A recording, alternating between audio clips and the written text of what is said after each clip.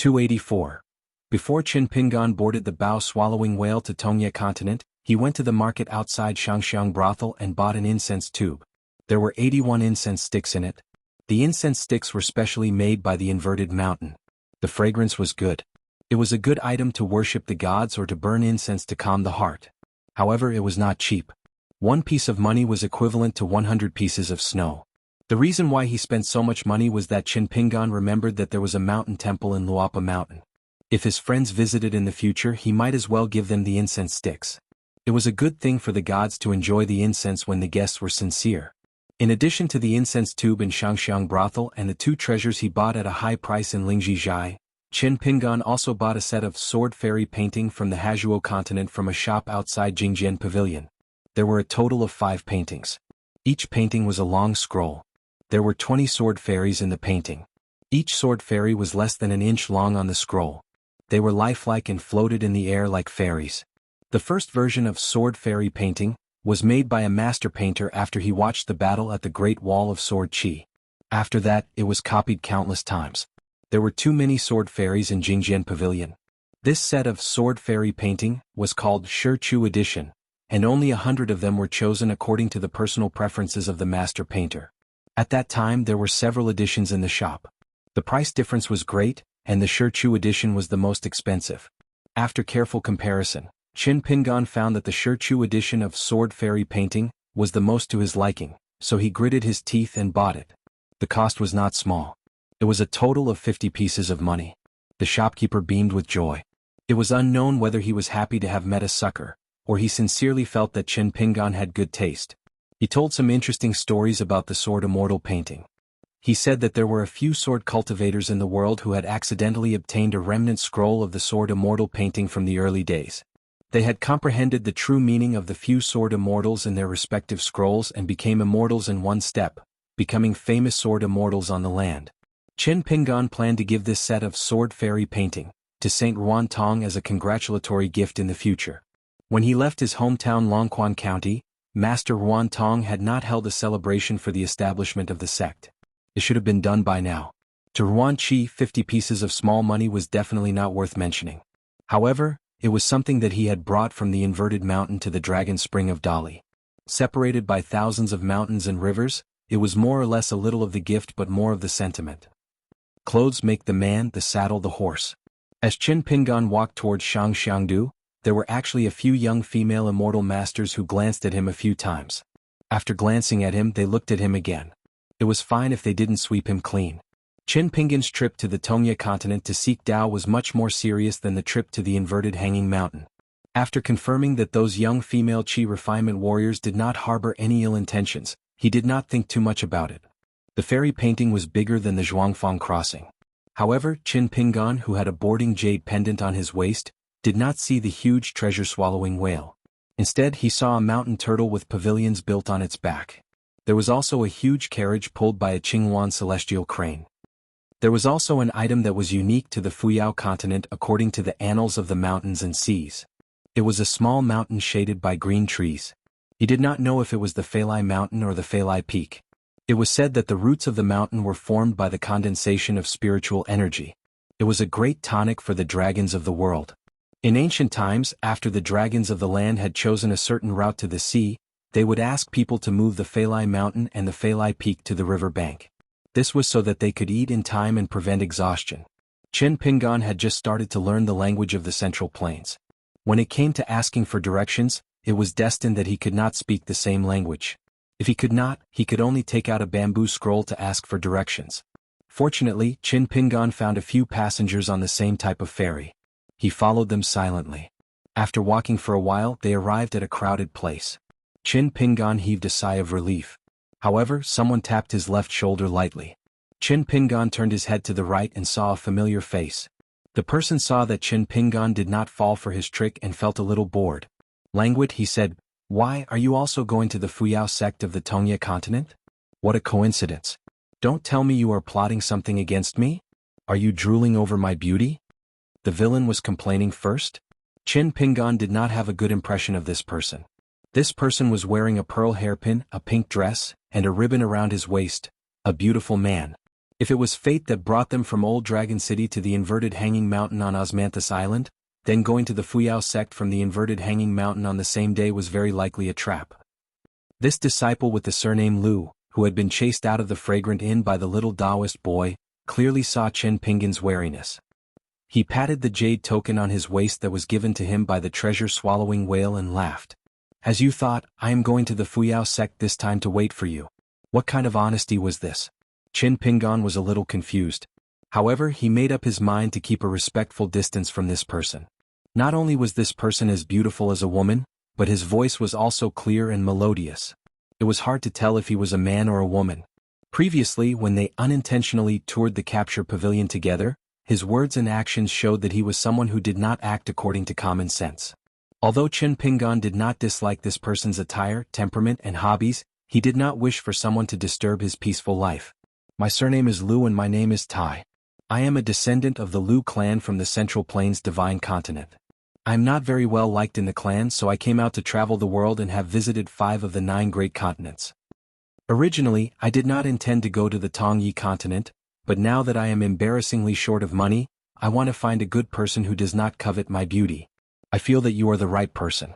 Since I already owe you a Guyu coin, I don't mind owing you another one. Who knows, when I reach the Tongyi continent, I might step on dog poop on the road and be able to return the money to you. At the same time, I can also earn money for my journey home.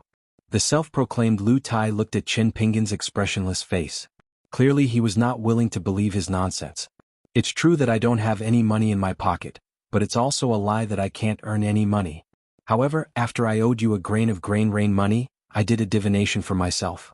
It's that I'll devour treasures in the east and be conferred the title of Marquis in Tongya. The meaning of this divination is very shallow, but to prevent any accidents, I still stayed here for a full 20 years. This is the reason why I said that I'll wait for the heir to come. When I finally saw you, I knew that if I didn't go on this trip to Tongya continent blessed by the elder ancestor, I would be struck by lightning. Chen Pingan did not speak ill of him, nor did he show any impatience. Instead, he used a kind tone to ask, Young Master Lu, if you follow the divination to the Tongya continent, I will not stop you, nor can I stop you. However, can the two of us go our separate ways? If young Master Lu is in urgent need of money, I can lend you some money? He suddenly interrupted Chen Pingan's words. His tone and expression were naturally charming. What young Master Lu? To avoid trouble you can just call me Miss Lu. Otherwise, the way people look at me will be very strange. Chen Pingan's scalp went numb. Since you mind the way people look at you, why don't you mind how I look at you? Lu Tai actually started to act coquettishly. Chen Pingan, can you do me a favor? Can you give me a ride? I can swear to the heavens that if I have any bad intentions towards you, I will be struck by lightning, thrown into the Thunder Lake for a bath, suppressed under Sway Mountain, imprisoned in the furnace of the Deep-Sea Dragon Palace, and exiled to a desolate secret realm thousands of miles away. His mouth was full of lies. He even reached out a hand that was slender and fairer than a woman's, trying to grab Chen Pingan's arm. Chen Pingan had goosebumps all over his body. He did not care whether he was polite or not. He slapped away Lu Tai's hand and said sternly, Young master. Miss Lu, please have some self-respect. Lu Tai retracted his hand resentfully. He stood where he was, biting his lips. His eyes were full of resentment and he was about to cry. Chen Pingan turned around and left. Lu Tai followed him like a shadow. When Chen Pingan stopped, he stopped. When Chen Pingan turned his head, he turned his head. Out of nowhere, he took out an exquisite small bronze mirror. There was even an open rouge box between his fingers. He looked like a beauty grooming herself in front of the mirror. This scene made Chen Pingan, who knew him very well, feel a chill down his spine. On the other hand, many male Qi refinement warriors around had ripples in their eyes. Some of the older Golden Core and nascent Soul Realm cultivators had seen through Lu Tai's camouflage and knew that he was a man. However, their eyes were still burning with passion. The path of cultivation was long and immortal. There were no taboos. Lu Tai was like a pitiful abandoned wife. He did not dare to complain to the heartless man. He only dared to follow him reluctantly. The surrounding gazes were full of playfulness. Chen Pingan had never experienced such a disgusting scene. He was full of anger, but he could not do anything to Lu Tai. As more and more people disappeared into thin air in front of the ferry, Chen Pingan realized that the place where the treasure-swallowing whale boarded the ferry was the beautiful lichens on the ground. When he bought the ferry jade tokens, there were 3 kinds of tokens: Clouds in the Peak, Enchanting Garden, and Blue Water Lake. The prices were different. Chen Pingan chose the Blue Water Lake in the middle. At this time, looking at the three lichens, the scenery was very different. There was a lone peak with clouds and mist, vast blue waves, houses on the lake scattered like stars in the sky, and courtyards and pavilions full of flowers. Miss Lu, who was not far behind him, explained timidly, "You can't board the ferry through the mouth of the treasure-swallowing whale. This treasure-swallowing whale is very large. It is second to none in the gold armor continent. There are 4 small secret realms inside the treasure-swallowing whale. 3 of them are built as accommodation for passengers. The treasure-swallowing whale in Old Dragon City only has 1 secret realm. Compared to this one, it is simply shabby. These 3 lichens are actually 3 high-quality land contraction talismans. They can help passengers reach the 3 places directly." Chen Pingan was suddenly enlightened. There were detailed records about the secret realms in the all-encompassing immortal book, Annals of the Mountains and Seas. After Chen Pingan read it, he was especially concerned about it because it involved the Blessed Enclave and even the Dragon Pro Grotto Heaven. He even specially went to the young shopkeeper of the Stork Inn to ask for some knowledge that was not in the book. The people who were born and raised in the inverted hanging mountain, regardless of their cultivation level or family background, were usually very arrogant and knowledgeable. They were all sages, heavenly monarchs, and earth immortals. They did not hold back at all. However, what they saw and heard was heterogeneous and broad. It was indeed better than any other place outside of the inverted hanging mountain. The young shopkeeper did not like to talk much. Perhaps because he regarded Chen Pingan as a benefactor, it was rare for him to have a good chat with him. Many blessed enclaves that aged and decayed on their own or were destroyed by external forces would often leave behind some lands of different sizes after they were destroyed. Therefore they were called secret realms. In fact, the shop that sold Forget Worries wine on the inverted hanging mountain was the only remaining secret realm of the Golden Millet Blessed Enclave. The many opportunities of cultivators were often inseparable from secret realms. Secret realms could be the icing on the cake and could also provide help in times of need. It could be said that the existence of secret realms of various sizes filled Qi refinement warriors with longing and anticipation. Almost half of the itinerant cultivators were able to rise because of their gains in secret realms. If one accidentally entered an unoccupied secret realm, it could be a paradise with the essence of plants, a barbarian land filled with miasma, or a cave where immortals were killed. If one was lucky, one could soar into the sky and soar into the sky. If one was unlucky, one might die of old age or meet with unexpected misfortune. After death, one's belongings would become one of the opportunities of the later generations. Chen Pingan wanted to know if there were any secret realms left in the world after the Dragon Pro Grotto Heaven fell. He could ask Wei Pai later. At this time, Chen Pingan walked towards the lichen that led to the treasure-swallowing whale Jade Lake. Lu Tai sighed and quickened his pace. He walked slowly and blocked Chen Pingan's path. He stretched out his hand and said, "I was originally going to the Jade Lake.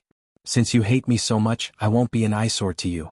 I can change my residence, add some money, find someone to change my residence and go to the famous Enchanting Garden. Let's part ways like this. Chen Pingan, you said earlier that you could lend me some money. Does it still count? Otherwise I can't go to the Enchanting Garden." This pitiful man looked awkward no matter how one looked at him. Chen Pingan directly took out a large amount of money to avoid disasters. He took a few steps forward and quickly handed it to Lu Tai. Chen Pingan was willing to spend the money as long as Lu Tai would not pester him and let him practice his fist and sword skills. After Lu Tai took the money, he stared at Chen Pingan in a daze. His limpid eyes were full of grievances.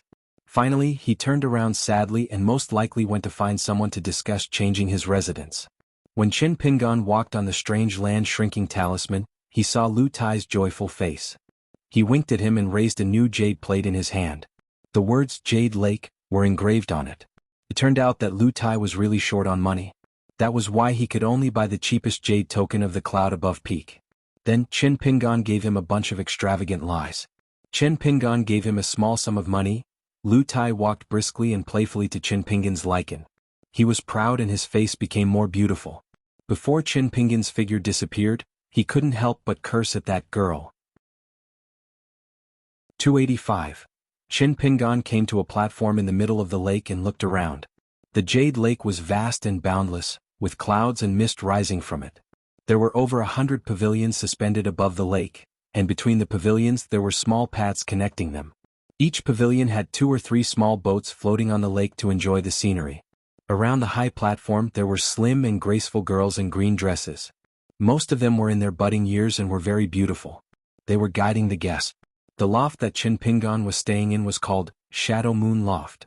When he had purchased the jade token, the other party had suggested that this loft was 3 stories high and could be shared with several people. It was more affordable, but Chin Pingan had thought about it and tactfully declined. The treasure-swallowing whale fairy did not find it strange. It was normal for cultivators to like to be alone. However, if it was a mountain cultivator who was used to saving money and was willing to share a pavilion with strangers, it might be possible to build a relationship. On the path of cultivation, it was not a bad thing to have more friends, even if they were just acquaintances. Maybe one day it would be a great fated chance. After being pointed out by a maid in green dress, Chin Pingan walked down the platform in the middle of the lake and walked slowly along a small path on the lake. On both sides or above his head, there were immortal masters riding on swords or riding the wind from time to time. Not long after Chin Pingan walked out, there was a beauty behind him. She lifted the hem of her dress and walked with small steps. She was very charming. Chin Pingan was a person who was not afraid of trouble. From being a hard-working apprentice in the Dragon Kiln to escorting Li Baoping and Li Huai to the Great Sui Kingdom Academy, everything was taken care of by Chin Pingan. However, Chin Pingan was not afraid of this kind of trouble. He was afraid of another kind of trouble. For example, this Yinyang sorcerer named Lu Tai. Although Chin Pingan did not feel uncomfortable instinctively, he was not depressed and gloomy like when he faced Fu Nanhua and Cui Dong. However, when he was not sure whether something was good or bad, Chin Pingan was used to making sure that something was not bad first. On the inverted mountain, how many people dreamt of taking a step into the Lu clan of Yuan Sua Manor?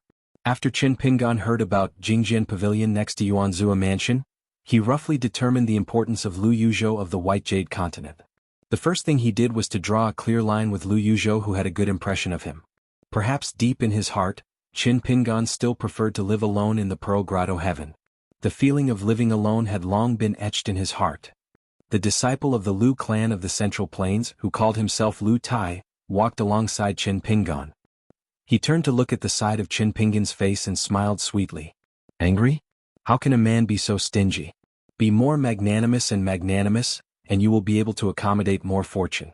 You should have heard of the Confucian saying that a gentleman is not a tool, right? Chin Pingan stopped in his tracks and turned around to look at this strange fellow. Why are you following me around? Your auspicious divination has nothing to do with me. Lu Tai smiled and said, Why not? I used the Guyu money you gave me for divination. You have a lot to do with it. You are the one in this chess game of chance. This time it was Chin Pingan who interrupted him. Guyu money is not given, it is borrowed. Lu Tai wrinkled her slender and charming eyebrows. She thought for a moment and asked softly, always talking about money hurts feelings.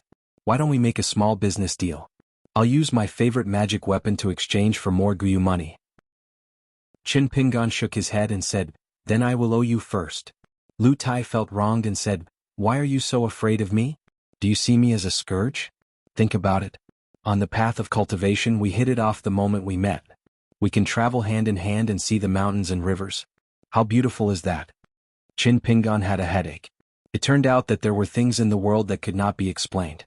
He did not know how to explain it. The two walked in silence. Chin Pingan could not explain.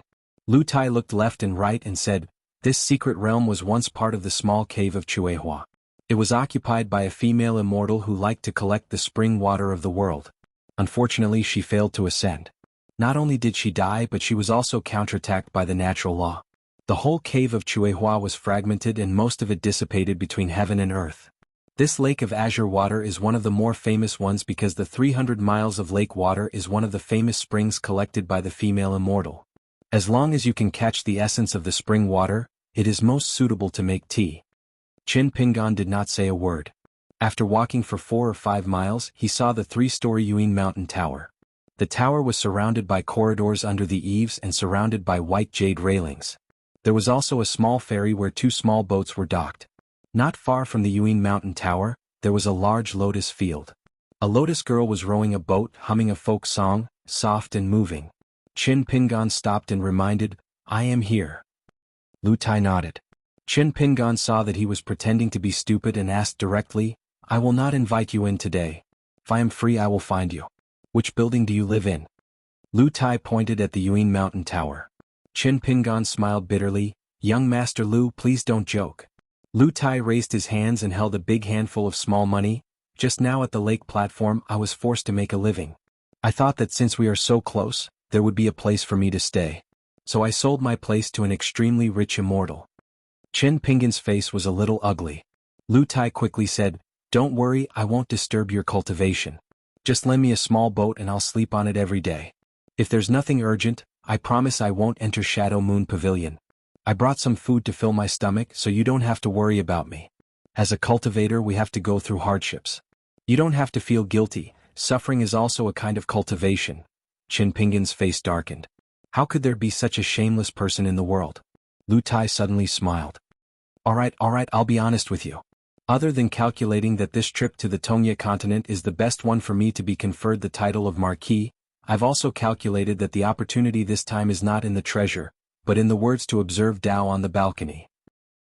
Traveling with you and borrowing your state of mind, no matter how good or bad it is, it can sharpen my Tao heart.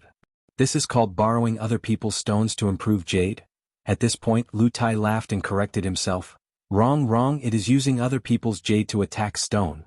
Chen Pingan did not care about the wording of Lu Tai, but when Lu Tai said the words to observe Tao, Chen Pingan was both worried and relieved. He was relieved because Lu Tai was most likely not spouting nonsense, so it was not a conspiracy against Chen Pingan. He was worried that he would find the Taoist temple and the old Taoist. If there was an additional Lu Tai with an unknown background, what was it if it was not a new problem? Lu Tai hesitated for a moment as if he had made a big decision. He gritted his teeth and said, "If you are so wary of me, it will definitely affect my chance of being conferred the title of Marquis. I can tell your fortune seriously once. As long as it doesn't involve too powerful a big shot, my divination will be accurate. But if it involves the immortals of the upper 5 realms, I will suffer a lot. Compared to sleeping on a small boat, I will suffer 1,000 times more. Chen Pingan, this is a rare opportunity, do not miss it." Lu Tai seemed to be afraid that Chen Pingan would not believe him, so he stared at Chen Pingan. "I am not lying to you." Chen Pingan sighed and waved his hand, rejecting Lu Tai's proposal. He only said, "You can stay in Yuan Mountain Tower, but after that you and I will cultivate separately and mind our own business." Lu Tai looked at Chen Pingan's back with a strange expression. He was in a daze for a while, then suddenly came back to his senses. He looked relieved and quickly followed. In the end, Chen Pingan stayed on the first floor, and Lu Tai chose the 3rd floor, so there was an invisible 2nd floor. Lu Tai lay comfortably on the bed on the 3rd floor, his face full of laziness and satisfaction. He laughed, Men and women should not touch each other. Since I am here, I will take it as it comes." Chen Pingan no longer cared about the yin-yang disciple surrounded by clouds and mist. Other than the long sword on his back and the blade-strengthening gourd at his waist, he had nothing else. He was all alone and very relaxed. Of course, the only fly in the ointment was the inexplicable Lu Tai.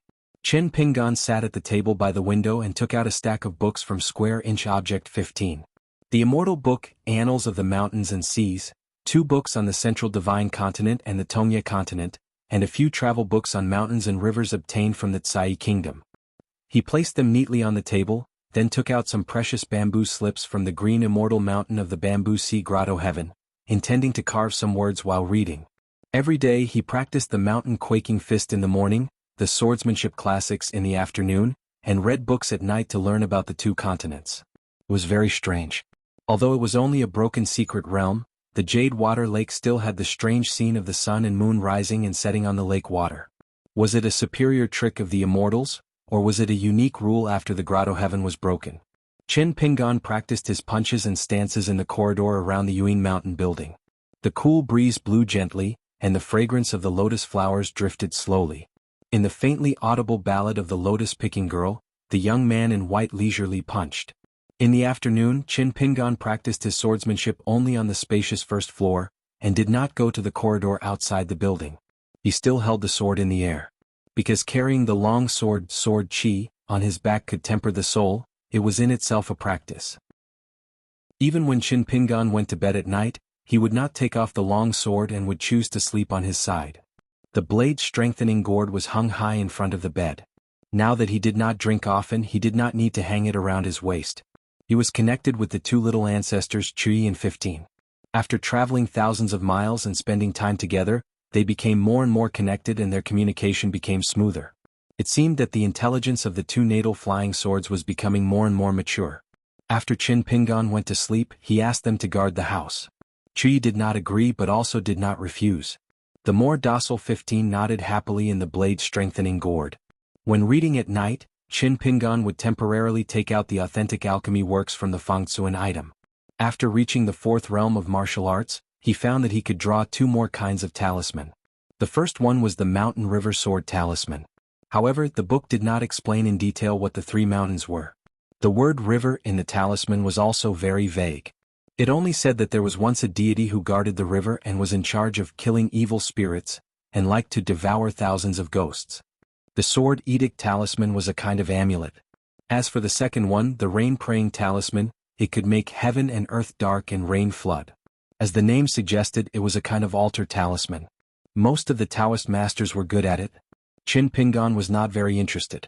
Compared to the Yang Light-Lighting Talisman, the Filth-Dispelling Talisman and the Demon-Suppressing Pagoda Talisman, the two talisman were of a higher grade.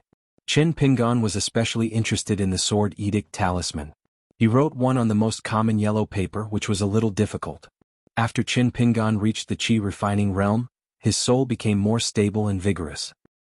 He could often hear the faint sound of water dripping when the three souls passed through the Heart Lake.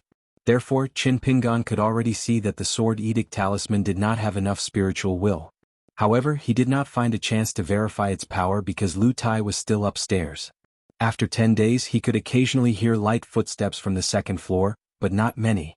Lu Tai did not come downstairs to disturb Qin Pingan even once. Qin Pingan was slightly relieved. A fate that came to him for no reason, it was fine as long as it was not an evil fate. There was no need to deliberately pursue good fate.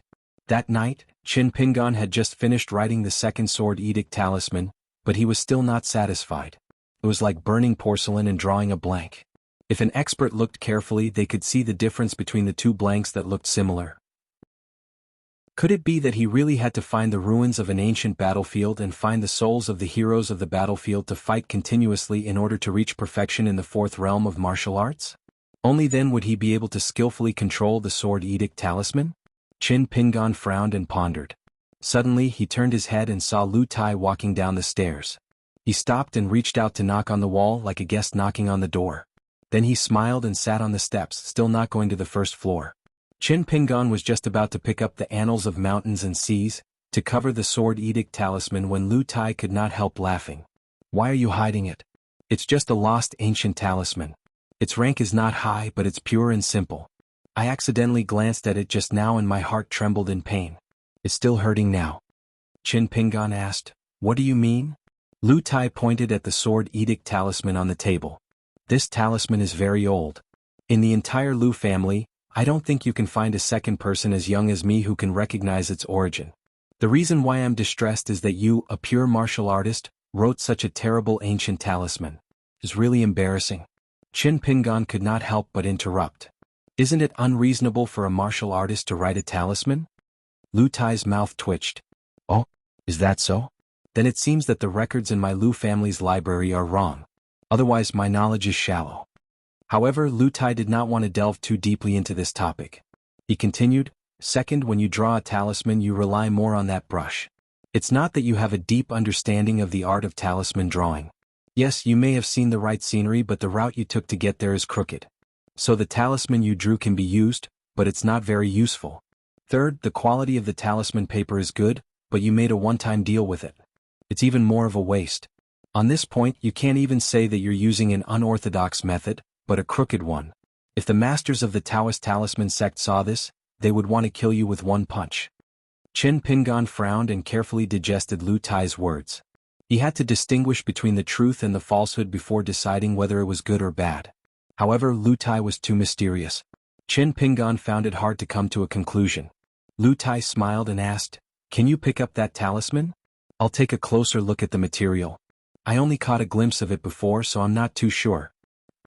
Qin Pingan hesitated for a moment, but still picked up the Sword Edict Talisman. However, he only gave the back of the talisman to Lu Tai. Lu Tai smiled. He did not mind Qin Pingan's caution. After a moment, he nodded and said, "It's indeed the precious material of the Rejuvenation Talisman. You can draw talismans on it and use it repeatedly. A successful talisman's quality and power, as well as the quality of the talisman paper, are very important. Most of the truly good talisman in the world, except for those who pursue power to the extreme, can be used repeatedly. As for you, according to the joking words of an ancestor of the talisman sect, you're called Zhu Yin Ci Jing Hua Ci Tree. Well, in the final analysis, it can't be kept. Qin Pingan, don't you think it's a pity? Talisman papers, especially the rejuvenation talisman, burn a lot of money. Alas, I feel sorry for you. Anyway, you, Qin Pingan, have a big family business. You don't have to care about this small amount of money. Qin Pingan looked at Lu Tai and then looked at the sword edict talisman on the table again. Lu Tai was a little curious. He rested his chin on his hands and looked at the somewhat vexed youth at the table. He smiled and asked, "Didn't the person who gave you these precious talismans say anything? Didn't the person who taught you how to draw talismans tell you that a half-baked talisman master like you must save as much as possible?" Qin Pingan sighed heavily. Lu Tai said gloatingly, "A pure martial artist of the 7th realm can probably draw a pretty good talisman with just one breath of vital energy. It's a pity that martial artists of this level have walked step by step to the top of the mountain. Their minds are already as hard as iron. Who would run to draw talismans? You were lucky to have such precious talisman papers and talisman brushes. That's why you were able to draw a pretty good talisman. Otherwise, every talisman you draw is equivalent to burning a large stack of silver notes. Yes, you're slightly better. It's only equivalent to burning half a stack of silver notes." Qin Pingan glared fiercely at the guy who was rubbing salt into his wound. Lu Tai chuckled and said, "Qin Pingan, you're really interesting. A martial artist who draws talismans has a blade-strengthening gourd and a flying sword. The worst thing is that you have to study hard every day? Aren't you afraid of not doing proper work and delaying your martial cultivation? You'll end up neither a donkey nor a horse and everything will come to an end?" Qin Pingan ignored his sarcasm. He put away the sword edict talisman and started to flip through the annals of the mountains and seas. Lu Tai quietly got up and returned to his residence on the 3rd floor. After that, Lu Tai began to leave the shadow of Shadow Mountain Tower. He either toured the Lake of Jade by boat or visited the treasure house that every treasure-swallowing whale had. The treasure-swallowing whale had such a name because, over the years, it would swallow the wrecked ships that sank to the bottom of the sea into its stomach. And the ferries that could cross continents were often worthy of being called treasure ships. Therefore, an adult treasure-swallowing whale's stomach must be filled with all kinds of strange and rare treasures. It might even contain the golden body slew left behind by the immortals after they were killed. One afternoon, Lu Tai began to take out a tedious tea set from the Fangtsuan object. He used a secret technique to extract the essence of the spring water from the Lake of Jade and began to brew tea leisurely in the corridor on the 1st floor. The fragrance of the tea was pleasant. Qin Pingan did not ask for a cup of tea. He just practiced his swordsmanship in the room. Later, Lu Tai would brew tea every day. He would drink tea alone and enjoy the scenery. Often he would sit for an entire afternoon.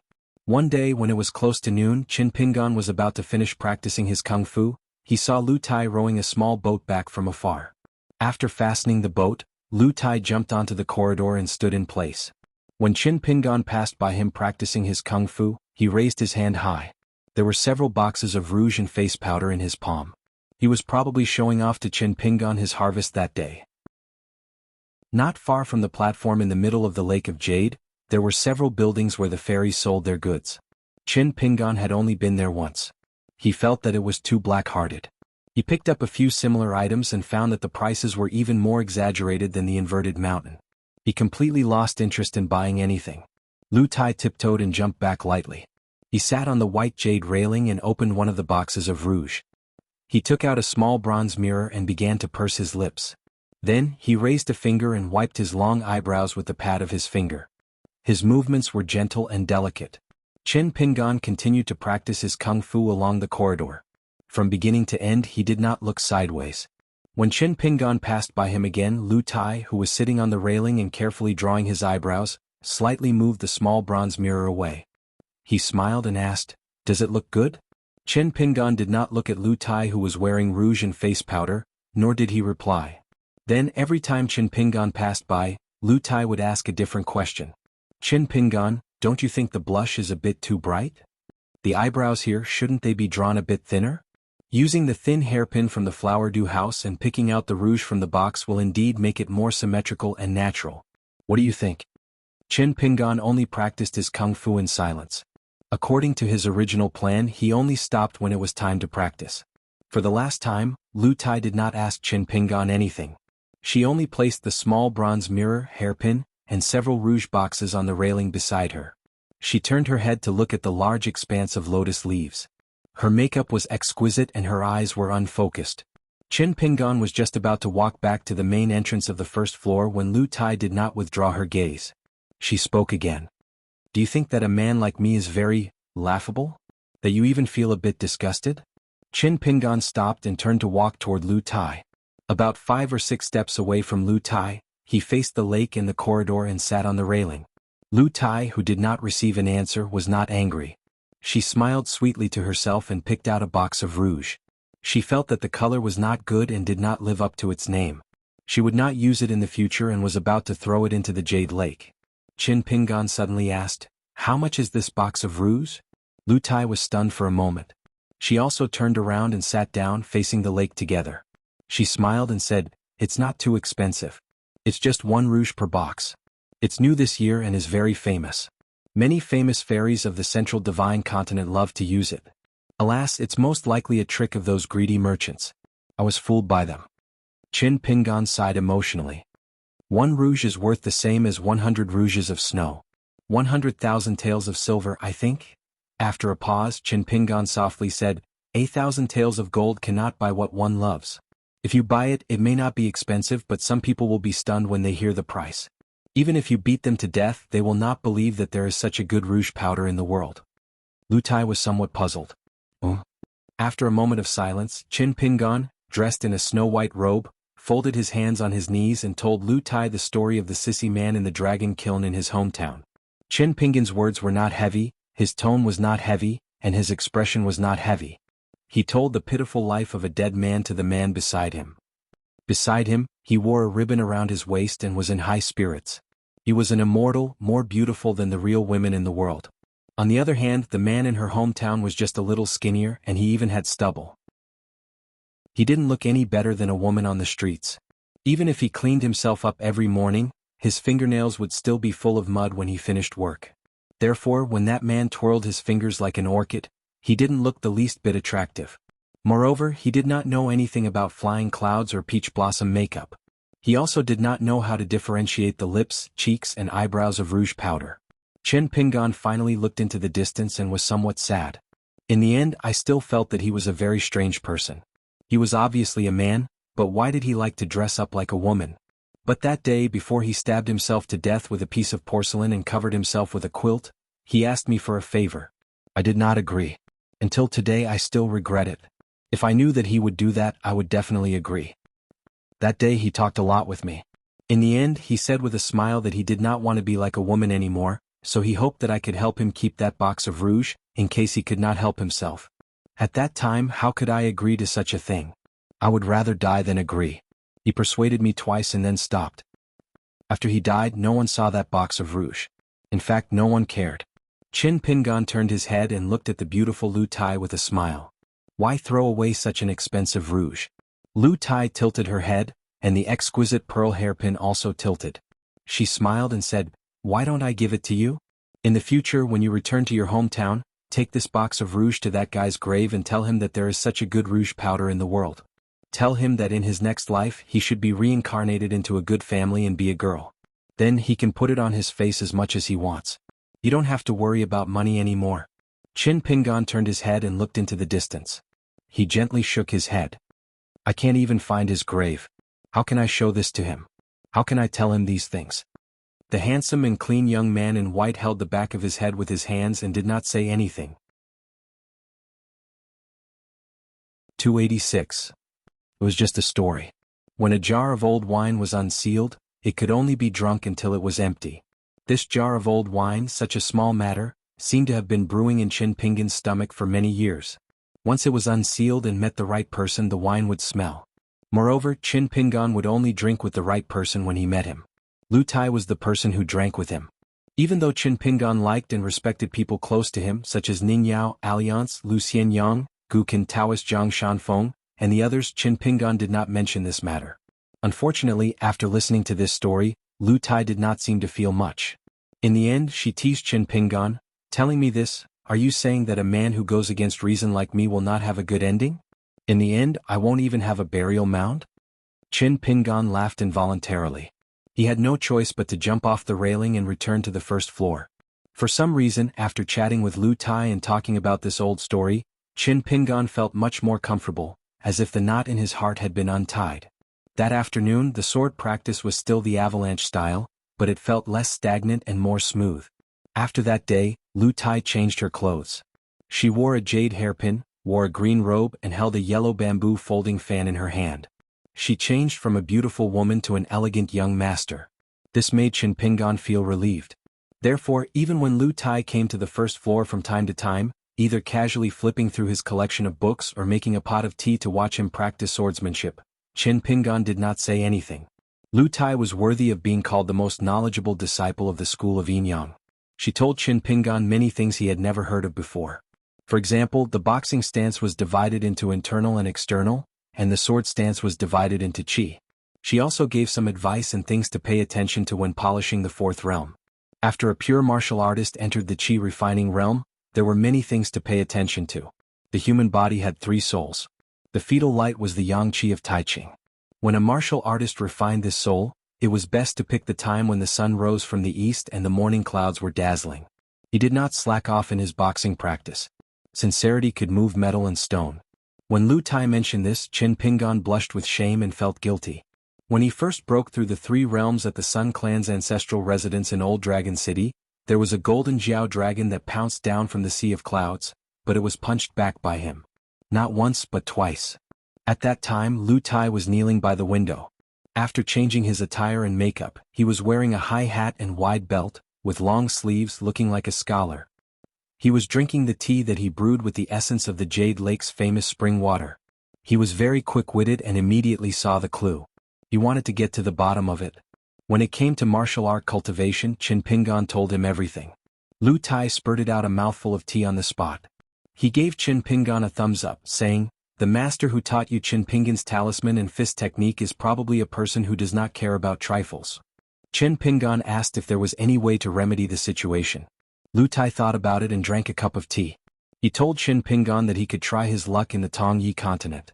He told Qin Pingan that he could try his luck and visit some of the temples of the martial saints that still had deities patrolling the world of the living.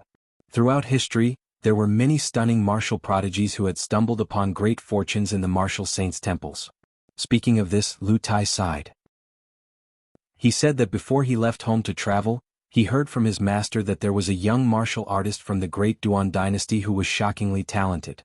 He was so powerful that several deities from the warrior sage temples came to him and wanted to give him a martial arts fate.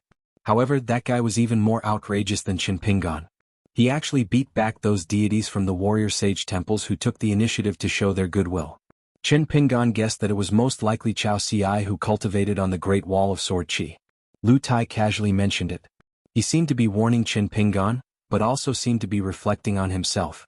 It didn't matter if he was purely a martial artist or a cultivator on the mountain. On the path of cultivation, luck was very important, but whether one could catch it or not was even more important. Fortune and misfortune were interdependent. There were countless examples of geniuses dying young. Qin Pingan agreed. However, Lu Tai immediately changed the topic. He said that Qin Pingan lived in seclusion and was afraid of all the troubles. He never took the initiative to pursue opportunities and only wanted to avoid them, which was not good. The reason why Lu Tai had such complaints was not only that Qin Pingan did not want to have anything to do with him, but also because this treasure-swallowing whale had opened the restriction of the secret realm of the fourth broken blessed land some time ago. It allowed passengers to enter and explore. As long as the passengers paid a grain rain money, they could enter and cultivate. The ferry would not take any of the gains, but if someone was willing to sell it at a discount, the treasure-swallowing whale would certainly welcome it.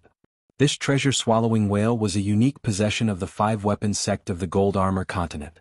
This secret realm contained many remnants of ancient techniques, making it extremely difficult to open, and the price to pay was extremely high. After obtaining this secret realm, the 5-weapons sect followed the usual practice of monopolizing it for a full 100 years. In the end, they realized that the gains did not make up for the losses. Therefore, the 5-weapons sect simply named this ascending true immortal realm to the public. They imitated the Pearl Cave paradise of the Aquarius continent and collected a toll. In the realm of True Immortal, the territory was as large as the entire Pearl Cave. It was only a broken land, but its size was already comparable to the entire Pearl Cave. It could be listed as one of the 72 blessed lands. Its vastness was indeed far greater than the 36 blessed lands. This secret realm was open once every 10 years. Only Qi cultivators below the Jindan or Yuanying level could enter it. For those who were purely martial artists, there was no threshold requirement. 200 years ago there was a lucky man in the Fuyao continent. He was only a cave-dwelling realm cultivator, but he actually obtained a powerful half-immortal weapon. He probably felt that he could not keep the halberd of the immortal general and it was not suitable for him, so he sold it to the Five Weapons sect. It could be said that he became rich overnight. After that, he relied on his wealth and forcefully pushed himself to the Jindan realm. Who would be envious of him? This matter caused a sensation in the Golden Armor continent. For a time, the Qi cultivators who entered the realm of True Immortal were as numerous as carps crossing the river. In the early days they needed very strong connections to queue up. It was no longer a matter of a grain rain coin. After 300 years of entering and exiting, during which all kinds of fortunes and magic weapons appeared, but they were not as exaggerated as the half-immortal weapon, the search for the realm of True Immortal gradually became less popular. However, it was still a scenic spot that made people feel that it was worth it. However, Lu Tai certainly knew that this kind of good start was mostly the work of the Shang clan who instructed the Five Weapons sect. It was the same as that box of rouge that was popular in several continents. It was a partnership to cheat people. However, Lu Tai was very clear about the actual situation and the depth of the foundation of the ascending immortal realm. His master had said that if he was interested and had the time, he might as well take a look and see if he could pick up some worthless junk. Why did Lu Tai ride the treasure-swallowing whale this time? Of course, the good fortune and the opportunity of Tao were the most important. However, entering the realm of True Immortal was also a windfall that Lu Tai was determined to obtain. Lu Tai had originally tried his best to invite Qin Pingan to enter the ascending immortal realm together, to search for immortals, and magic treasures. But in the end, even if Qin Pingan agreed to lend Lu Tai another grain of Guyu money, he still insisted on not gambling on his luck. Lu Tai had no choice but to enter alone. After 20 years, he left the realm of True Immortal covered in dust. On the same day he returned Qin Pingan 3 grain rain coins. The extra one was said to be interest. After Qin Pingan finished listening to Lu Tai's narration of the journey and the great harvest, he accepted it with a clear conscience. It turned out that Lu Tai relied on his family's yin-yang technique to break the prohibition of an ancient immortal mansion. The journey was daunting but not dangerous. He almost became the owner of that ancient immortal mansion. However, due to the rules set by the Five Weapons sect, he took the initiative to give up the control of that blessed land mansion. He made a private transaction with the Five Weapons sect and exchanged it for grain rain coins, a huge pile of them. Because the Five Weapons sect's transcontinent trade and commerce required a lot of small heat coins and grain rain coins. Therefore the Five Weapons sect temporarily lent Lu Tai on credit. Within half a year it would be repaid in full and there would be an additional bonus. Don't think that the Five Weapons sect suffered a big loss. In fact, it was not. After the originally useless immortal mansion was successfully opened by Lu Tai, due to the abundant spiritual energy, it was suitable for cultivation. The guests of the treasure-swallowing whale, such as Jindan and Yuanying, were willing to live in it. The Five Weapons sect did not suffer a loss at all. It was good for business to make money. However, this kind of stable income was the foundation for a long time. Lu Tai became the third luckiest person in the history of the realm of True Immortal Mansion. In addition, Lu Tai obtained an ancient immortal ascension technique from the Immortal Mansion and a superior magic weapon called Ao Mountain Fantasy Building. Lu Tai did not sell these two opportunities. But even if Lu Tai really proved that Qin Pingan missed out on a great fortune, Qin Pingan still did not have too many emotional fluctuations. He just put the grain rain coin he earned on the table. Occasionally, when he was tired from reading, he would flip the grain rain coin with his fingers and let it roll around on the back of his hand. For Qin Pingan this was a good way to relieve tiredness. The results were immediate. This made Lu Tai very depressed. Said a lot of earnest and well-meaning words, but Qin Pingan remained unmoved from beginning to end.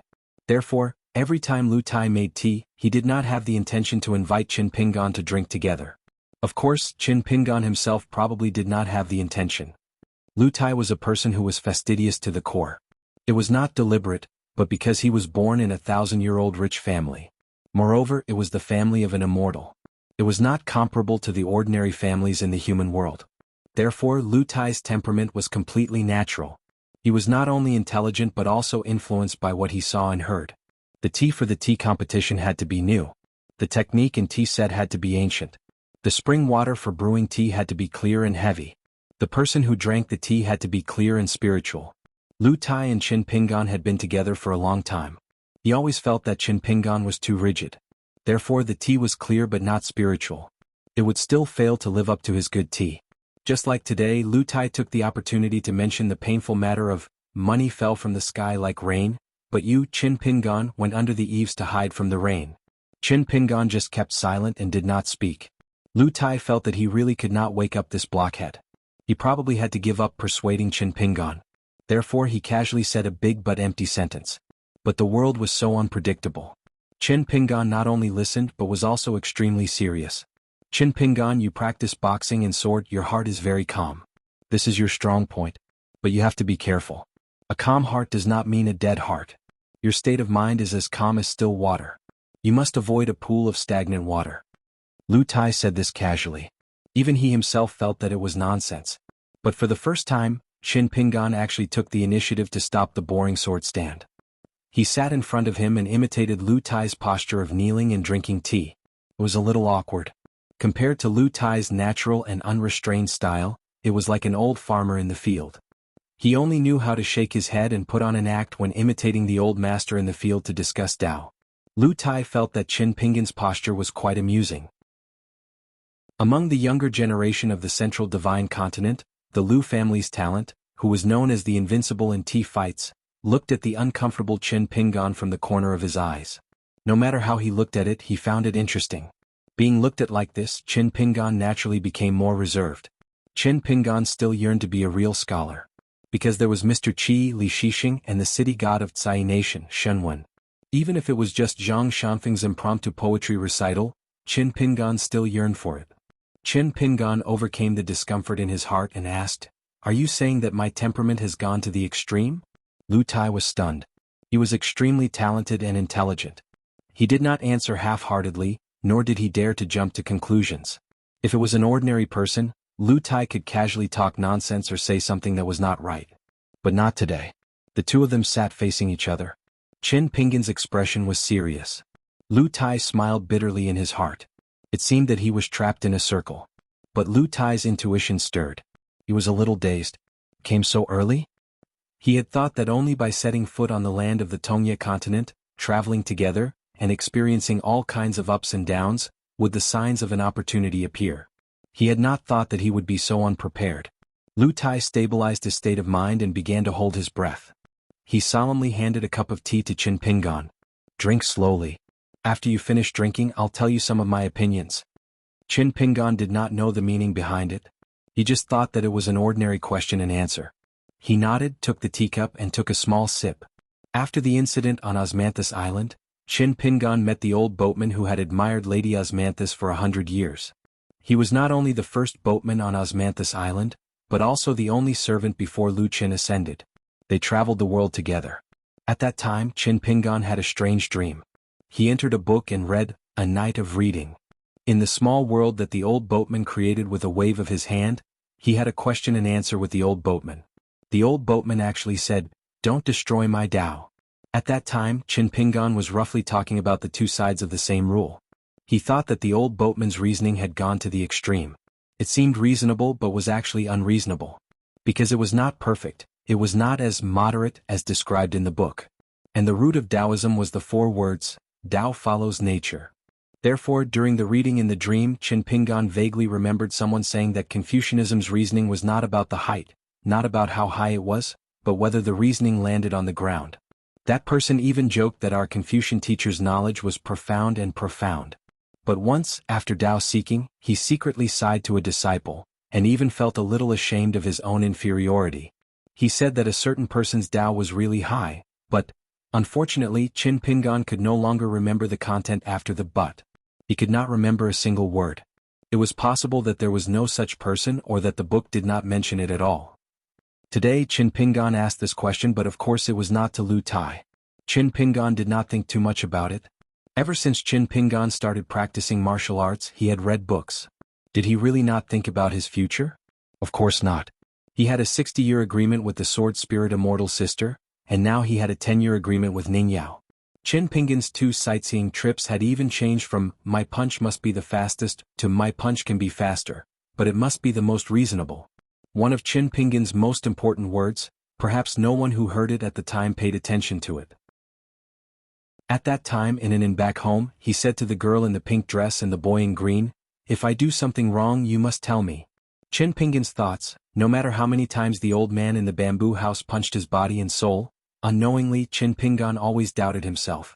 But this was a step that had to be taken. As for his previous state of mind, or perhaps it could be said that his illusory heart, Qin Pingan's unintentional words had already revealed the secrets of heaven. This was what he had said to Ning Yao's parents on the inverted mountain. That meant that Qin Pingan had always been denying himself. I didn't do it well enough. Not doing it well enough was wrong. How many people in the world would be so harsh on themselves? However, this state of mind was not formed for no reason. It was an unintentional and necessary action that forced Qin Pingan to piece together a complete state of mind after the natal porcelain was broken, as well as the hardships that followed, as well as the various coincidences that followed. Success. The sun and moon gathered in the sky, and the stars dimmed. Failure. It was probably all kinds of broken promises and disappointment. If a person had nothing to eat, they would starve to death. But if their heart was dry, they would also seek death. It was just that they were unaware of it. If they did not die today, they would die next year. Desperate to survive in the face of despair, they would rise up in anger and strive to improve. But quietly seeking death, overeating, not knowing self-control, the 7 emotions and 6 desires, and the mind was restless. All kinds of shortcomings were the eccentricities of the human heart. The human heart was so complex that even saints and immortals did not dare to think that they could see through it. Why Cui Dong lost in the small town was an example. Following this path of mind, Qin Pingan's state of mind was very clear. It was Qin Pingan's fault that he almost killed Lu Xianyang. So, if he died, then so be it. After he finished talking about his reasons that the other party was not willing to listen to, everything would be over. Even if the sissy man in the dragon kiln died, Qin Pingan only accepted the rouge box because he did not agree to that man's request. Qin Pingan still felt that he was wrong.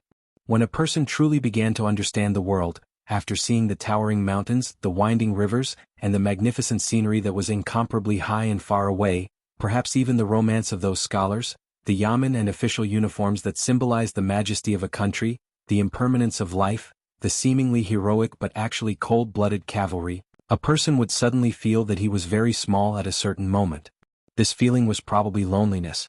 It was difficult to empathize with sadness, and the sharing of happiness was always fleeting. Life was just one farewell after another. Qin Pingan was actually filled with fear of this world. Lu Xianyang, Li Baoping and Guqin would not be like Qin Pingan.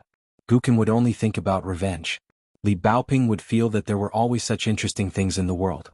She would be immersed in her rich and colorful inner world and would almost never doubt herself, let alone easily deny herself. That was why she could say, "How can there be a martial uncle who doesn't like Li Baoping?" Lu Xianyang would say from the bottom of his heart, "I want to see taller mountains and bigger rivers. I must not die of old age in this small place." However, Qin Pingan would not. He might do many things such as taking Li Baoping and the others to the Great Sui Kingdom, but Qin Pingan's mental image would hide. Qin Pingan's mind and thoughts were generally unmoving. For many years he had been making porcelain in the dragon kiln. The young man had always been seeking stability. In fact, he was stubbornly pursuing a calm heart. If his heart was not calm, he would hate Song Jisin's money and be jealous that he had someone to rely on and that he could study. This was the reason why Ruantai never treated Qin Pingan as a kindred spirit and was unwilling to accept him as a disciple, even if he did not have any prejudice against Qin Pingan. This was also the reason why Lu Tai felt that Qin Pingan did not have enough spiritual energy. Therefore, the young man's mental state that the sword spirit saw was a young child guarding a grave and a mountain. It was a straw sandal. The only movement was that he was chasing someone's figure in the south. That figure was actually Ning Yao, who had left on her sword. Therefore, Qin Pingan chose to give the sword to his beloved girl. Compared to treading on thin ice when he went to the Great Sui Kingdom, he finally had more freedom. It's me who wants to go to Jianghu. I, Qin Pingan, want to do something for myself. Therefore, even if he was envious of Li Air and Old Dragon City, Even if Qin Pingan had an additional burden on his shoulders after arriving at the Great Wall of Sword Qi, Qin Pingan's mental state was more relaxed than before. Therefore, Qin Pingan changed out of his straw sandals and put on a long robe. He wanted to become a sword immortal, a great sword immortal who could carve words on the Great Wall of Sword Qi. From the time he only dared to buy 5 mountains and quickly rented out 3. He wanted to give all his belongings to Lu Xianyang, who had left his hometown. Before the spring festival, he gave the girl in the pink dress and the boy in green. He gave almost half of his top-grade snake gall stones. From the time he thought, since I can't keep it, I'll give it to someone I care about, to the present Qin Pingan. All of this did not come easily. Previously, when the old scholar was drunk, he patted Qin Pingan's head and said that the young man should be careful. It was because the old man saw through the young man's mental state at a glance. The young man should not be like this.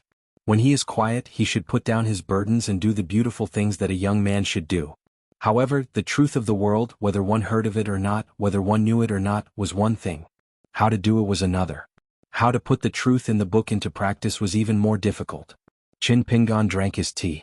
Before Lu Tai could say his answer, Qin Pingan suddenly said, "Even if I am not familiar with you, even if I have to lend you money again and again, I am not willing to come into contact with you. I am even more unwilling to ascend to the realm of true immortals. It is actually very simple. It is because I am afraid of death." In his hometown town, after facing Kai Qinqian, Fu Nanhua and the mountain-moving ape, Qin Pingan felt that he had almost died once.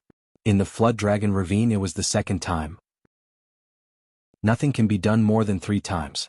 Qin Pingan slowly put down the tea bowl that he had finished drinking. He smiled and said, "Whether you believe it or not, I have never been able to hold on to good things that rely on luck." Qin Pingan said to himself, "I just thought about it and felt that I might have been right in the past. However, if I am still like this now, I am wrong. If I want to go further in cultivation in the future, I have to slowly correct myself." Lu Tai's expression was strange and somewhat solemn. Just now, he was actually using the Lu family's secret mind visualization to peek at Qin Pingan's state of mind. Qin Pingan picked up the tea bowl and said, "Can I have another bowl?" Lu Tai said unhappily, "Do you think this is drinking wine?" However, he still gave Qin Pingan another bowl of tea. Qin Pingan continued, "But I don't think it is right not to follow you to the realm of true immortals. Maybe if I follow you to the realm of true immortals, you won't be able to make any money. Now, you have made a lot of money and I have made money for 3 grains. It's pretty good." Lu Tai himself had stopped drinking tea. He put his hands on his knees and said with a smile, "You lent me 2 grains. In fact, you only made 1 grain." Qin Pingan hesitated for a moment and said honestly, "I think it is 3 grains." Lu Tai didn't know whether to laugh or cry. So this guy never thought that he would pay back the money? Qin Pingan drank the tea that he definitely couldn't drink and said softly, "I have to leave some. If I miss it, I miss it. I can't take everything. Lu Tai, what do you think?"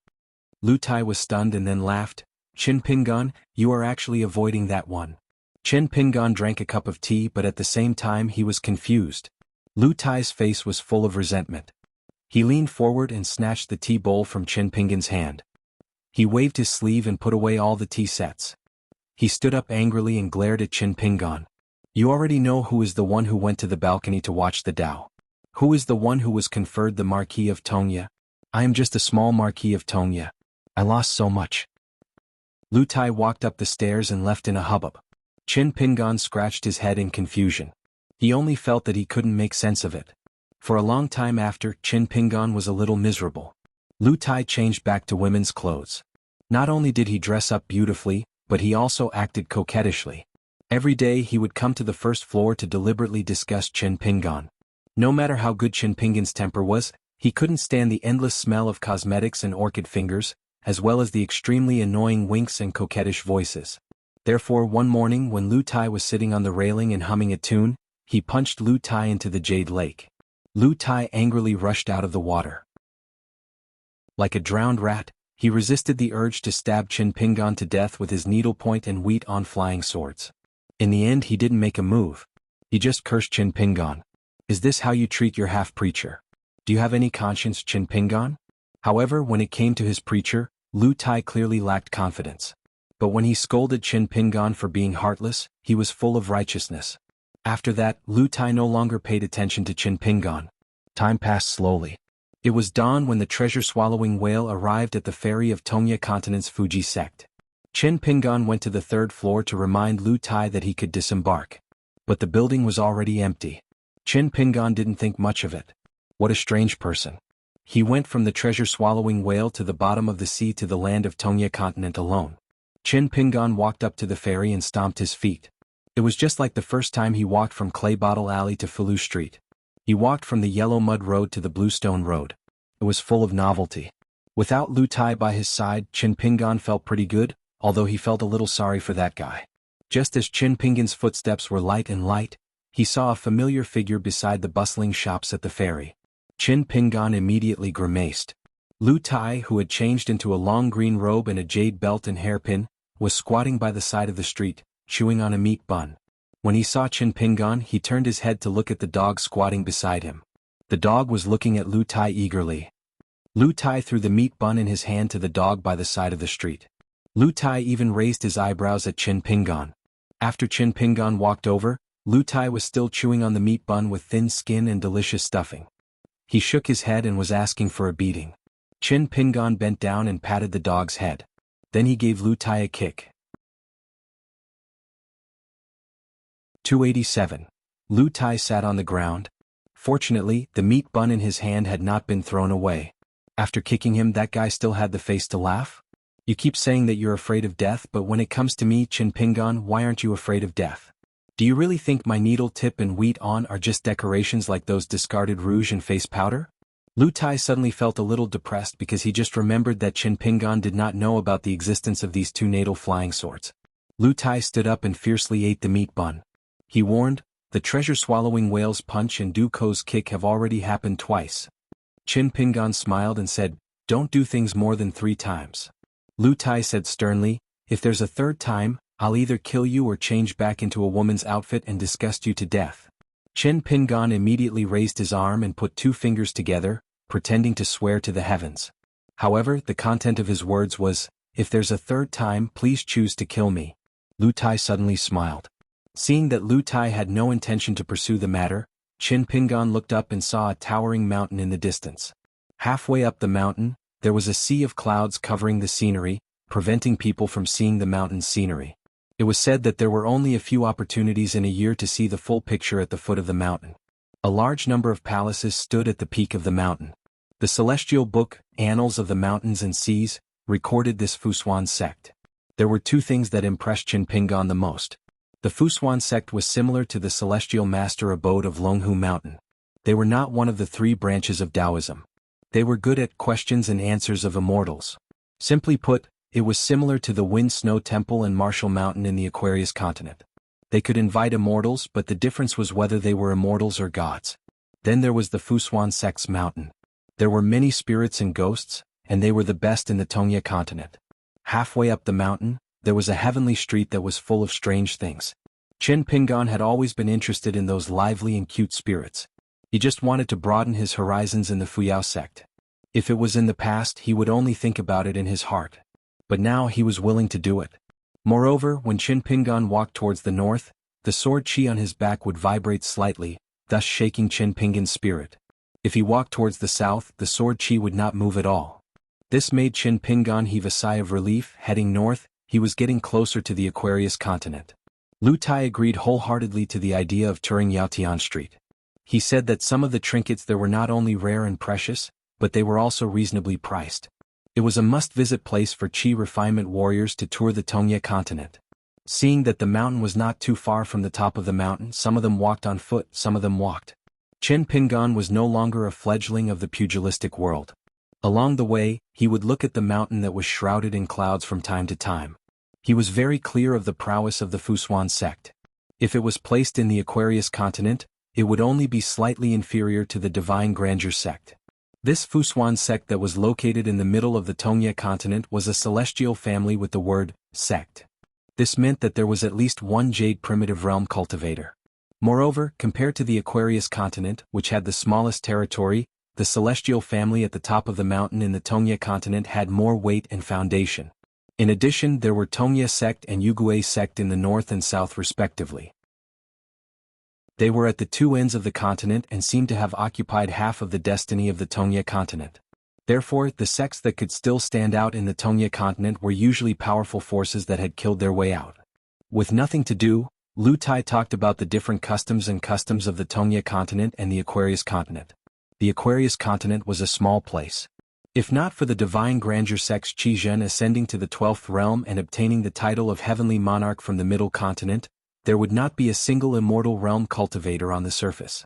Therefore, Qin Pingan saw on the wall of the saber room that there was a bounty for the king of Dali, Song Jianqiang. The reason was that the Aquarius continent did not deserve to have a 10th realm cultivator. On the other hand, in the Tongya continent, the leaders of the Tongya sect and Yugui sect were old bastards that had been in the immortal realm for hundreds of years. There were 2 pure jade realm cultivators in the Fuling sect, a man and a woman. They were a pair of Taoist companions and were envied by others. It was said that the reason why the Fuling sect had such a bustling yelling heavenly street was that the pure jade realm female cultivator liked to raise spirits.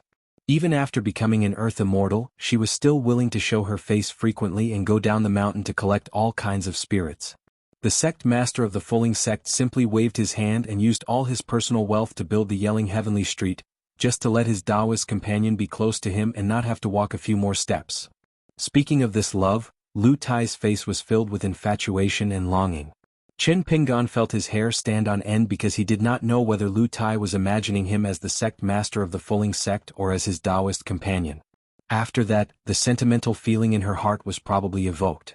Even though Lu Tai was dressed in the clothes of an aristocratic family, she still tirelessly talked to Qin Pingan about the plum blossom makeup, the yellow wine dimples, the color and order of the face powder, the dressing preferences of the fairies of the central divine continent and the fairies of other continents. Heavy makeup and light makeup each had their own preferences. Qin Pingan endured for a long time and finally could not stand Lu Tai's seemingly endless boudoir talk. He turned to her and said sternly, "Lu Tai, I beg you. I don't want to listen to you talk to me about these things. Besides, it's useless to listen to it." Qin Pingan had only said similar words to Ma Kushuan once. That was when Ma Kushuan was in the middle of a great battle. However, Qin Pingan hated the latter. It was rare that he hated a person so much. Zhu Lu, the girl who tried to assassinate him, was one. The wedding dress ghost who killed the innocent was another. The golden-robed old dragon in the Flood Dragon Gully was another. There were only a few of them. As for Lu Tai, he felt even more helpless. Lu Tai raised an eyebrow and bitterly said, "Useless? Don't you have a girl you like? If you do, don't you want her to be prettier? If you don't have 999 girls, you can at least rely on this to chat with them. Do you really think fairies don't fart and don't care about beauty? You deserve to be a bachelor." Qin Pingan was suddenly enlightened. He said resolutely, "Yes, I do." Of course he had a girl he liked. He wanted her to be prettier. Chem? No, Ningyao was already the prettiest. Lu Tai looked at him and shook her head. "Idiot. Even if you do have a girl, you won't be able to keep her." After saying this, Lu Tai did not give up. She pulled out a bamboo fan and clicked her tongue. Can't keep her. Qin Pingan chuckled. Sensing that Qin Pingan was about to make a move, Lu Tai glanced at him and reminded him, "Don't make a move. You're someone who flips through books every day. Even if you're not a gentleman, you're still half a scholar. It's only a few steps away. Didn't you say you wouldn't do anything more than 3 times?" The ferry was originally the private property of the Fusho sect. On the way to the Fusho sect's mountain, there were many strange scenes on the road. There were dozens of people riding on a purple python called the Purple-Beard Duke. It was as fast as lightning, but the people riding on it were all very stable. Above their heads, there were often rainbow lights filled with sword chi that flitted past, disappearing in the blink of an eye. After seeing Old Dragon City and the inverted mountain, Qin Pingan was already used to this. Lu Tai explained that the Tongyi sect was very different from the scattered Aquarius continent. There were not many mountains, but many of them were huge. Here, one could not just casually pull out a tattered flag and declare oneself as the king of a mountain. The Tongyi sect's dynasty and the Jianghu were 2 forces that could not be underestimated. Of course, nothing was absolute. There were definitely unrated immortal sections. After all, the Tongyi continent's territory was too big. Moreover, which field did not have a rat's nest. However, in the Aquarius continent, which was south of the Lakeview Academy, there were almost immortal residences in every country. There were definitely none in the Tongyi continent. The 2 of them walked side by side on the side of the wide road. In fact, they were very eye-catching. The women passing by, whether they were immortal masters or daughters of rich families, were willing to cast curious glances at them. They were slightly stunned, mainly because of Lu Tai's elegant demeanor. Both his immortal aura and scholarly aura were very outstanding. This was very rare. Chen Pingan stood beside him, playing the role of a green leaf. Lu Tai sighed with emotion. Let's not talk about the Pasua continent. It is very powerful. Its literary style is flourishing and there are many immortal masters, especially the mellow scholar Qin Chunan. The Tong Yi continent under our feet has a quiet temperament and is similar to virtuous women. It stands aloof from worldly affairs and has the advantage of geographical location. There are only a few cross-continent ferries. There is no road to heaven and no door to hell, so it is more xenophobic. In fact, it is a very big paradise. The Fuyao continent in the southwest is very lively. There is no boundary between the mountains and the foot of the mountain. Qin Pingan suddenly asked in a low voice, Lu Tai, what is your realm? Can you tell me? Lu Tai gently waved his folding fan, his sideburns flying. He smiled and said, the disciples of the Lu family do not care much about the realm. They only care about how far the vision of Guanhe can reach. Qin Pingan nodded and said, then it is not high. Lu Tai's mouth twitched. Compared to the cultivation geniuses of the central divine continent, of course it is not high. Compared to you it is more than enough. Qin Pingan smiled and said, I know a person slightly older than me. He is a martial artist of the seventh realm. At his door he met a swordsman from the Pasua continent who looked like a fox. He seemed to be of the ninth realm. I have two little guys at home, a fire python and a water snake. I think they are about to reach the sixth and seventh realm. What about you? What realm are you? Lu Tai was still unwilling to reveal his realm. He only said with a proud face, my two masters, one teaches and the other preaches. They are both in the upper five realms. Qin Pingan said, oh. Lu Tai glanced at Qin Pingan. What do you mean? You are not convinced or you don't like me?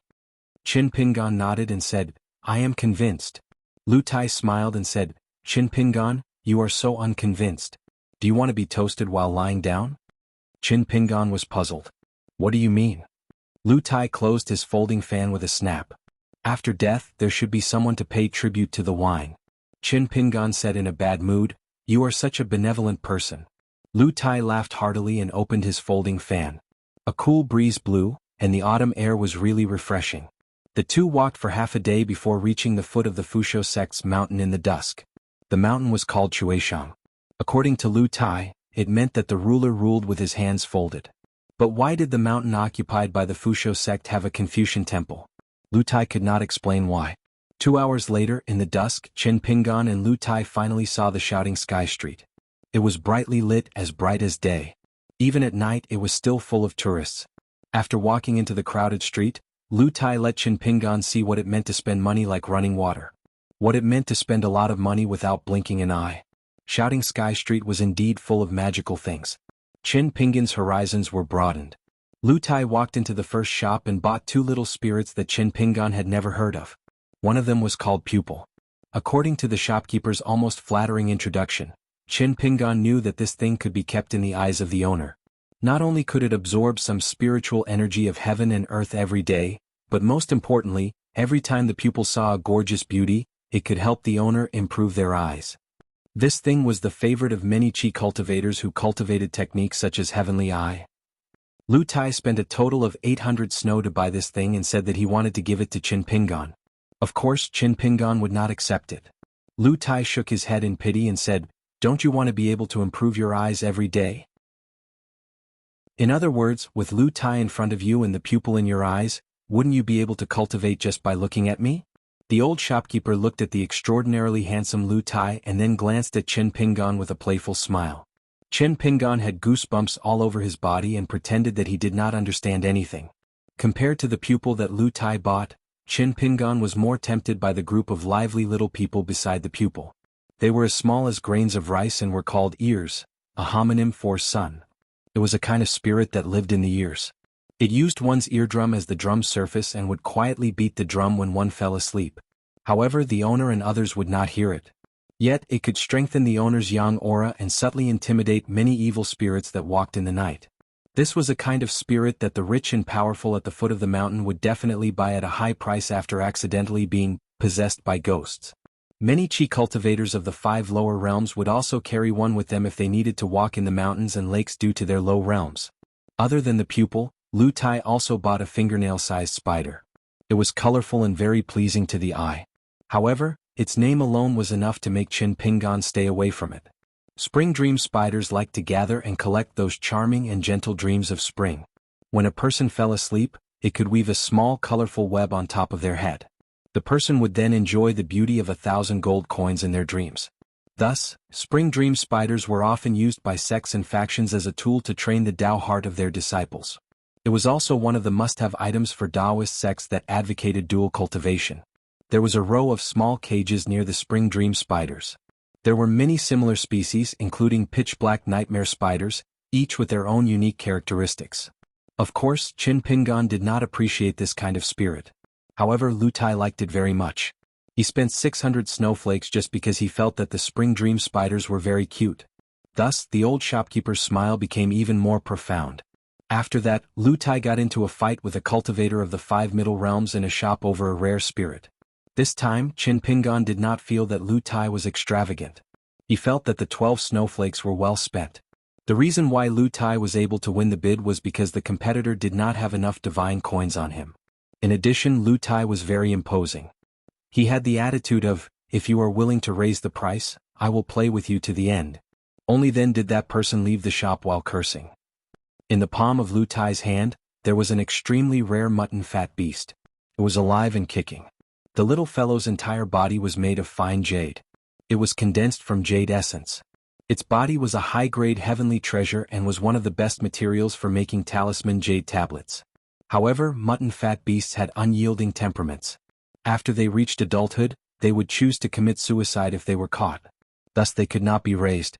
As for the one in Lu Tai's hand, it was accidentally caught by a cultivator. Because it was still young, it did not self-destruct, and thus survived. As long as it was raised properly, it could become a priceless living spirit treasure. However, the only drawback was that raising a mutton fat beast was more expensive than buying it. This was because it only ate snow and spent money. The shopkeeper was an average-looking woman. She laughed and said that if it weren't for the fact that the Fuyao sect already had a pair of mutton fat beasts, such a good thing would definitely be bought away on the same day. The two of them walked along the street, going in and out. Qin Pingan actually took a fancy to 3 items, but he was hesitant. In the end, he was not willing to spend so much money. One was a 3-legged golden toad, one of the heavenly spirit beasts. It was said that it could increase one's fortune. The other was a silver-white treasure-seeking mouse, which had a keen sense of smell for heavenly spirit beasts. There was also a little fellow called the liquor worm. It was born from aged wine. If it was put into new wine, it would only take a few hours for it to have a mellow taste that had been buried for several years. Naturally, it was the favorite of all wine lovers in the world. Qin Pingan did not spend money, but Lu Tai did not stop spending money. The palm-sized dragon-whiskered carp had the body of a carp. Although it was a carp, it had 2 long flood dragon whiskers. These whiskers were heavenly treasures. However, compared to the 2 golden flood dragon whiskers that Qin Pingan had made into the demon binding rope, the quality was naturally inferior. However, this type of dragon-whiskered carp had the advantage of being able to reproduce. Just imagine if an immortal sect bought several of them and carefully cultivated them, after thousands of years, it would become a pond of dragon-whiskered carp. Lu Tai also bought a bull-howling fish. Its body was no longer than a finger, but it could roar like thunder. Qin Pingan did not understand why Lu Tai bought it. Was it to scare people? Finally, Qin Pingan saw a group of talisman paper figurines in a shop at the end of the street. Their prices were different and they were cut into various styles. They were roughly divided into 3 types according to their height: a finger tall, a palm tall, and an arm tall. They were lifelike and could be used to clean courtyards, raise flowers, raise birds, help carry books, and so on. Paper figurines were very popular in the world, especially among wealthy sections. They were also divided into different grades. The cultivation, reputation, and sect of the person who drew the talisman largely determined the price of the paper figurines. The quality of the paper was also related. There were sects and businesses that specialized in making paper figurines, and their profits were extremely high. However, although Qin Pingan found these silly little paper figurines to be very interesting, he would definitely not be tempted to buy them. This was because they were expensive and not worth it. Buying them would be useless and they were not cheap at all. Lu Tai, on the other hand, bought a large stack of folded talisman paper figurines in one go. They were all the shortest type. Lu Tai spent 500 snowflakes to spend money. He said that when he was bored, he would let them practice martial arts on the table. It would definitely relieve his boredom. Chen Pingan had nothing to say to Lu Tai when it came to spending money. There was a stop pavilion 3 or 4 miles up the mountain road on Yelling Sky Street. This meant that all outsiders of the Fumuan sect had to stop here and were not allowed to continue ascending the mountain. Chen Pingan and Lu Tai, who had returned from a rewarding journey, walked into the stop pavilion together. Along the way, Chen Pingan could not help but glance at Lu Tai a few more times. He was very curious about where he had hidden those spiritual monsters and spirits. Lu Tai did indeed have a Fengsuan item. The talisman paper talisman could be stored inside, but spirits and spirits, living beings with yang energy, could never be placed inside. Once they were placed, they would explode and might even cause the Fengsuan item to collapse. They rested for a while in the pavilion and looked at the night scenery around the Fumuan sect. Then the two returned to the vicinity of Yelling Sky Street to find an inn to stay in. In the end, the two parted ways. Because Lu Tai wanted to stay in an immortal mansion, a place with abundant spirit chi, Chen Pingan could naturally find an inn to stay the night. The night passed uneventfully. It was difficult to do anything under the eyes of the Fumuan sect. The premise was that they did not provoke those arrogant Fumuan sect disciples. The two agreed to meet at the stop pavilion and then head down the mountain to the north. However, Chen Pingan had arrived at the pavilion early and had seen the magnificent sunrise over the eastern sea. He waited until the sun was high in the sky, but Lu Tai's figure was still nowhere to be seen. Lu Tai was yawning as he climbed up the mountain. He waved at Chen Pingan and was unwilling to take another step forward. In any case, taking another step forward would be a waste of time. Chen Pingan sighed and walked out of the pavilion to go down the mountain with him. Last night, Chen Pingan had been worried that Lu Tai's extravagance on Yelling Sky Street would cause a disturbance. In the end, it was not good to show off one's wealth. However, when the two of them went down the mountain and headed north for 600 or 700 miles, there was still nothing out of the ordinary. Only then did Chen Pingan relax. Chen Pingan followed the occasional reminders of the long sword on his back and adjusted several times to follow the general direction. Therefore, it was inevitable that they would have to bypass the official roads and travel through mountains and rivers. Lu Tai had no objection to this, but he would stop when they encountered a busy city, a restaurant or a shop. Chen Pingan also did not refuse. Chen Pingan's journey was plain and uneventful. He practiced his fist and sword in the quiet and uninhabited mountains and rivers. He never saw Lu Tai cultivate. Only when they arrived at a bustling market with heavy traffic did Lu Tai raise his spirits, as if he had entered a heavenly paradise and was very excited. Over time, Lu Tai taught Chen Pingan one thing: what the rich were really particular about. Lu Tai could always spend the least money to eat and drink the best. One dish could be eaten to the taste of 100 or 1,000 years of culture and bring out a few literary heroes and sages. Every pot of wine could be said to have a few beautiful poems. Occasionally he would pick out an ancient book from a bookstore and hold the book with one hand. Although it was a very lazy posture in Chen Pingan's eyes, he always felt that a scholar should be like this. As long as Lu Tai stayed at the inn, he would brew a pot of tea for himself almost every day. He also never asked Chen Pingan to drink tea. He sat there alone and did not say a word, only drinking tea. He was calm and composed, full of rules and etiquette. Chen Pingan had seen this kind of style on Chui Dongshan before. Lu Tai also had a bamboo flute, which was particularly melodious and pleasing to the ear among the mountains and rivers. He held a bamboo fan in his hand, lazily and casually sitting anywhere looking up at the moon. It was also very romantic. Chen Pingan knew that there was a saying that it was very derogatory to pretend to be cultured. But Lu Tai was not. Just like how Chen Pingan was a bumpkin in his bones, Lu Tai was a natural romantic and a scholar. Rich people were rich, polite people were precious. This was the true son of a rich family. Chen Pingan could not learn Fan Er's brilliant nature. Chen Pingan felt that he could not learn Lu Tai's free and easy style. On this day, Chen Pingan stood on a tall tree and looked into the distance. He actually discovered that there was a castle in the middle of a mountain range where few people went. Before this, the two of them did not encounter any mountain and river spirits along the way. This place was already 1,000 miles away from the central region of Tongyi continent, where the Fusho sect was the dominant sect. Chen Pingan originally did not want to tell Lu Tai that there was a castle there. He only wanted to bury himself in the journey. But today Lu Tai, who had always been uninterested in the scenery of the mountains and rivers, jumped onto a branch for the first time. He waved his bamboo fan and laughed, "Not bad, not bad. This is a good feng shui place to kill and steal and then frame others." Qin Pingan did not understand the meaning of this sentence at first, but he soon understood. In the surrounding mountains and forests, there were shadows and rustling sounds. Although they were hidden and subtle, Qin Pingan's eyesight and hearing were extremely good. He immediately knew that they were dumplings made by someone. Qin Pingan looked around and said slowly, "4 realms of martial arts, 2 intrinsic flying swords and many talisman." Lu Tai had a telepathic connection. He smiled and said, "Chi refinement warrior of the Dragon Gate realm. What a coincidence, I also have 2 intrinsic flying swords and many Dharma treasures." One of them was in a white robe with a sword on his back and a sword-strengthening gourd that had not been taken off for a long time. The other was in a green robe with a jade pendant. A gentleman would not take it off without a reason.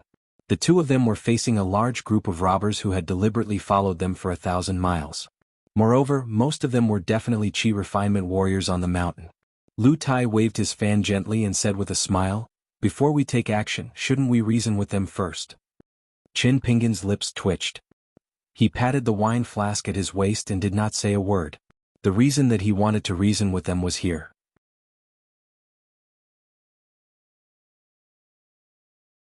He could almost kill Kai Qinqian and Fu Nanhua in a small alley just by relying on the rules and geographical location of Liju Grotto Heaven. Why couldn't others kill Qin Pingan and Lu Tai? Qin Pingan was still standing on the branch. Although it was easy for him to become a target, he had a wide field of vision. When 2 armies were confronting each other, it was better to know oneself and the enemy as much as possible. Taking some risks and looking at the overall situation was better than flying around aimlessly. This group of path-cutting bandits who had been conspiring since the fuming sect shouted at Heaven Street did not appear in groups. They appeared in groups of 2s and 3s. There were more than 10 of them on the surface. They were surrounded by jackals and wolves. Qin Pingan asked in a low voice, "Who are you?" No one answered. The immortals on the mountain traveled thousands of miles to seek wealth and rob houses. They were not the rascals on the streets who quarreled for half a day just to avoid fighting and bleeding. Oftentimes, a seemingly bold declaration of one's name would easily reveal one's specialty and the sect's trump card. This was especially true for those who liked to deliberately shout out the name of the move before making a move. Wasn't this asking for trouble? Those who were unlucky might even be courting death. For example, the flying sword of the old golden core sword cultivator on Osmanthus Island, Yuin, was obviously a natal flying sword that leaned towards Yin and was close to water. Therefore, if one used moves and Dharma treasures that were full of Yang Qi, they would often be able to exert more significant power. Imagine if the old golden core sword cultivator on Osmanthus Island met someone on a narrow path and suddenly became an enemy. Would he take the initiative to announce the name of the flying sword, Yuin, to his mortal enemy? Even though Qin Pingan had not seen Lu Tai's 2 flying swords with his own eyes, after hearing that they were needle tip and wheat on, he could roughly guess that they were the type of flying swords that were lethal but not superficial. Lu Tai silently told Qin Pingan the current situation in his mind. In the enemy camp, other than the burly man holding the iron whip, the people standing in front of Qin Pingan had to be extra careful. This person was obviously an unconventional sword master and was not a Chi refinement warrior.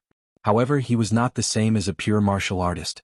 Although they did not have a natal flying sword and were just boorish people in the pugilistic world who specialized in using their chi to control their swords, they could not be considered as a sword cultivator sword control.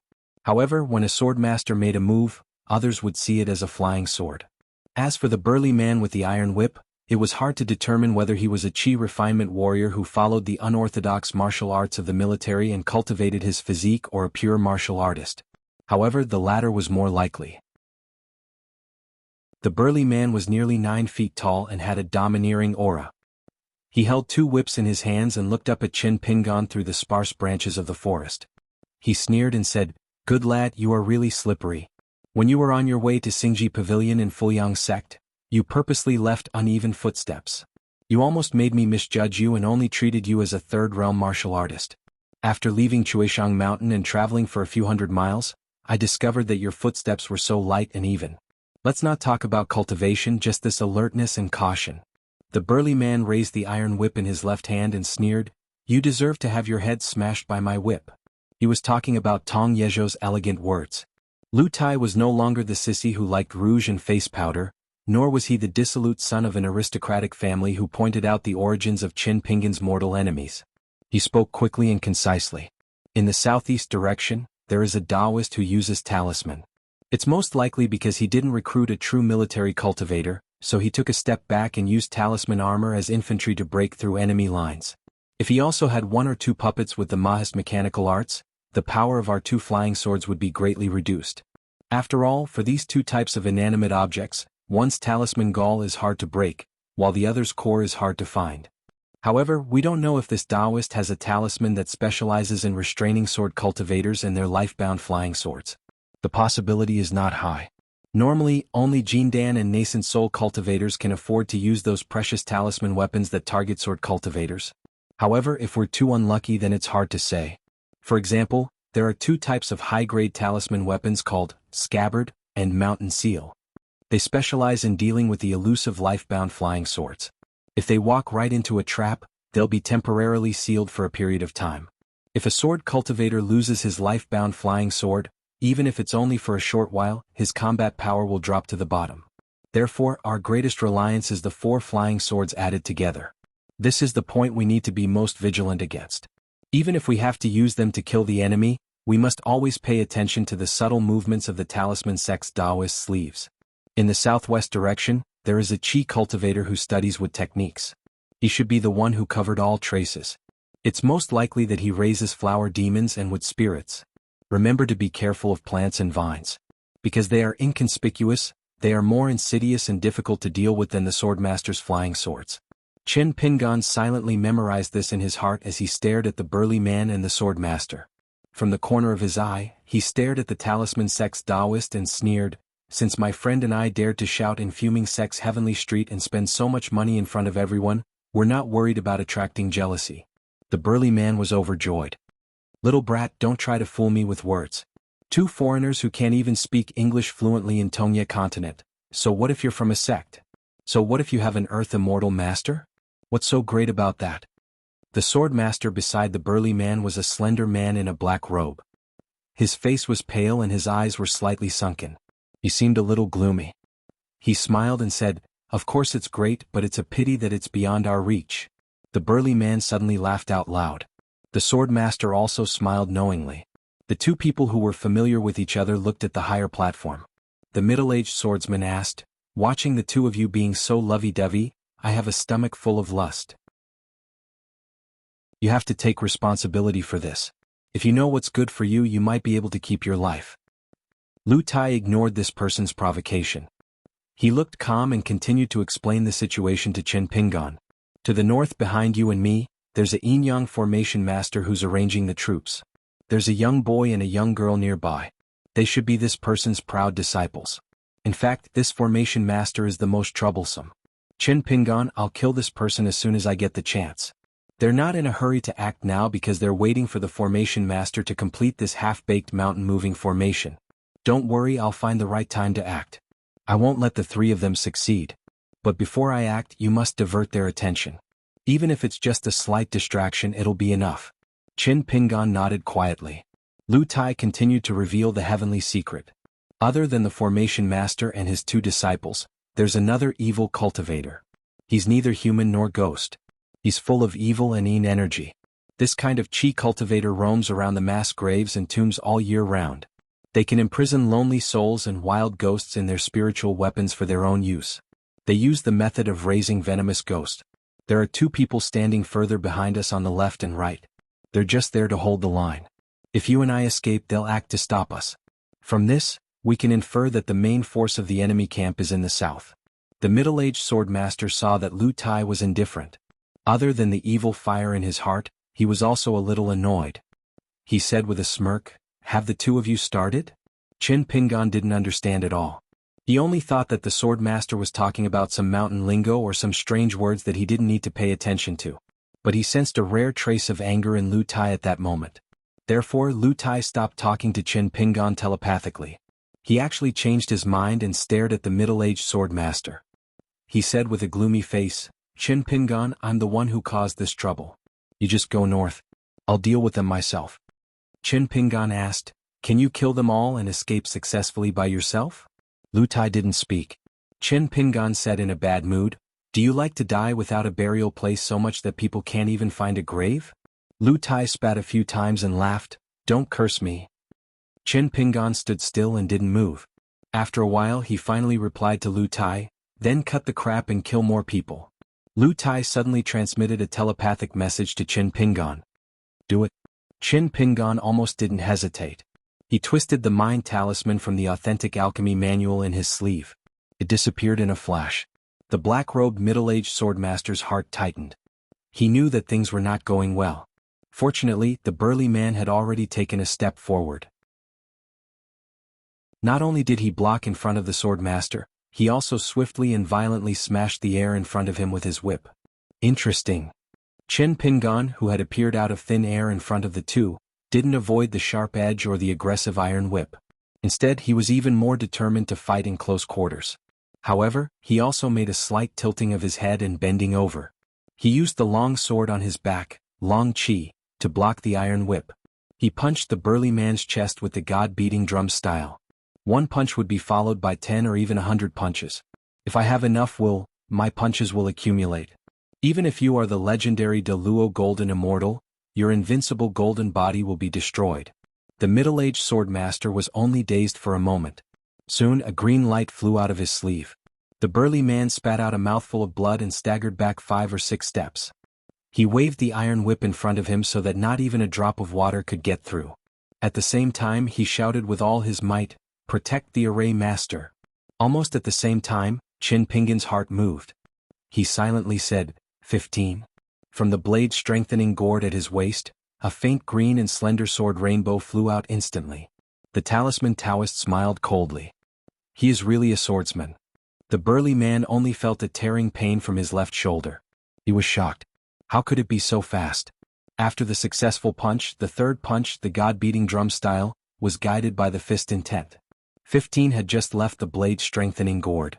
With a ding, the sword light that had just broken the middle-aged swordmaster's waist was suddenly enveloped by a red talisman. It crashed everywhere and hit walls. The swordmaster's expression was ruthless.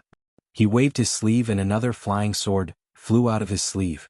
Qin Pingan continued to ignore the swordmaster's exquisite sword control.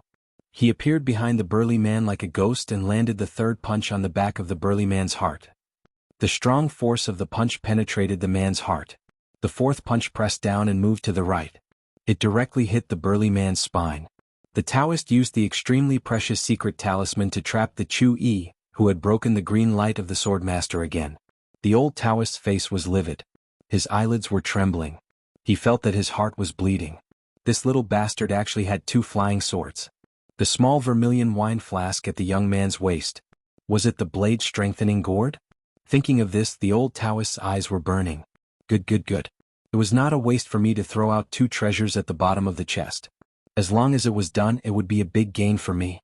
The burly man's thick protective upstanding chi had collapsed and dissipated after 3 punches. Therefore, Qin Pingan's fourth punch really hit the man's spine. There was a series of slight cracking sounds. Others could ignore it, but the burly man was scared out of his wits.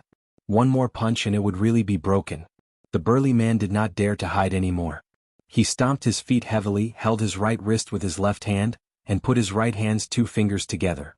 Then his body made a posture like a lion or tiger shaking its shoulders. His eyes were instantly snow white. His chi, blood, and bones suddenly became majestic. It was like a god descending to earth. Then he was hit by Qin Pingan's 5th punch like a kite with a broken string. He flew straight forward and fell heavily on the ground. However, Qin Pingan did not have it easy either. He took the iron whip on the back of the burly man. Although it hit the long chi, 40 to 50% of the force still went into his body. After that, Chu Yi and Chu Yi were restrained by the talisman with a secret method. They could not break free for the time being. In order to successfully deliver the 5th punch, the god-beating drum style, they took a sword ray from the middle-aged swordmaster. It pierced through their shoulders and dripped with blood. However, Qin Pingan's momentum did not decrease. Instead it increased. The condensation of his soul and the turbulence of his fist could almost be seen by the naked eye. There was no sign of a dying struggle. It was still rapidly increasing. It was as if the sun rose from the East Sea and hung high in the sky. He could not help but grin. This little injury was nothing.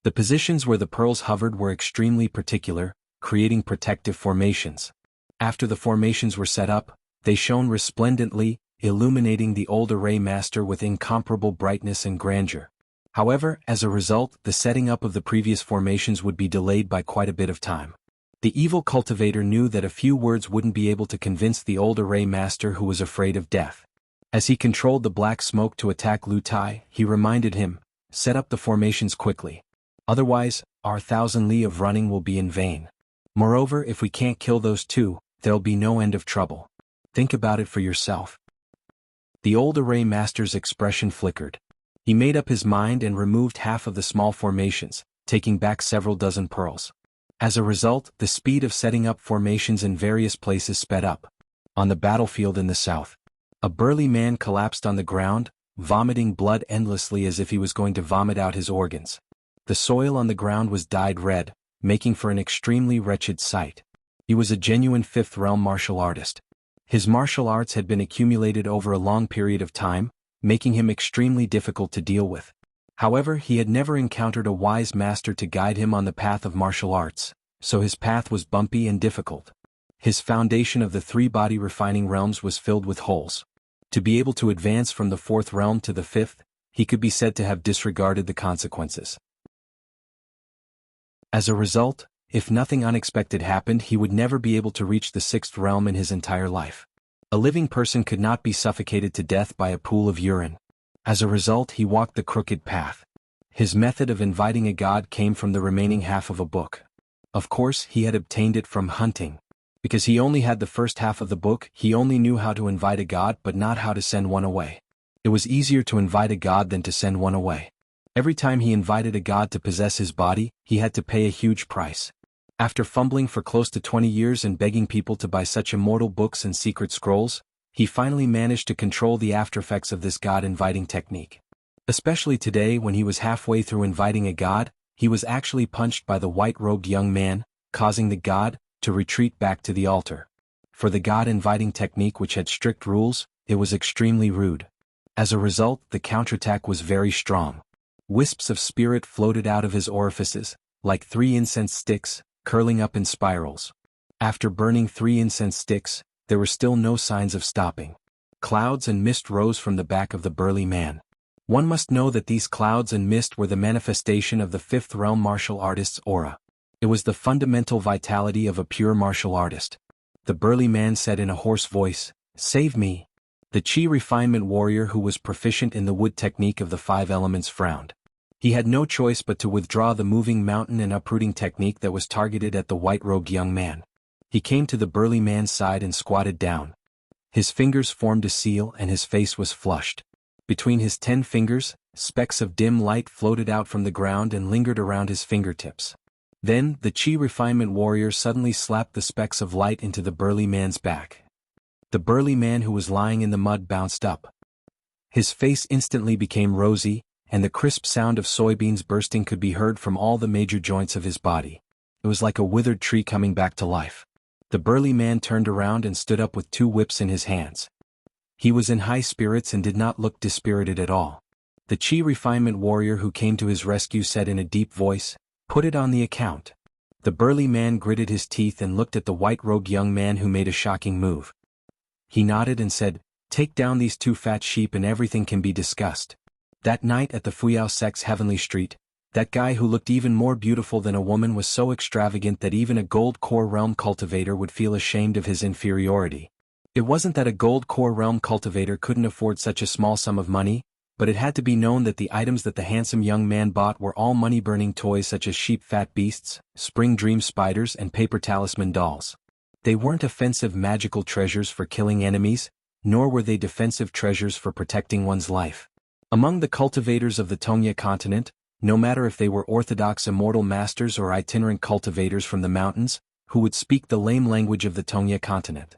The 2 young men, who obviously came from other continents, only traveled through the mountains and the city. They traveled thousands of miles to the north and did not visit the immortal mountains along the way.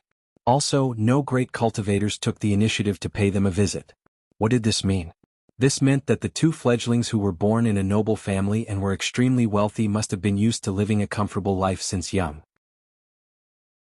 However, they did not know the depth of the martial world and the strong winds on the mountain.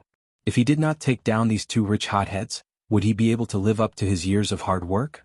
In addition to looking for opportunities everywhere and licking the blood on his blade, he also had to lower his head and bow to the immortal masters on the mountain like a dog.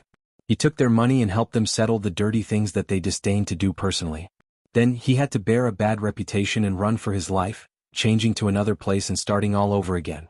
When would this cycle end? From the moment the brawny man was beaten half to death by the immortal drumming style 5 times in a row, to the moment the chi cultivator used a secret technique to steal the luck of the mountains and rivers in this place and successfully treated the brawny man, all of this happened in the blink of an eye. Chen Pingan was blocked by the sword aura controlled by the middle-aged sword master and could not completely kill the brawny man with the iron whip in one go. In the martial world, using chi to control the sword was a very remarkable divine ability of the immortals. In many ignorant mountains and rivers, poems and ancient books, the so-called flying sword that could take a head from 1,000 miles away did not actually refer to a sword cultivator, but to a sword master who often appeared in front of the world. Compared to the sword immortals on the mountain and the swordsmen in the martial world, a half-baked sword master was neither high nor low and especially liked to fish for compliments. When a sword master controlled the sword to kill the enemy, the sword that came out of his sleeve usually had both sword aura and real sword. The former was better in quantity while the latter was better in strength. A light cavalry would gain the upper hand while a heavy cavalry would cut through the formation and achieve victory. The cooperation between the two was indispensable. The sword master who was confronting Chen Pingan was obviously an expert in this field. His sleeves puffed up and the surface of his sleeves glowed with green brilliance.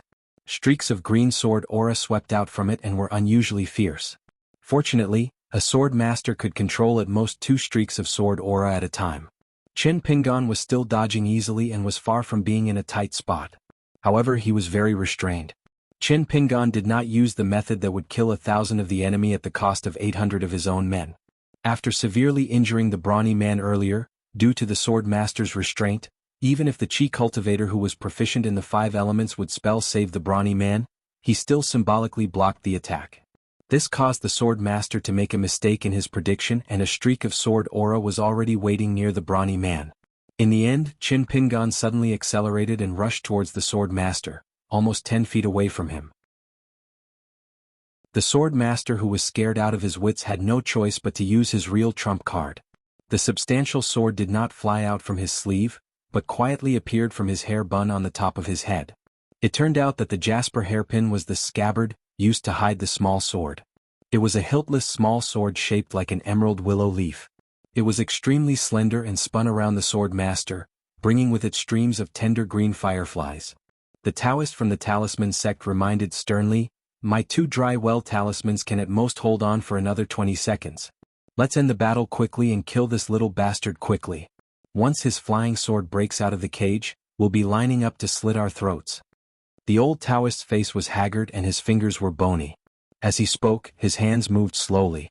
He should be controlling the 2 talisman that caught Chu Yi and Sherwu. The old Taoist was so angry that his voice trembled. "Isn't this kid a martial artist and swordsman in the secret report that you gave? Now, not only is he a swordsman but he also has 2 flying swords, 2 flying swords. If not for the fact that I still have some money and saved up 2 talismans that I originally planned to pass down in my family, we would all be finished this time. The dividends that we previously calculated are not counted." The brawny man's expression was ugly.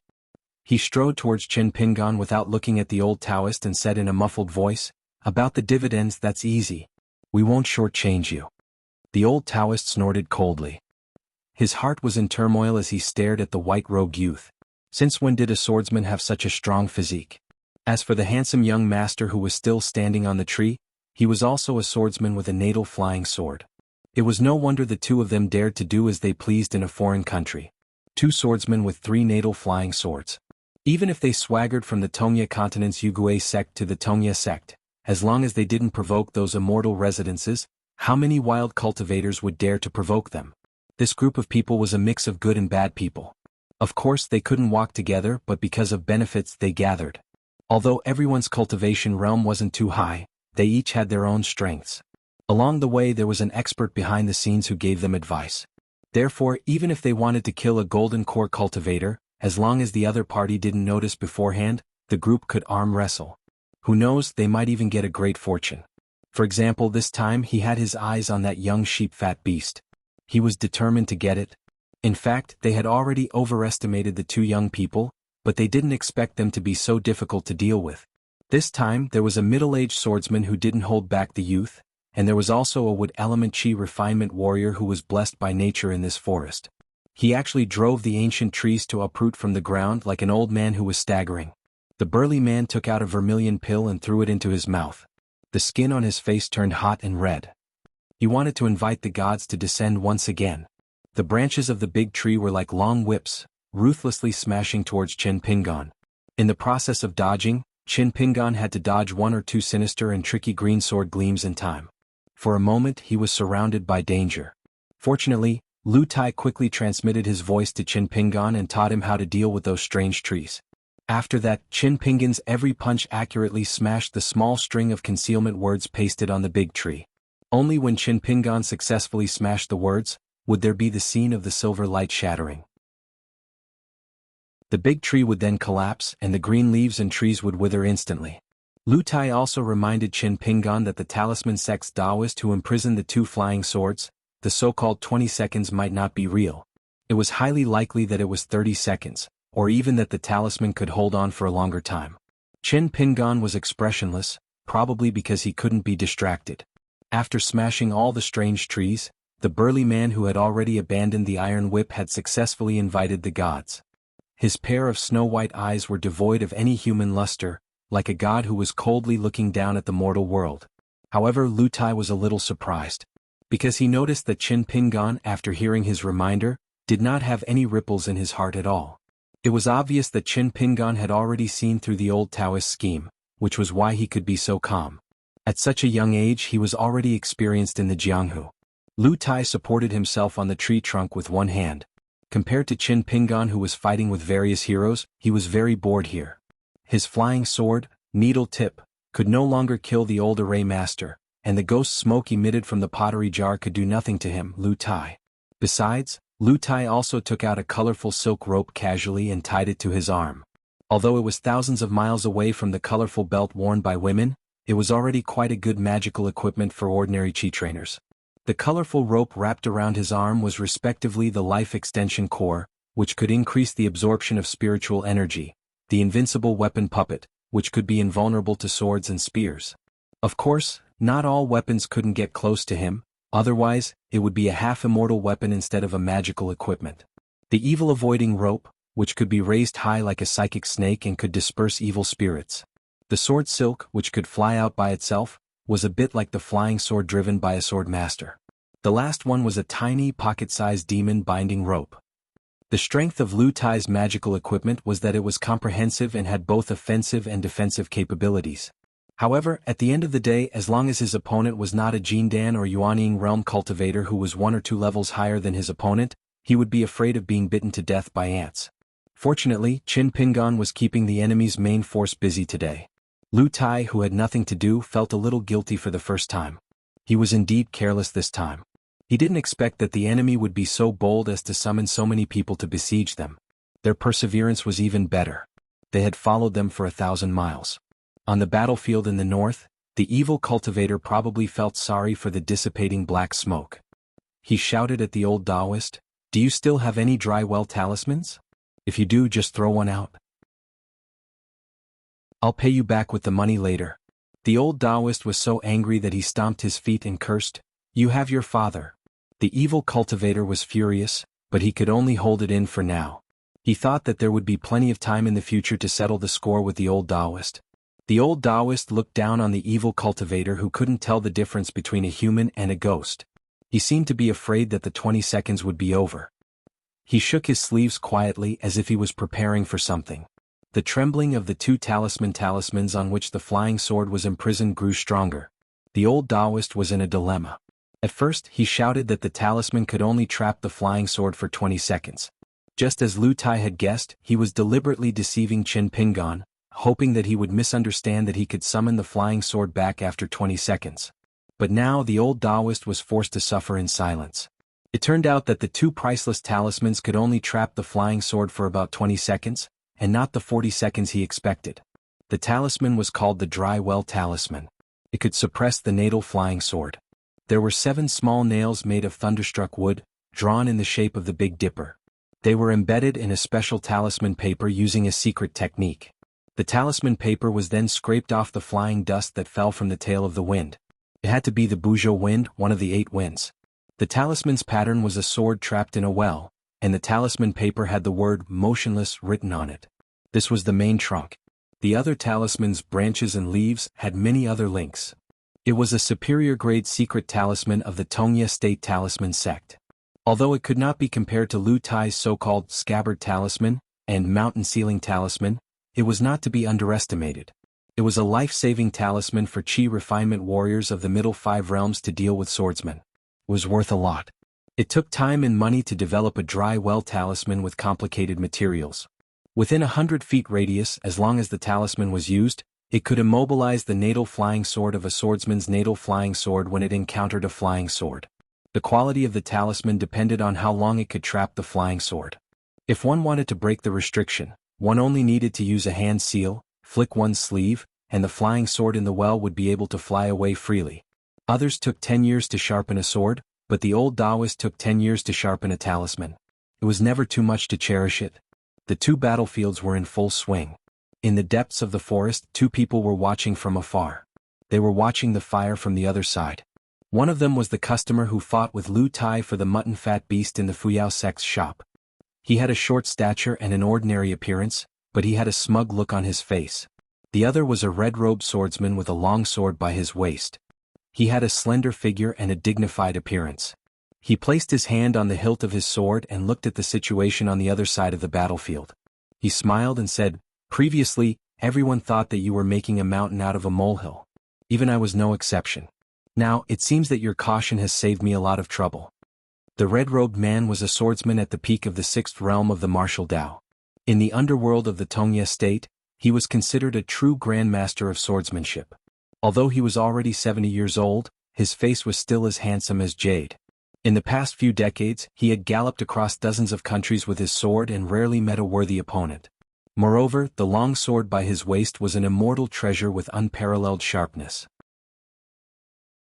This gave this swordsman the courage to claim that anyone below the Golden Core Earth Immortal Realm can defeat an enemy with a single sword. Anyone below the Dragon Gate can kill with a single sword. Moreover, there were few who doubted his claim on the mountain. He was famous for his fighting prowess and unparalleled. Countless women admired this swordsman who did not seek immortality. There were even rumors that Yunlu country's Empress Zhao had an affair with this swordsman. As for the heroines and fairies of the Jianghu, they worshipped this swordsman and read even more. The inconspicuous man smiled and said, "I, Ma Wanxing, am cautious. It is a habit. When I was young, I suffered too many losses and hardships. Therefore, I always remember one thing. To deal with these immortal masters with good backgrounds, we have to be like a lion hunting a rabbit. Otherwise, even if we are lucky enough to win, it will be a Pyrrhic victory." The red-robed swordsman smiled and said, "Ma Wanfa, we agreed before that I would help you hold the line in case of any accidents. The sword on the white-robed youth's back has long been mine. Now that an accident has occurred, I really need to kill the enemy personally." Then, the man nodded and said, "I can't give you the blade-strengthening gourd. Moreover, you are not a swordsman. However, there is at least a Fangsuan item on the 2 little fellows. If I want to share the items inside, you can take the Fangsuan item. How about that?" The red-robed swordsman smiled and said, "Excellent." The man hesitated for a moment and said, "Although the outcome is certain, we still have to be careful. The white-robed youth is most likely at his limit. Who knows, maybe the sissy guy still has some strength left. Why don't you deal with that guy first? The other one won't be able to jump around." The red-robed swordsman shook his head and said, "The one on the tree has a Dharma treasure on his arm. He also has a flying sword flying around in the dark. It will be difficult for me to kill him silently. As for the white-robed youth, I can kill him with a single sword strike. When the time comes, he will lose his companion. His skin is softer than a sissy's and he will definitely be distracted. At that time, it won't matter if I kill him or you do it yourself." The man thought for a moment and nodded in agreement. "That would be best." He then smiled and said, "The old Taoist 2 dry well talismans are about to collapse. When will you make your move?" Now, the red-robed swordsman's figure had already disappeared. His voice lingered in the air. The tree branch under his feet did not move at all. It was obvious that this Jianghu Grandmaster's speed and the level of his martial arts. On the battlefield in the south, Qin Pingan and the burly man who had invited God to descend were locked in a fierce battle because the latter had the help of two people. It seemed that the chaotic battle would last for a long time. A red rainbow fell from the sky. It was as fast as lightning and tore the battlefield apart in an instant. The dense sword chi filled the air. He unsheathed his sword and thrust it at the white-robed youth's heart. The sword hit its mark. There was no suspense. The red-robed swordsman's lips curled. It was interesting and boring at the same time. He had killed another so-called cultivation genius. However, in the next moment, the red-robed swordsman was about to retreat. He even planned to abandon the immortal's Dharma treasure sword. Because his life was the most important. Everyone present was dumbfounded. The Sword Dao Grandmaster's aura was too strong. No one dared to do anything unnecessary. They all stopped in case the Sword Dao Grandmaster killed the youth and then casually stabbed them to death with his sword. In the end, it would be called an accidental death. At that time, one less person would get a share of the loot. It meant that the rest of the people would get a little more, who would not be willing to live. However, the next scene would be unforgettable. After the red-robed swordsman's sword pierced the heart of the handsome youth in snow-white clothes. With the sword tip as the center, the snow-white robe rippled, revealing the true appearance of the robe. A golden robe. It was as if there were flood dragons hidden in the golden sea of clouds. Qin Pingan no longer deliberately suppressed the power of the robe that was left behind by an immortal from overseas. He no longer deliberately exposed flaws and injured himself. Therefore, when the sword pierced the golden robe, it did not pierce the robe at all. Lu Tai did not say anything. However, Qin Pingan had been waiting for this moment. He was waiting for the master hiding behind the scenes to make the final decision. If it did not come, Qin Pingan would not lose out. If it came, Qin Pingan would make a big profit. Along the way, from the first time he left Liju Cave Heaven for the Academy of the Great Sui Kingdom, to the second time he left his hometown for the inverted hanging mountain, Qin Pingan had been cautious all the time and pursued, no mistakes, day after day. Finally he got his reward. In the blink of an eye. As soon as the red-robed swordsman let go of the sword hilt, the youth who strode forward recklessly reached out and pulled out the long sword on his back. He cut off the head with one sword. Even Lu Tai was stunned. Then she looked around and smiled at the guys who were scared out of their wits. You guys came 1,000 miles to deliver your head. It's really the thought that counts. Qin Pingan put the long breath back into the scabbard and took a few steps forward. He gently held the long sword with his other hand and stood still. He held the sword upside down. He was a little romantic. 290. At the waist of the headless swordsman's corpse, a faint golden light that was hard to detect flashed for a moment before disappearing. A drop of blood slowly condensed between the eyebrows of the head that rolled on the ground. Qin Pingan turned to look at Lu Tai on the branch of a tall tree. Lu Tai raised an eyebrow, stretched out a finger and rotated it gently. There was a trace of a small golden object that lingered on Lu Tai's finger and slowly rotated. If not for Qin Pingan's excellent eyesight, he would not have noticed it at all. Qin Pingan's golden robe, golden wine, had already repaired the wound on his shoulder that was cut by the swordsman's sword aura. It was flawless. The relic of an immortal of the upper 5 realms could be worn by a nascent soul-old dragon all year round. Of course, it was not an ordinary robe. The robe ink bamboo forest of the nascent soul consecrator on Osmanthus Island was still inferior to this golden wine. It was like a stunning beauty that quickly turned behind the screen, hiding its beauty. Thus, Qin Pingan's white robe changed back to its original appearance. The 2 dry well talismans exploded in the air. The 2 flying swords, Chu Yi and 15, were free from their restraints. Qin Pingan could clearly feel the anger of Chu Yi. This was normal because even 15, with its gentle temperament, could communicate with its thoughts and emotions. It was full of anger. Qin Pingan could only say in his heart, "Don't worry. Maybe the enemy still has a backup plan." Flying sword Chu flew back and forth in the air, bringing with it streaks of white sword aura. It was a ghastly sight. The dark green flying sword 15 was obviously a little resentful. It circled around Qin Pingan slowly, very puzzled. They were, of course, the world's best natal flying swords.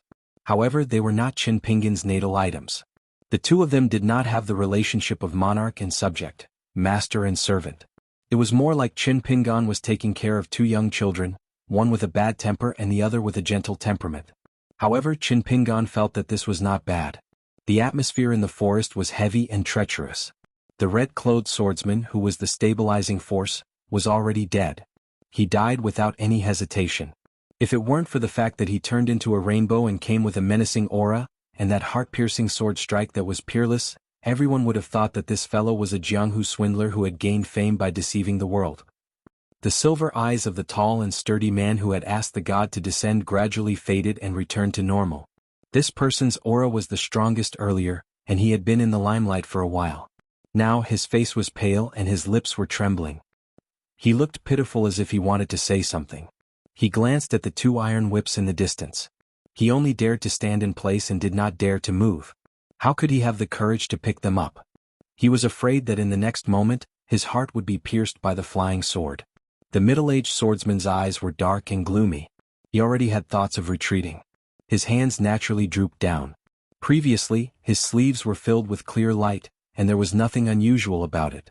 Only the small willow sword with the hollow jade hairpin as its scabbard hovered above his shoulder, like a loyal guard dog protecting its master. A group hunt that was originally thought to be no different from an autumn outing ended in a miserable situation with heavy casualties.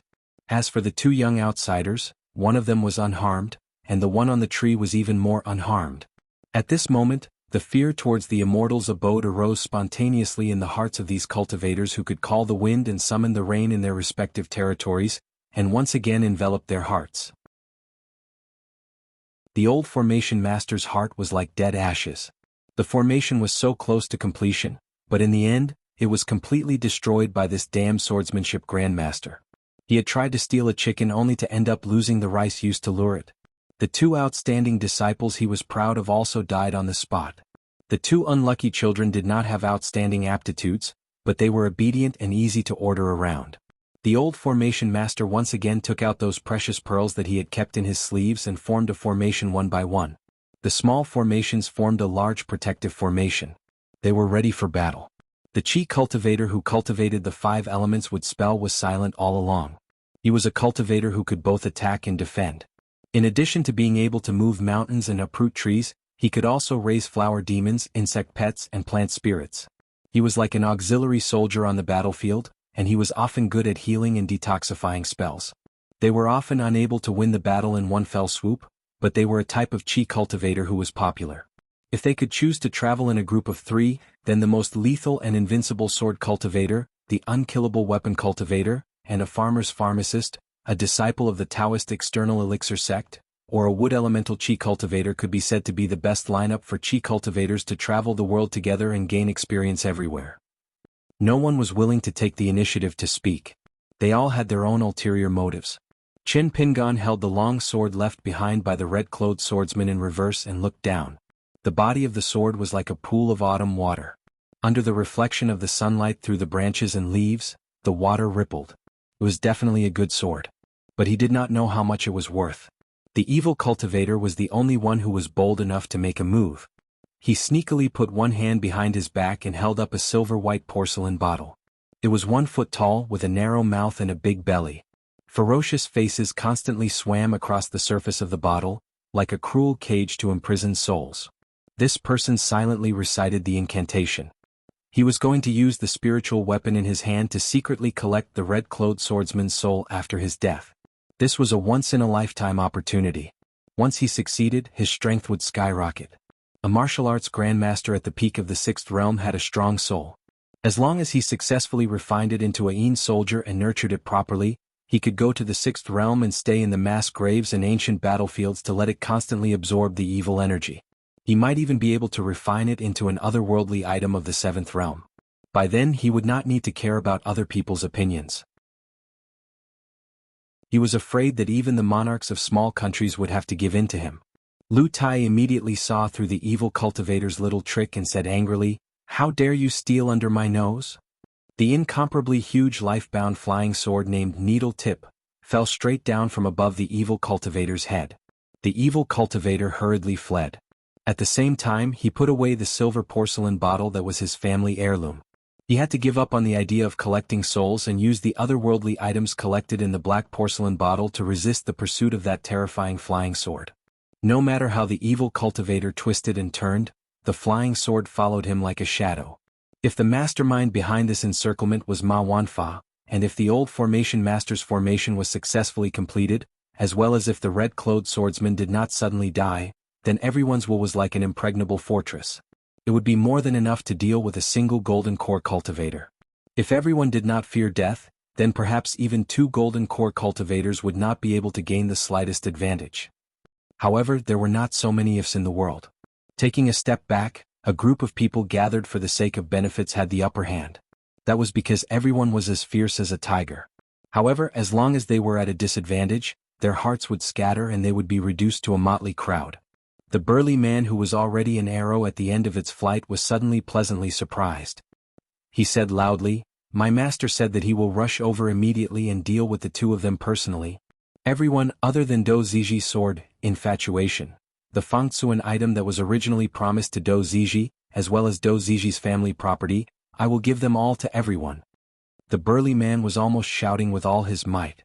He said passionately, "Wealth comes from danger. Whether we return to burrowing into the ground like rats or have the qualifications to be on equal footing with the people on the mountain, it all depends on this." The middle-aged swordmaster's expression was cold and murderous. He said in a deep voice, "I agree. Those 2 brats deserve to die." He twisted his wrist and a green glow appeared on his sleeves, ready to strike at any time. The old formation master smiled. "The mountain-shifting formation is about to be completed. We can fight. You just need to help me delay for a moment, at most half an hour." The evil cultivator who was being chased by the flying sword shouted, "Count me in. Let's make things clear first. Other than redistributing the dividends, I also want that old man Do's soul. No one is to snatch it from me." The wood elemental chi refinement warrior nodded, still not smiling. The burly man reared his head in laughter. He reached out and pulled the 2 iron whips from the ground back into his hands. He took the lead and strode towards Qin Pingan. His family head had indeed sent him a voice transmission earlier on, telling him that he was going to rush over personally and kill those 2 fat lambs right here. Almost at the same time, the middle-aged swordmaster waved his sleeves and turned to leave at a shocking speed. The old formation master used more than 1 talisman to retract his talisman. Every time he appeared more than 100 feet away, he would disappear into the depths of the forest in the blink of an eye. The wood elemental chi refinement warrior tapped his toes and flew backward. He had clearly knocked into a huge tree, but all of a sudden, there was no trace of him. The evil cultivator was the only one who was still rushing towards Qin Pingan. The burly man was stunned on the spot. He cursed and did not dare to send himself to his death. His little bit of weight was already not enough to look at. This kind of attitude was just throwing a brick to attract jade. Qin Pingan was stunned at first. Then he understood. That made sense. He had learned a few more things. Lu Tai took a deep breath and said to Qin Pingan, "The mastermind has just escaped. I'll chase after him. You should be able to handle things here. I'll look for you later." Lu Tai put away the flying sword tip that did not live up to its name first. On his wrists and ankles, there was a purplish gold lotus pattern in the shape of a budding flower. Lu Tai said softly, "Bloom?" 4 lifelike purplish gold lotuses bloomed instantly. Lu Tai gritted his teeth and leaped high into the air. Then he flew with the wind. Leaning forward, he squinted his eyes and looked into the distance. His sleeves fluttered loudly and his hair fluttered wildly. He looked around and found a direction before disappearing in a flash. The evil cultivator swallowed a mouthful of saliva. He held the jar filled with Een souls in one hand and bowed like a monk with the other. He said with a flattering smile, "Young Master Sword Immortal, I've offended you this time. I've been rude. The next time we meet, I'll take the initiative to avoid you. If you're willing to order me to do something small, I'll definitely do it." As he spoke, the evil cultivator had been paying attention to the white-robed youth's eyes and expression. He quickly retreated. This person was also a decisive killer. Before he fled, he crushed the black jar that contained Een souls. Black smoke immediately filled the air. A gecko broke its tail. A thin golden light swam rapidly in the billowing black smoke. The eerie smoke that was as thick as ink dissipated at a speed visible to the naked eye. However, there was still some time before the filthy black smoke was completely dispelled. Qin Pingan frowned. He rushed forward and leaped onto the crown of a large tree. There was a fleeting figure that turned into a faint gray smoke that quickly fled into the forest. Chui had already chased after it. Qin Pingan's thoughts moved slightly, and 15 followed closely behind. Qin Pingan floated back to the ground. Before he landed, he flipped his wrist in the air and changed the red-robed swordsman Do Ziji's immortal sword into a normal sword-wielding position. Although it was much heavier than the ghostwood sword, Qin Pingan still felt that it was too light. The burly man raised his head and looked in the direction where the platform disappeared. Finally, he lowered his head and looked at the iron whip in his hand. He smiled bitterly. He knew that he would definitely die today. Resentment, loss, and resentment were all present. They appeared one by one and faded away in his heart. He had lived a life of cowardice and sullenness. He had to die a hero for once. The burly man threw the 2 iron whips to the ground and began the third god descent. The man stomped his feet and clasped his hands together. His eyes were bloodshot and his face was pale. He laughed heartily and said, "Do you dare to wait for a moment and let me have a good fight?" Qin Pingan casually threw out the infatuation sword in his hand. It pierced through the burly man's heart. The sword was nailed into the trunk of a large tree. After successfully piercing through the man's heart, Qin Pingan clearly saw the red light flowing on the sword. It flashed and disappeared, like a hungry man eating a meal or a drunkard drinking to his heart's content. Qin Pingan made up his mind to find an immortal's ferry or an immortal's shop on the mountain to sell this sword. The resplendent golden light was still tirelessly melting the black smoke. It was indeed a high-grade magical treasure made from the old flood dragon's whiskers. 2 of them were already so powerful. He wondered how powerful the horsetail whisk in the hands of true monarch flood dragon and the old Taoist on the inverted mountain was. Qin Pingan collected his thoughts and hesitated for a moment before retrieving the sword. He picked up a tree branch that was as thick as an arm and sharpened it with his sword. Then, he silently dug a few large pits and buried the red-robed swordsman, the burly man, and the 2 disciples of the array formation master. Finally, he added soil to cover them up. He tried his best to hide their traces so that no one who happened to pass by would be able to see them. Qin Pingan sat on a high tree branch and patiently waited for the return of the 1st and 15th day of the lunar month and the landing platform. He casually placed Infatuation, which had an additional scabbard, on his knees. In the distance, the black smoke of the Een souls that were struggling against the golden light were retreating. Although they had already lost their intelligence, they feared death and sought life. Even the dead otherworldly items were no exception. Suddenly, a large cloud of black smoke wanted to leave this place and wreak havoc elsewhere. Suddenly he remembered that there was a castle in the distance. If it was a person of the Jianghu who did not know spells, he would probably be implicated. Qin Pingan held the sword and stood up. He first looked around. After confirming that there was nothing unusual, he poured the true meaning of soul into his robe. In an instant, an ethereal Dharma idol that was dozens of feet tall appeared in the sky. Its face was blurry but the golden light was clear. The Dharma idol floated in the sky and stood tall, blocking the path of the black smoke. With a sweep of its sleeve, it sucked the Een souls into its sleeve. The Een souls seemed to have entered a pool of lightning. With a sizzling sound, they quickly dissipated into thin air. Qin Pingan sat back on the ground. His face was pale and he had a splitting headache. This time, he had unreservedly revealed his robe's golden wine. He had used up all of his true qi, and there were signs that he would not be able to continue. If he was in a fight with someone, it was best not to use this method unless it was absolutely necessary.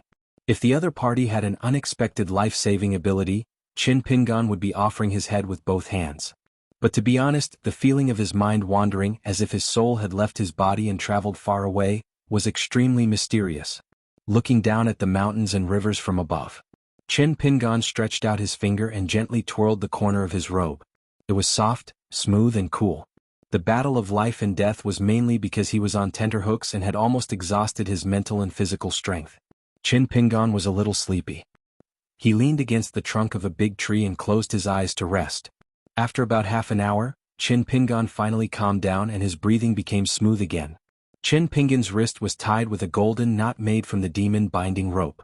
Soon, a dazzling white rainbow and a dark green light flew back as fast as lightning.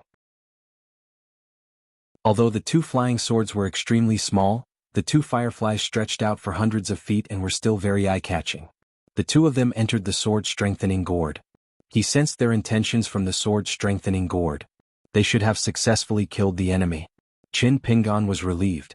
The 1st and 15th day of the lunar month was the first time he had left Qin Pingan for so long. But this also led to a conclusion. These wild cultivators might not be as good as immortal disciples in killing enemies, but they were all proficient in escaping. Wasn't he the same? Since there was nothing to do, Qin Pingan began to sit and practice the sword furnace stance. Carrying a sword was cultivation. Wearing clothes was also cultivation. The golden wine, which had accompanied an immortal for hundreds or even thousands of years, was a small paradise for qi cultivators. It could gather spiritual energy. But for a pure martial artist, the golden wine was of course a rare protective talisman. But there was also a little trouble, which was that he had to resist the spiritual energy that was constantly coming to the golden wine. After all, a pure martial artist had to be determined from the beginning to disperse all the spiritual energy in his qi residence. Only then could he be considered pure and be on the path of martial arts. In the inverted hanging mountain, because of the abundant spiritual energy, it was more difficult to resist. After leaving the treasure-swallowing whale, it was much easier to walk in the forest. After all, the spiritual energy in the ordinary mountains was weak and could be ignored. Qin Pingan waited for nearly 2 hours. Lu Tai swaggered in the forest and rushed towards Qin Pingan. He was covered in dust, but fortunately there were no bloodstains. And from the looks of it, he was a man who had returned from a rewarding journey. As he walked towards the big tree where Qin Pingan was, he casually put away the many formation flags left by the old array master into his sleeves. Lu Tai asked curiously, "You have a bodhisattva's heart. Why don't you let the corpses be exposed to the sun? The beasts gnawed on them and the birds pecked at them. That's what they deserve. Why are you pitying these villains?" Qin Pingan shook his head and said, "I'm not pitying them. I'm just concerned about the matter of, death is the most important thing, and being buried in the ground is peace." Lu Tai shook his head, too lazy to think more about it. He suddenly turned and ran towards the grave mound, with the heaviest smell of blood. He asked Qin Pingan about the approximate location of the burial of the dead, and then Lu Tai solemnly promised that he would fill in the soil again later. Without waiting for Qin Pingan to agree and nod, Lu Tai had already slapped the ground with his palm. Dust flew into the air as he ran over and began rummaging through the corpses. He didn't even let the 2 disciples of the old array master go. It was hard to imagine that such a guy who liked rouge, face powder, blusher and black eyebrows could be so adept at digging up graves without any psychological burden. It was inevitable that the platform would be stained with blood and mud. However, with the 5-colored silk rope wrapped around the arm, the entire body would be cleaned up very quickly. Immortal magical treasures had all sorts of magical uses, which were unimaginable. Lu Tai muttered to himself, "For better or for worse, you're a Jianghu grandmaster, but you're really a pauper. Look, this is Ma Wanfa's Fangsuan. There's a mountain of gold and silver inside. Look at you. You should be so ashamed that you should come back to life and die again. I don't want to criticize you, but compared to your master, you're really shabby. Only this stack of banknotes can solve our urgent needs. If we go shopping at the foot of the mountain and give them snow to spend money, the shopkeeper will beat us up. You 2 ill-fated lovers. In your next life, remember to find a better master. Even if you're not as good, don't find this kind of master again." Qin Pingan didn't disturb Lu Tai's busy work. But looking at the back, he felt very unfamiliar. In the end, Lu Tai filled in the soil again. He clapped his hands and looked at the flat ground, somewhat satisfied. The mastermind behind the scenes is already dead. Everything is fine. Lu Tai walked back to Qin Pingan's tree. He wouldn't go up the tree even if he was beaten to death. He raised his head and waved his hand, saying, "Time to divide the loot."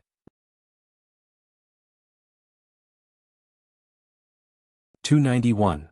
Qin Pingan asked, "Regarding today's storm, did you divine before and already have an answer?" Lu Tai raised her hand and paused for a moment. Then she stroked her hair and smiled charmingly. "I do it every day. This is the daily homework of yin-yang disciples. Otherwise, I would have told you to run for your life. However, I can't tell you about this. It won't work if I do." Qin Pingan sized up Lu Tai. "Just this once." Lu Tai curled her lips and said disapprovingly, "What's wrong with taking advantage of the situation? I'll be struck by lightning if I don't take advantage of it." At this point, Lu Tai flipped her wrist and a green jade tablet appeared in her hand. Ma Wanfa's Fangsuan item. His treasures are all in it.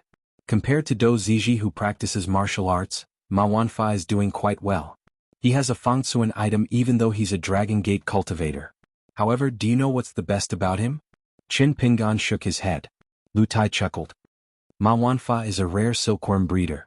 He's good at extracting silk from cocoons. That's why he covets the 2 of us and recruited such a large group to encircle us.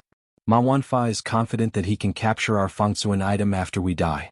Ma Wanfa probably didn't expect us to be two sword immortals in the beginning. There's no need to think too much about my two intrinsic flying swords. As for yours, it's hard to say. Once someone snatches the blade-strengthening gourd, Qin Pingan remained silent. Qin Pingan had a general understanding of how intrinsic items, dharma treasures, and spirit artifacts were refined into the void. Intrinsic items were like the intrinsic flying swords of a sword cultivator. They were gone after death and even immortals couldn't keep them. However, although ordinary refined items were secretly hidden in the Qi residence acupoints, there was a certain possibility that they would wander in the soul after death and would not dissipate quickly. If the quality was extremely high, even if the soul in the host body scattered, it could even jump out and return to the mortal world. There were so many secret realms in the world after the blessed paradises were shattered.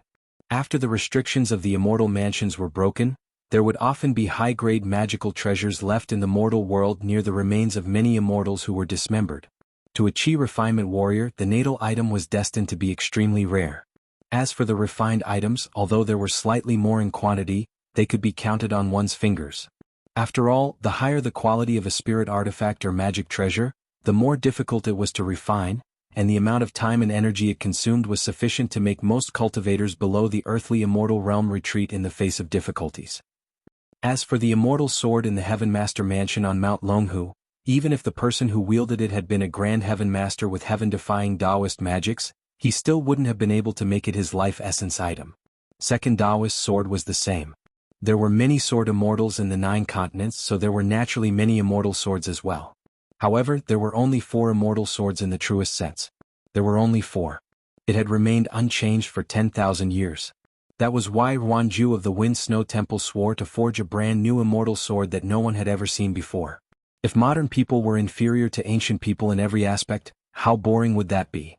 As for the reason why the great cultivators of the military school were known as the Walking Armory, it was because they could refine more magic treasures. Think about it, a weapon cultivator complemented by secret skills such as the 3 heads and 6 arms, armed with divine weapons, wearing a top-grade divine armor, and with a strong physique, who would dare to go against him? Weapon cultivators were famous for being unkillable, and even more famous for being able to kill others easily. Lu Tai was in an extremely good mood. He explained to Qin Pingan in detail what a silkworm cultivator was. The Fangsuan item is a little special. It's not quite the same as the natal item or the refined item because it's different from the magic treasure and the flying sword. It's like a small cave and can't be destroyed immediately. Moreover, the Fangsuan item is extremely difficult to refine as a natal item.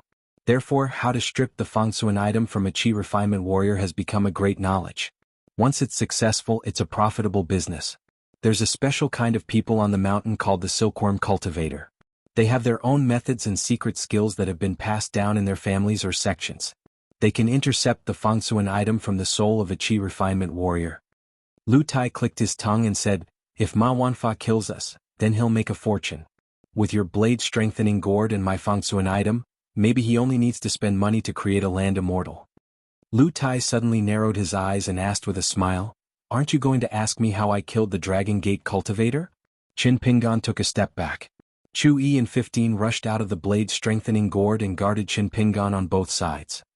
Lu Tai asked curiously, "How did you know?" Qin Pingan was expressionless and pointed to his arm. There was no colorful rope wrapped around Lu Tai's arm. Moreover, although Lu Tai deliberately acted like a woman, Qin Pingan always felt that it was not as natural as before. In addition, Lu Tai deliberately explained Ma Wanfa's identity as a silkworm breeder, which was a bit too obvious. However, when Qin Pingan asked about divination, Lu Tai's answer was flawless. This was the strange part. Could it be that Ma Wanfa was also an evil cultivator? Not only was he proficient in camouflage but he was also proficient in capturing souls? Lu Tai looked gloomy at first, then he held back his laughter. Finally he couldn't help but laugh. He stretched out his finger and pointed at Qin Pingan. "If it were someone else, I would deliberately do this. I would put away the colorful rope, pretend to be awkward, and secretly reveal a little murderous intent. I would just cast a coquettish glance at a blind man. But it's just right for you, Qin Pingan. Okay, Do Ziji stabbed you in the heart with a sword. Hurry up and spit out the extravasated blood, or there will be sequelae." Seeing that Qin Pingan still didn't believe him, Lu Tai laughed so hard that he almost cried. He said softly, "Needle point, come out." A huge flying sword hovered in the air with a hint of golden needle point. Qin Pingan felt relieved. After confirming Lu Tai's identity, he hurriedly turned his head and spat out a mouthful of blood on the ground. He glared at him and said, "Lu Tai." Lu Tai snapped his fingers and the two intrinsic flying swords returned to their chi residences to rest. A bamboo fan appeared in his hand and he gently fanned himself. He laughed happily. "Who told you to let those small fries go?" Qin Pingan was so angry that he wanted to kick him. However, Lu Tai suddenly bent down and covered his mouth with his hand. Blood seeped through the gaps between his fingers. It was not too difficult to hunt down a cunning Dragon Gate cultivator who had a core item. But to kill him, perhaps only a golden core cultivator could do it. Therefore the price Lu Tai paid was definitely not small. Qin Pingan stretched out two fingers and pinched a corner of the golden wine robe on his body.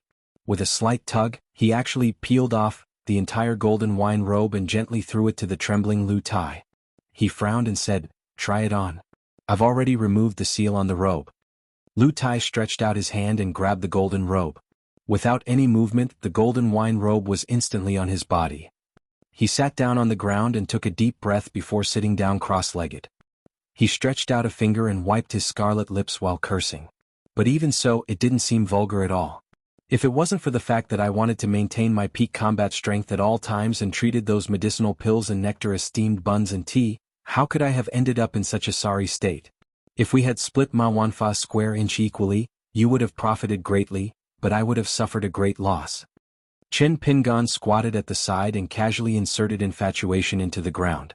He said angrily, "Do Ziji's saber belongs to me. You can take the rest." Lu Tai widened his eyes and said angrily, "This sword is the most valuable one, all right? Even a martial Dao Grandmaster of the Spirit Refinement realm can use it. In order to obtain this Dharma treasure, Do Ziji must have sold everything she had. She might have even gone bankrupt. That's why Ma Wanfa asked her to come and rob him this time." Qin Pingan grinned. "I don't care about that." After Lu Tai put on the golden wine robe, his breathing was much more stable. "All right, let's review. The array formation set up by the array master is called the mountain moving array. It can make one's soul flow stagnant as if one is carrying a mountain. It's very effective against chi refinement warriors below the golden core realm. Those small flags are not of high quality. It's just that there are a lot of them, so they are worth some money. On my way here, I bumped into that unlucky old talisman. He was almost split into two by the tip of the needle. He was so scared that he quickly knelt down and begged for mercy. I asked him to hand over all his treasures. How could he be willing? He put up a desperate struggle and fought with me. I had no choice but to end his life. In addition, I also checked his soul to see if there were any Fengsuan items or refined Dharma treasures hidden in his soul. That's why my injuries worsened. It's a pity that I only got this silkfish talisman. It turns out that the talisman that imprisoned your two flying swords is the essence of this talisman book. It's called the Dry Well Talisman. The grade of this talisman is not as good as the Scabbard Talisman and the Mountain Ceiling Talisman that I mentioned, but it's still quite interesting. I brought it back to the family and placed it in the library. If you had killed the old Taoist, we would have split the items in half and my injuries would not have worsened. I risked half my life to kill the old Taoist and still had to split the items in half with you. Don't you think that's infuriating?" Qin Pingan said, "That evil cultivator had nothing left to lose. Previously Yin Qi filled the sky and black smoke billowed. If not for this robe, we would not have been able to stop it. Otherwise the castle would have been destroyed by us. Wouldn't we have been caught in the crossfire and suffered an undeserved calamity for nothing?" Lu Tai raised the jade tablet in his hand. This green jade tablet is even rarer than the Guyu coin. It can only be found by chance. Therefore, compared to ordinary Fengsuan items, its price is much higher. The things inside aren't that amazing. There are plenty of treasures and antiques from the mortal world. Their foresight is really bad and there are countless fakes. The few bottles of medicinal pills aren't anything special either. If you calculate them all together, even if you don't talk about the jade tablet itself, it's only worth about 10,000 snowflakes. We're both in the Dragon Gate realm, but Tongya continent is far inferior to the Central Plains. Lu Tai's words were filled with regret, as well as the pride of being a native of the Central Divine Continent. It was just like how some sword cultivators looked at other chi refinement warriors. Some people came from the North Continent and looked at the Eastern Aquarius continent. Even Chin Pingan was secretly happy when he saw the group of Dali elite cavalry scouts who showed kindness in the snowstorm at the border. When the little boy in green and the girl in pink talked about the rotten and weak soldiers of the Huangting country, Chin Pingan was also secretly happy. Chin Pingan said helplessly, "It's only worth 10,000 snowflakes?" Lu Tai asked in return, "Otherwise?" Chin Pingan remembered that the Kuan ship in the ceremonial mountain in the North Continent was one of the few Dharma treasures with the highest price in the past few hundred years. It was worth 10 to 20,000 snowflakes. To the two sisters, it was like when Chin Pingan was still an apprentice of the Dragon Kiln. He heard Lu Xianyang say mysteriously that the mansion in Fulu Street was worth a few thousand taels of silver. At that time, Chin Pingan had only seen a few pieces of silver. It was just that he did not know how many times Chen Shui and Qiushi had seen Guyu money later on. Lu Tai was busy healing himself with the spiritual energy contained in the golden wine and did not notice Chin Pingan's disappointed expression. He snorted and said, "My 5-colored rope was seriously damaged during the fight with Ma Wanfa. The other protective Dharma treasure was also completely destroyed. Let's not talk about the repair cost of the 5-colored rope. Do you know how much the latter is worth?" Lu Tai blinked his eyes. "If we count all the treasures in the Siuan object and the scattered array flags, I barely made a loss. I made a small profit." Chin Pingan said in a methodical manner, "You forgot to mention the silk-fish talisman that can be kept in the family library." Lu Tai suddenly realized, "Haha, I forgot." Chin Pingan pointed at the Siuan object in his hand, "And this jade tablet. Let's take a step back and say that we really split it equally. How much is half a jade tablet worth?" "A Siuan object can't be cheap, right?" Lu Tai said angrily. "Chin Pingan, I suffered such a serious injury and you still won't allow me to complain that I'm poor?" Chin Pingan said sharply, "I've already said that aside from this sword, everything else is yours. What are you trying to achieve by going around in circles?" Lu Tai sighed, "Because I feel that I've taken advantage of you. It's not very kind of me. I just want to find a way to make a big profit and at the same time feel at ease." Chin Pingan did not know whether to laugh or cry. "Are you bored?" Chin Pingan pulled out the long sword beside him and handed it to Lu Tai. He roughly explained the strange feeling after the sword pierced through the heart. Lu Tai waved his hand and did not take Do Ziji's infatuation sword. He said straightforwardly, "I don't even need to touch it. I know that it's a heretical method." Chin Pingan was stunned for a moment. "By the way, what did that man mean by touch?" Lu Tai said with a smile, "You'll know when you visit more brothels and drink more wine." Chin Pingan ignored his teasing. He held the sword horizontally in front of him and slowly pulled it out of the sheath.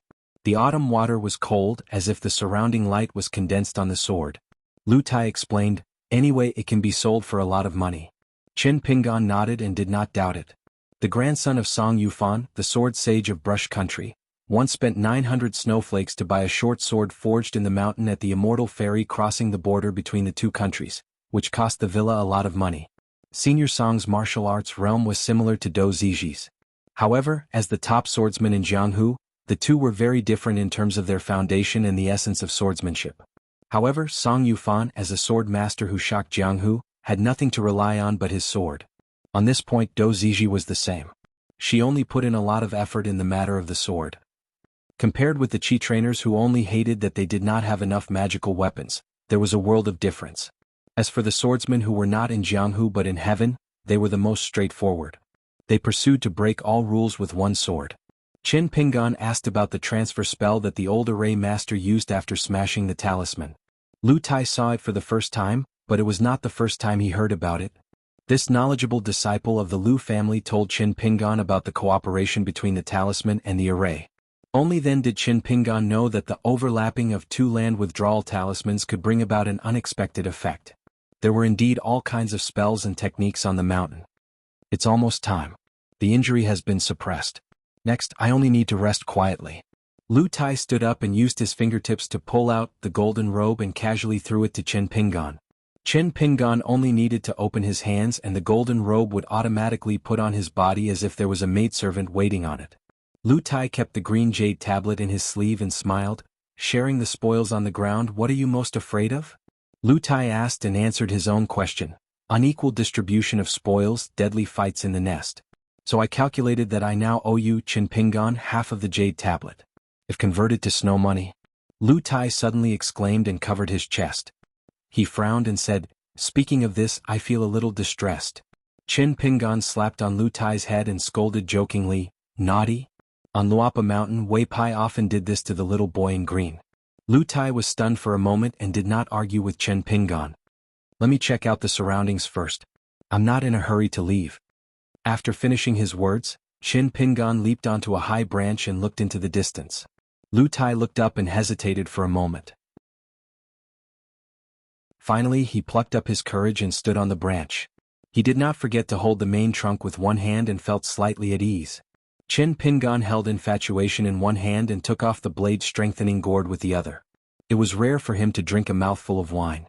Lu Tai, actually I know that if I don't kill Ma Wanfa there will be endless troubles. The following journey will be very troublesome. A Qi refinement warrior is determined to pester me. I once experienced it in Ji Shui country. So this sword is enough for me.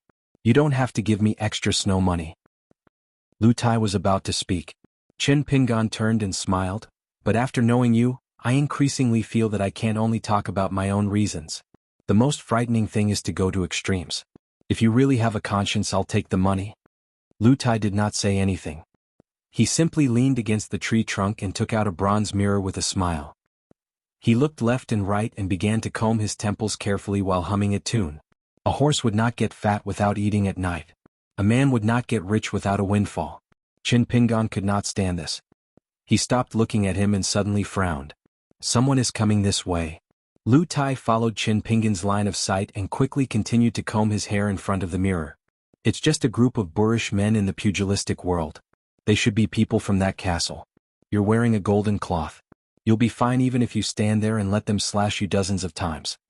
Qin Pingan said, it's better to avoid trouble. If you can move freely, we'll continue to head north. Lu Tai hesitated for a moment and asked tentatively, can we stop and rest for a few days? Qin Pingan nodded. That's fine too. A team entered the forest from the castle. Their figures were strong and healthy. All of them had a solid foundation in martial arts. However, this kind of solid foundation was only relative to ordinary martial artists in the pugilistic world. The leader was an elegant old man in a green robe with a long beard. His breathing was long and his footsteps were light. He should be an internal martial arts expert. Behind him were two young people, a man and a woman. Both of them were about 20 years old. The man was handsome and the woman was gentle. The two of them looked similar. They should be brother and sister. The man carried a horned bow on his back and the woman wore a pair of beautiful boots. She wore a delicate snake-shaped golden bracelet on her wrist. They were a perfect match. Behind them were more than 10 young and strong retainers. They were all wearing simple and neat tight clothes. Then in the forest they saw two young masters coming toward them. Everyone immediately stopped and held their weapons. They were full of vigilance and fear. The old man in the lead smiled and cupped his hands. I'm Hiya, the steward of the Eagle Fortress. Have you seen any immortal masters or demons nearby? Lu Tai smiled and said, how can there be immortals or demons in the world? Old mister, are you joking? The old man was speechless. When the young woman saw Lu Tai, who looked like an immortal from a book, her eyes lit up. She was in high spirits. Her elder brother was more mature and prudent. He sized up the two uninvited guests. Within a radius of 100 miles around the Eagle Fortress, there was nothing special that could be explored. There were only the most ordinary mountains and rivers. Moreover, there were two mountain roads leading to the Eagle Fortress. One was wide and the other was like a sheep's intestine. After a certain distance from the Eagle Fortress, the former road became a dead end. This was to prevent outsiders from following the main road and finding the Eagle Fortress, which was secluded from the world. 30 or 40 years ago, the Eagle Fortress was still a martial arts overlord in the Agarwood Kingdom. After a catastrophe, they began to live in seclusion. They took the initiative to destroy the main road, and the family members rarely traveled outside. However, they were not isolated from the world. There were still some necessary business contacts. Occasionally, some old friends of the pugilistic world would come here to relax or exchange martial arts. The appearance of the two in front of him was strange to begin with. Previously, when he saw the immortals fighting in the castle, it was shocking. It was either billowing black smoke, flowing lights, or overflowing colors. In the end, there was even a majestic golden figure floating in the air, outshining the rest of the forest. Most of the people in the Eagle Fortress had never seen such a scene. They were frightened and talked about it. Thus, after a series of discussions, the lord of the castle had steward Hiya come here to investigate. As for the young man and woman, they had snuck out behind everyone's back and appeared halfway. Steward Hiya had no choice but to slow down his pace and deliberately take a longer route. Only then did he arrive at this place leisurely. In the end, he saw the two people in front of him who seemed to be enjoying the scenery. Hiya looked calm, but in fact he was nervous. He was afraid that the two immortal-like young men would suddenly hurt them. In the Eagle Fortress, except for old Jianghu veterans like Hiya, even the current fort master did not know much about the strange secrets of the pugilistic world. Hiya was different. The old steward had been in the pugilistic world and had been to the mountainside several times. Therefore, under the insistence of the old man, the Eagle Fortress had many rules that confused the young people. For example, every New Year and Double Ninth Festival, the gates of several important places in the Eagle Fortress had to be pasted with talisman paper from the Taoist temple outside. The old man would often burn incense alone at the crossroads of the road and put up a plate of pastries and fruits. Outsiders would not know what he was doing. Every time someone died in the Eagle Fortress, if it was an unnatural death such as drowning or an emergency, the old man would have more rules. The young men would be buried in the coffin, where they would be buried, what time they would be born, what days they would be in charge of guarding the coffin, what incense would be offered on the seventh day, and so on. It was enough to annoy the young people. Lu Tai first asked the old man if he came from that fortress. After receiving an affirmative answer, he smiled and said that he wanted to stay there for the night. Recently, he had been sleeping in the wilderness and it was hard to bear. The old steward was hesitant, but the girl with the gold bracelet on her wrist had already nodded. Chen Pingan shook his head slightly. This girl was too careless. She was not afraid of inviting a wolf into the house. The old steward looked at the smiling green-robed young master and suddenly smiled. Those who come are guests. The two young masters have come from afar. Since we've met, Eagle Castle should treat you with great hospitality. Lu Tai and Chen Pingan followed the group to the Eagle Fortress that was more than 10 miles away. The mountain path was more than 10 miles. Along the way the girl chatted with Lu Tai. The old steward, Hiya, pricked up his ears and did not want to miss a single word. The surname of the Eagle Fortress was Huan. The girl was Huan Shu and her brother was Huan Chang. According to the genealogy of the Huan family, they had escaped the flames of war 600 years ago and moved from the northern Changi country to Agarwood country. Chen Pingan did not understand this. Lu Tai could talk about anything. He told the girl that the surname Huan was a good surname, but Chen Pingan still did not understand. As they approached the Eagle Fortress, there was already a flat road under their feet. Lu Tai looked up and smiled. At the railing of the tallest building in the fortress, there was a woman wrapped in a mink coat who was afraid of the cold. She was anxiously looking at the road outside the fortress. She was only relieved when she vaguely saw the figures of her children. However, the woman herself did not know that no one in the Eagle Fortress had ever seen her miserable appearance of bleeding from all 7 orifices. Outside the railing, the sun shone brightly. Inside the railing there was some shade. If one stood near the woman for a long time, one would feel a chill on one's skin, as if one was immersed in a river. Therefore, the servant girls by the woman's side had changed over the years. Without exception, all of them had become sickly. However, after leaving the woman's side, most of them recovered. As time passed, it became normal to not find it strange.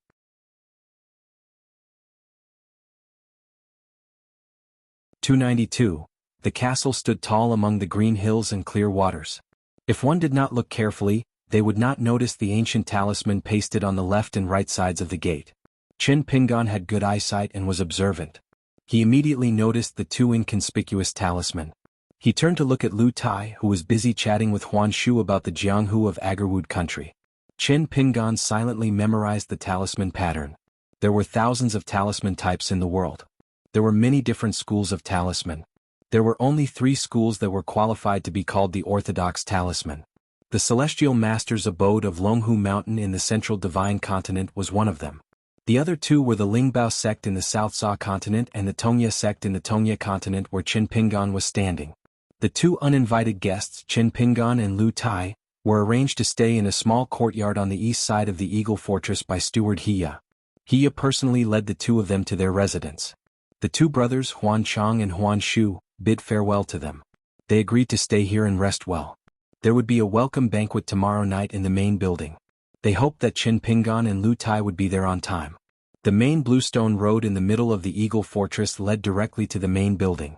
The rest of the streets and alleys were crisscrossed with yellow mud. Chin Pingan felt as if he had returned to the Clay Bottle Alley and Apricot Blossom Alley in his hometown. The neighbors were all descendants of the Eagle Fortress. However, compared to the Clay Bottle Alley, the alleys here were clean and tidy. Almost every house had a peach blossom and apricot blossom. Children were running and playing. Some were holding bamboo swords and wooden sabers, competing with each other. Some were riding bamboo horses and shouting. They were not afraid when they saw the old steward Hiya. They stopped in their tracks and greeted him as Mr. He. They bowed respectfully and soon whistled away, their childlike laughter echoing in the alleys. After leading Lu Tai and Chin Pingan to their accommodations, the bookish old steward quickly went to the top floor of the main building and met with Eagle Castle's castle lord, Huan Yang. Huan Yang was a handsome man with a jade-like face. Although he wasn't young anymore, his hair was already white, which added to Huan Yang's charm. In the end, it was right to be good-looking regardless of gender. If one wasn't good-looking, it was probably a sin. Huan Yang sat on a simple arhat couch and gestured for Hiya to take a seat. The old steward looked down at his muddy boots and shook his head with a smile. He moved a chair to the side and sat down. Huan Yang frowned. Uncle He, why did you bring two outsiders into Eagle Castle? Are they related to the immortal master on the Western Mountain? Hiya said helplessly, it's hard to say for now if it has anything to do with me. When we arrived, there was no more movement. I think the battle has ended and those immortals, demons have all retreated. I secretly left two people there to look for clues, but they didn't find anything. It should be the winner who used the immortal's secret technique to hide the secret of heaven. Huan Yang smiled bitterly. If those two young people are really the legendary immortals, then that's good. I asked someone to send a secret letter to ask why the immortal hasn't arrived yet. Just now, I received a reply from a friend of mine in the capital. He reprimanded me in the letter, saying that the high and mighty immortal on the mountain is elusive. Even the officials in the capital have a hard time meeting him. It's already a great fortune that he was able to deliver a verbal message and finally get the immortal to agree to help. If he doesn't give him an inch and wants a mile, then he'll offend the immortal and cause trouble. Huan Yang's face was full of worry. He asked softly, Uncle He, you're experienced and know some things on the mountain. How do you think we should deal with this? Are we just going to keep waiting? Strange things have happened in the castle in recent years. If there are one or two more, we won't be able to hide the truth. By then, everyone will be in a panic. What should we do? Hiya said firmly, the friend of the castle lord is right. The immortal on the mountain is dedicated to Tao and his temperament is unpredictable. We can't guess at all. We can only wait. Huan Yang sighed. He grabbed a wine pot and took a sip of the sorghum soil brewed by the Eagle Castle. Then let's wait. But the Eagle Castle can't afford to wait. If not, I wouldn't have let you take the risk in the mountain and take the initiative to meet that chi cultivator. I thought that I was lucky to meet an immortal master and help the Eagle Castle solve the problem. Even if I have to spend all my wealth, it's worth it.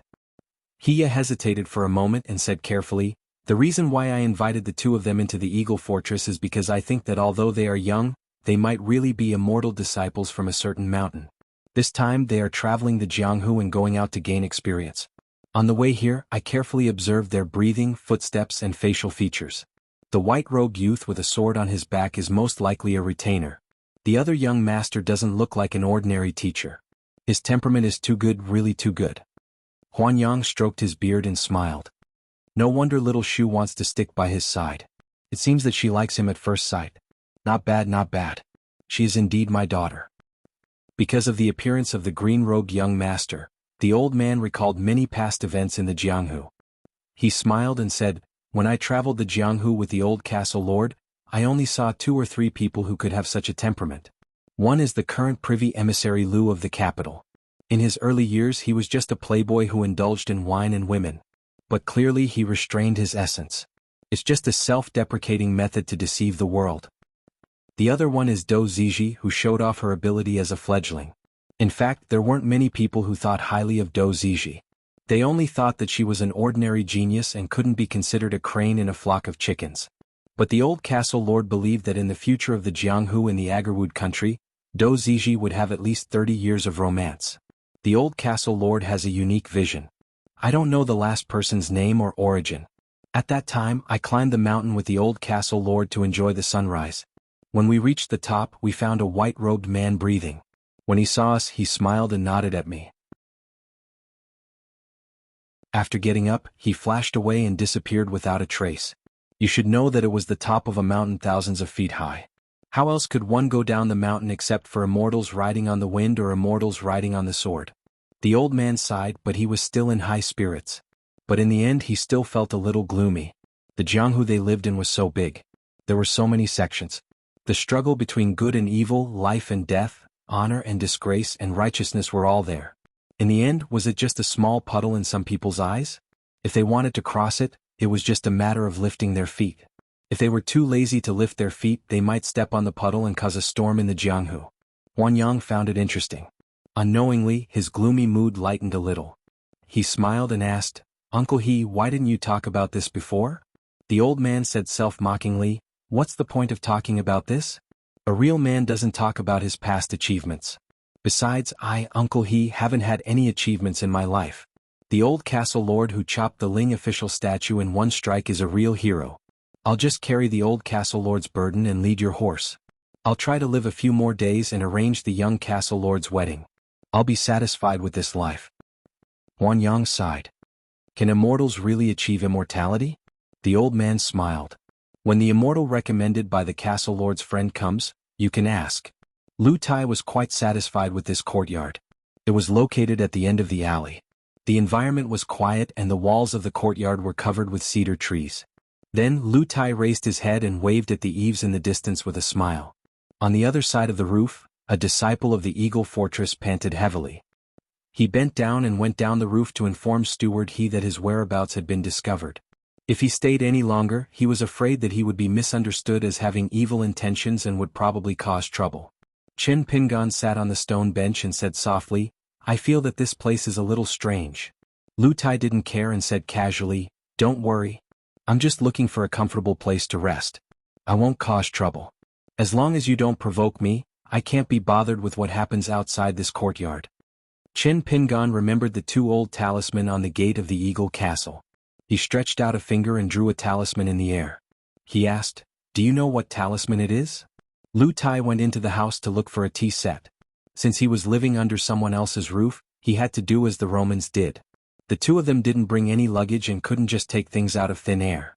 Without much rummaging, Lu Tai took out a set of items. Then he took a small bucket and prepared to leave. He told Chen Pingan that he was going to fetch water. He passed by a well just now and found it interesting. Originally, the well water was the lowest quality water used to brew tea. However, the well water over there had excellent water quality. Perhaps there would be an unexpected surprise. As for the talisman, Lu Tai said it bluntly. He didn't have the ability to recognize all the talisman styles in the world. The two talismans on the gate were unknown and could be the unorthodox work of the Tongye continent's talisman sect. Anyway, the talisman's quality wasn't very good and its spiritual chi had long disappeared. Only the ignorant boorish people of the Eagle Castle would treat it as a treasure and worship it as a peace of mind. Chen Pingan always felt that there was a faint yin chi lingering in the Eagle Castle.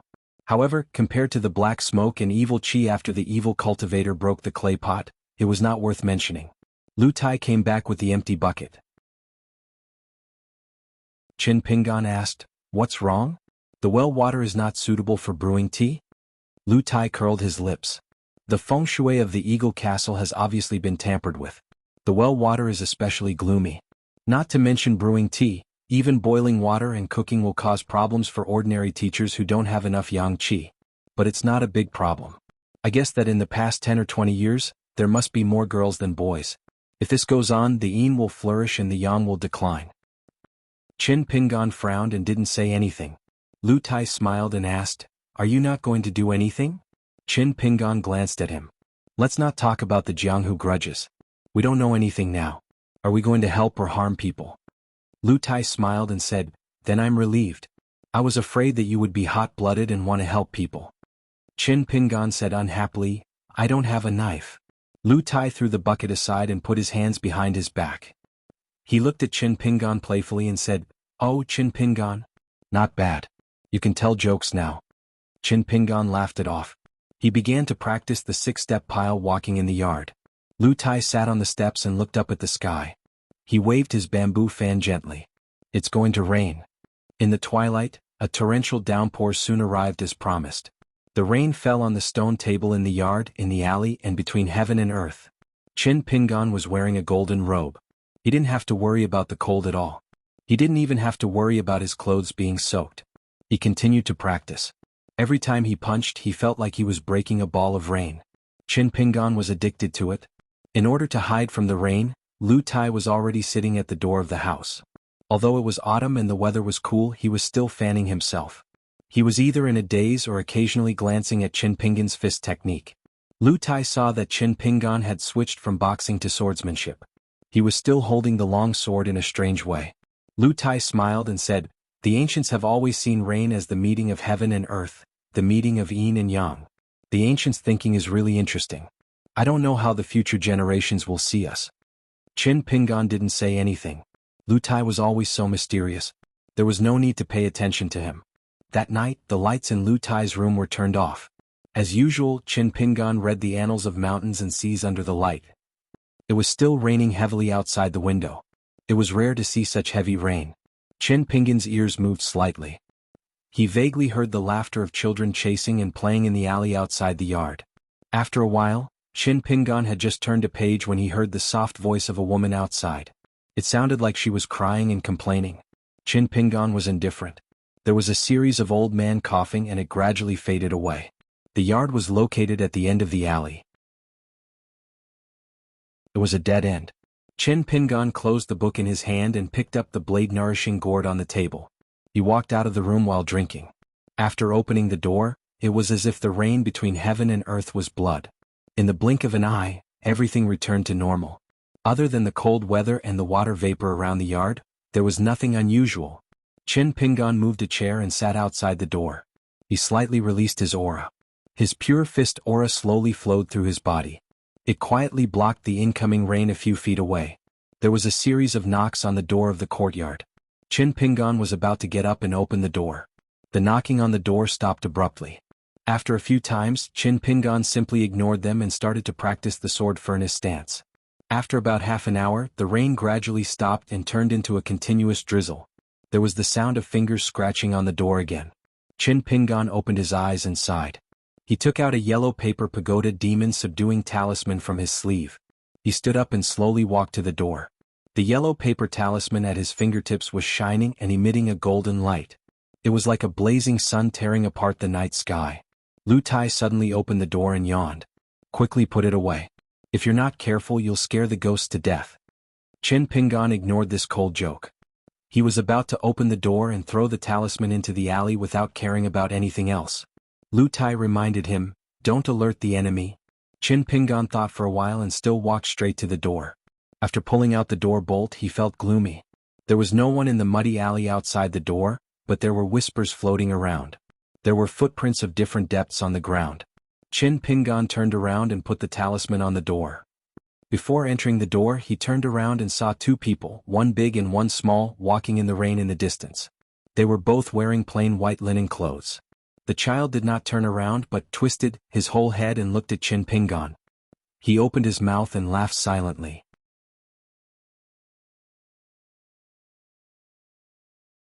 293. The child with a pale face and dressed in white robes thought for a long time before continuing to move forward with the adults, and his figure disappeared into the depths of the alley. Qin Pingan looked calm and did not continue to look at the strange scene. He glanced at the demon-suppressing talisman pasted on the door. It was only made of ordinary yellow paper, so it was not too painful to use it. After such a heavy rain, the door was soaked, but Qin Pingan casually pasted it on the door and it was abnormally firm. On the door were the two most commonly seen painted gods of martial arts. It was unknown whether they were the saints of the martial temple in the Tongya continent or the great generals in the history of the Agarwood kingdom. More than half of the year had passed. The painted gods of martial arts had faded greatly due to the wind, sun, and rain. They were a little dim and had a trace of decay. After Qin Pingan reached the four realms of martial arts, his chi and blood were vigorous and his soul was tough. The way he looked at the world had changed a little. Similar to the way chi trainers looked at chi, he could catch the flow of spiritual chi. Especially after he wore the golden wine, he could verify the degree of spiritual chi absorbed by the robe. He had gained a lot. He raised his head and looked at the two door gods who seemed to be wearing bright armor and dignified attire. In fact, a bit of divine spiritual light had already disappeared in the long river of time. It was nibbled away bit by the baleful Yin Chi in this strange alley until there was nothing left. Was this called a hero being short-tempered? Qin Pingan sighed. He stood on tiptoe and smoothed the fine wrinkles of the talisman with his fingers. According to the market price, how many pairs of painted gods of martial arts could be bought with a demon-suppressing talisman of the pagoda? Thinking of this, Qin Pingan was a little annoyed. Qin Pingan was well aware of the general meaning of those sneaky and evil spirits. It was a show of strength. They probably wanted him and Lu Tai, two foreigners with strong yang qi, to be tactful and leave this place as soon as possible so that both sides would mind their own business. Qin Pingan walked into the yard and locked the door. Since Lu Tai was awake, he didn't want to sleep anymore. Just like Qin Pingan, he moved a chair and sat by the door. Before Qin Pingan opened his mouth, Lu Tai took the initiative to explain, some weak otherworldly items can only scare people. At most, they can harm ordinary people with weak yang qi. They can scare them when they are walking at night and steal some of their souls when their souls are shivering. Or they can choose the time when the people are having nightmares to do that. Some people are looking for trouble. They don't know the rules. They pee at the crossroads of the ghost road where otherworldly items wander and bring trouble to themselves. Lu Tai took out the bamboo fan and began to fan it. The chill in the courtyard suddenly disappeared and for some reason there was a bit of warmth. In the rain, wisps of gray smoke rose in spirals and dissipated. Lu Tai laughed. These ghosts are ignorant. They are just like the living people of the Eagle Fortress. They can't see our depth at all. It's a pity that the demon-subduing talisman, if it was drawn by the celestial master of the Zhang family or the master of the Lingbao sect, with your material? Lu Tai paused for a moment, deliberately rubbing salt on Qin Pingan's wound. With a talisman at the gate of the Eagle Fortress, it can protect hundreds of people for at least 3 to 5 years. They won't be attacked by otherworldly items. Unlike you, a layman, who only breathed on the talisman with pure qi. You are destined to be unable to connect with the spiritual qi of heaven and earth. This talisman is like water without a source. How many days can it enjoy? Qin Pingan sat on the chair opposite him. Why didn't you show up earlier? Lu Tai smiled. Why would I show up? Why don't you chat with them about the local customs and customs here? To ask them how they arranged the order of appearance in order to scare you? How they turned the rain into blood? I would only tell them sincerely that ghosts are not good enough to scare people. By then, I might not be able to resist teaching them a few tricks. Lu Tai was getting more and more unreasonable. Qin Pingan pointed out the door with the wine gourd, indicating that Lu Tai could go out and get close to them. Lu Tai sat in the same place as still as a mountain. He closed his folding fan. Since I was young, I liked to deal with the demons and spirits in my family. You can even say that I get along with them day and night. I'm already used to it. If it wasn't for you, Qin Pingan, who found them annoying, I would have a better sleep with them floating around outside. Qin Pingan was confused. You disciples of the school of Yin Yang don't have to avoid this? Lu Tai looked up at the rain and said softly, if you don't get close to evil, you won't know what's good. Qin Pingan asked curiously, are there real ghosts hiding in the Eagle Fortress? Lu Tai nodded. Otherwise, why would I say, a place with good feng shui for framing others before the fight? Qin Pingan nodded. He remembered it clearly. Lu Tai's hands rested lazily on the armrests of the chair, his sleeves hanging down.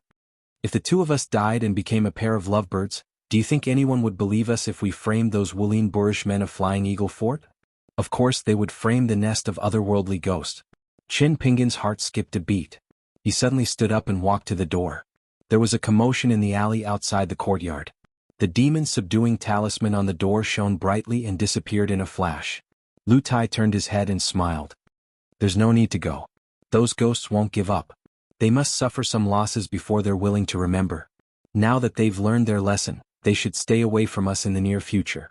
It'll be difficult for me to hear those moving sounds of nature again and sleep well. Qin Pingan opened the courtyard door and stepped over the threshold. He looked up and sized up the demon-subduing talisman.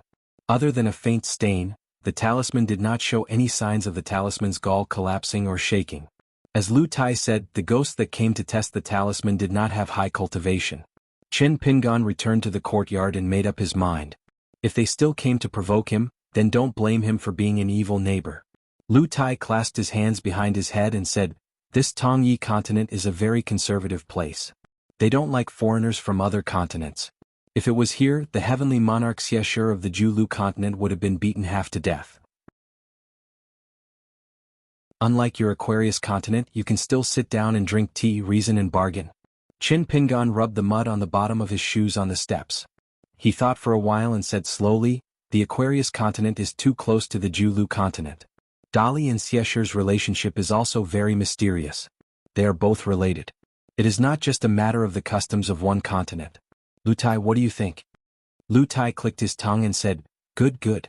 Qin Pingan, you are becoming more and more capable of looking at problems from the top of the mountain. You are indeed someone who has passed through the inverted hanging mountain and the Great Wall of Sorchi. Qin Pingan was about to move the chair back into the house when Lu Tai suddenly said, Qin Pingan, if we include Ma Wanfa, it is actually not difficult for them to deal with a half-golden core cultivator. It is actually not easy for the two of us to win this battle. Qin Pingan stood by the side of the chair and asked, if the two of us go against a golden core chi refinement warrior, do we have a chance of winning? Yes, but the chances are not high. Lu Tai smiled and said, almost every golden core cultivator is a person with a strong heart. Moreover, they have endless spells and divine abilities. So we either have to fight with him or we will be exhausted to death by him. You should know that the 9th realm of Chi refinement warriors, the golden core realm, and the 7th realm of pure martial arts, together with the previous realms, are said to be earth-shattering. Qin Pingan sat back on the chair and shook his head. Actually, I'm not too sure. Can you tell me more about it? Lu Tai's eyes lit up.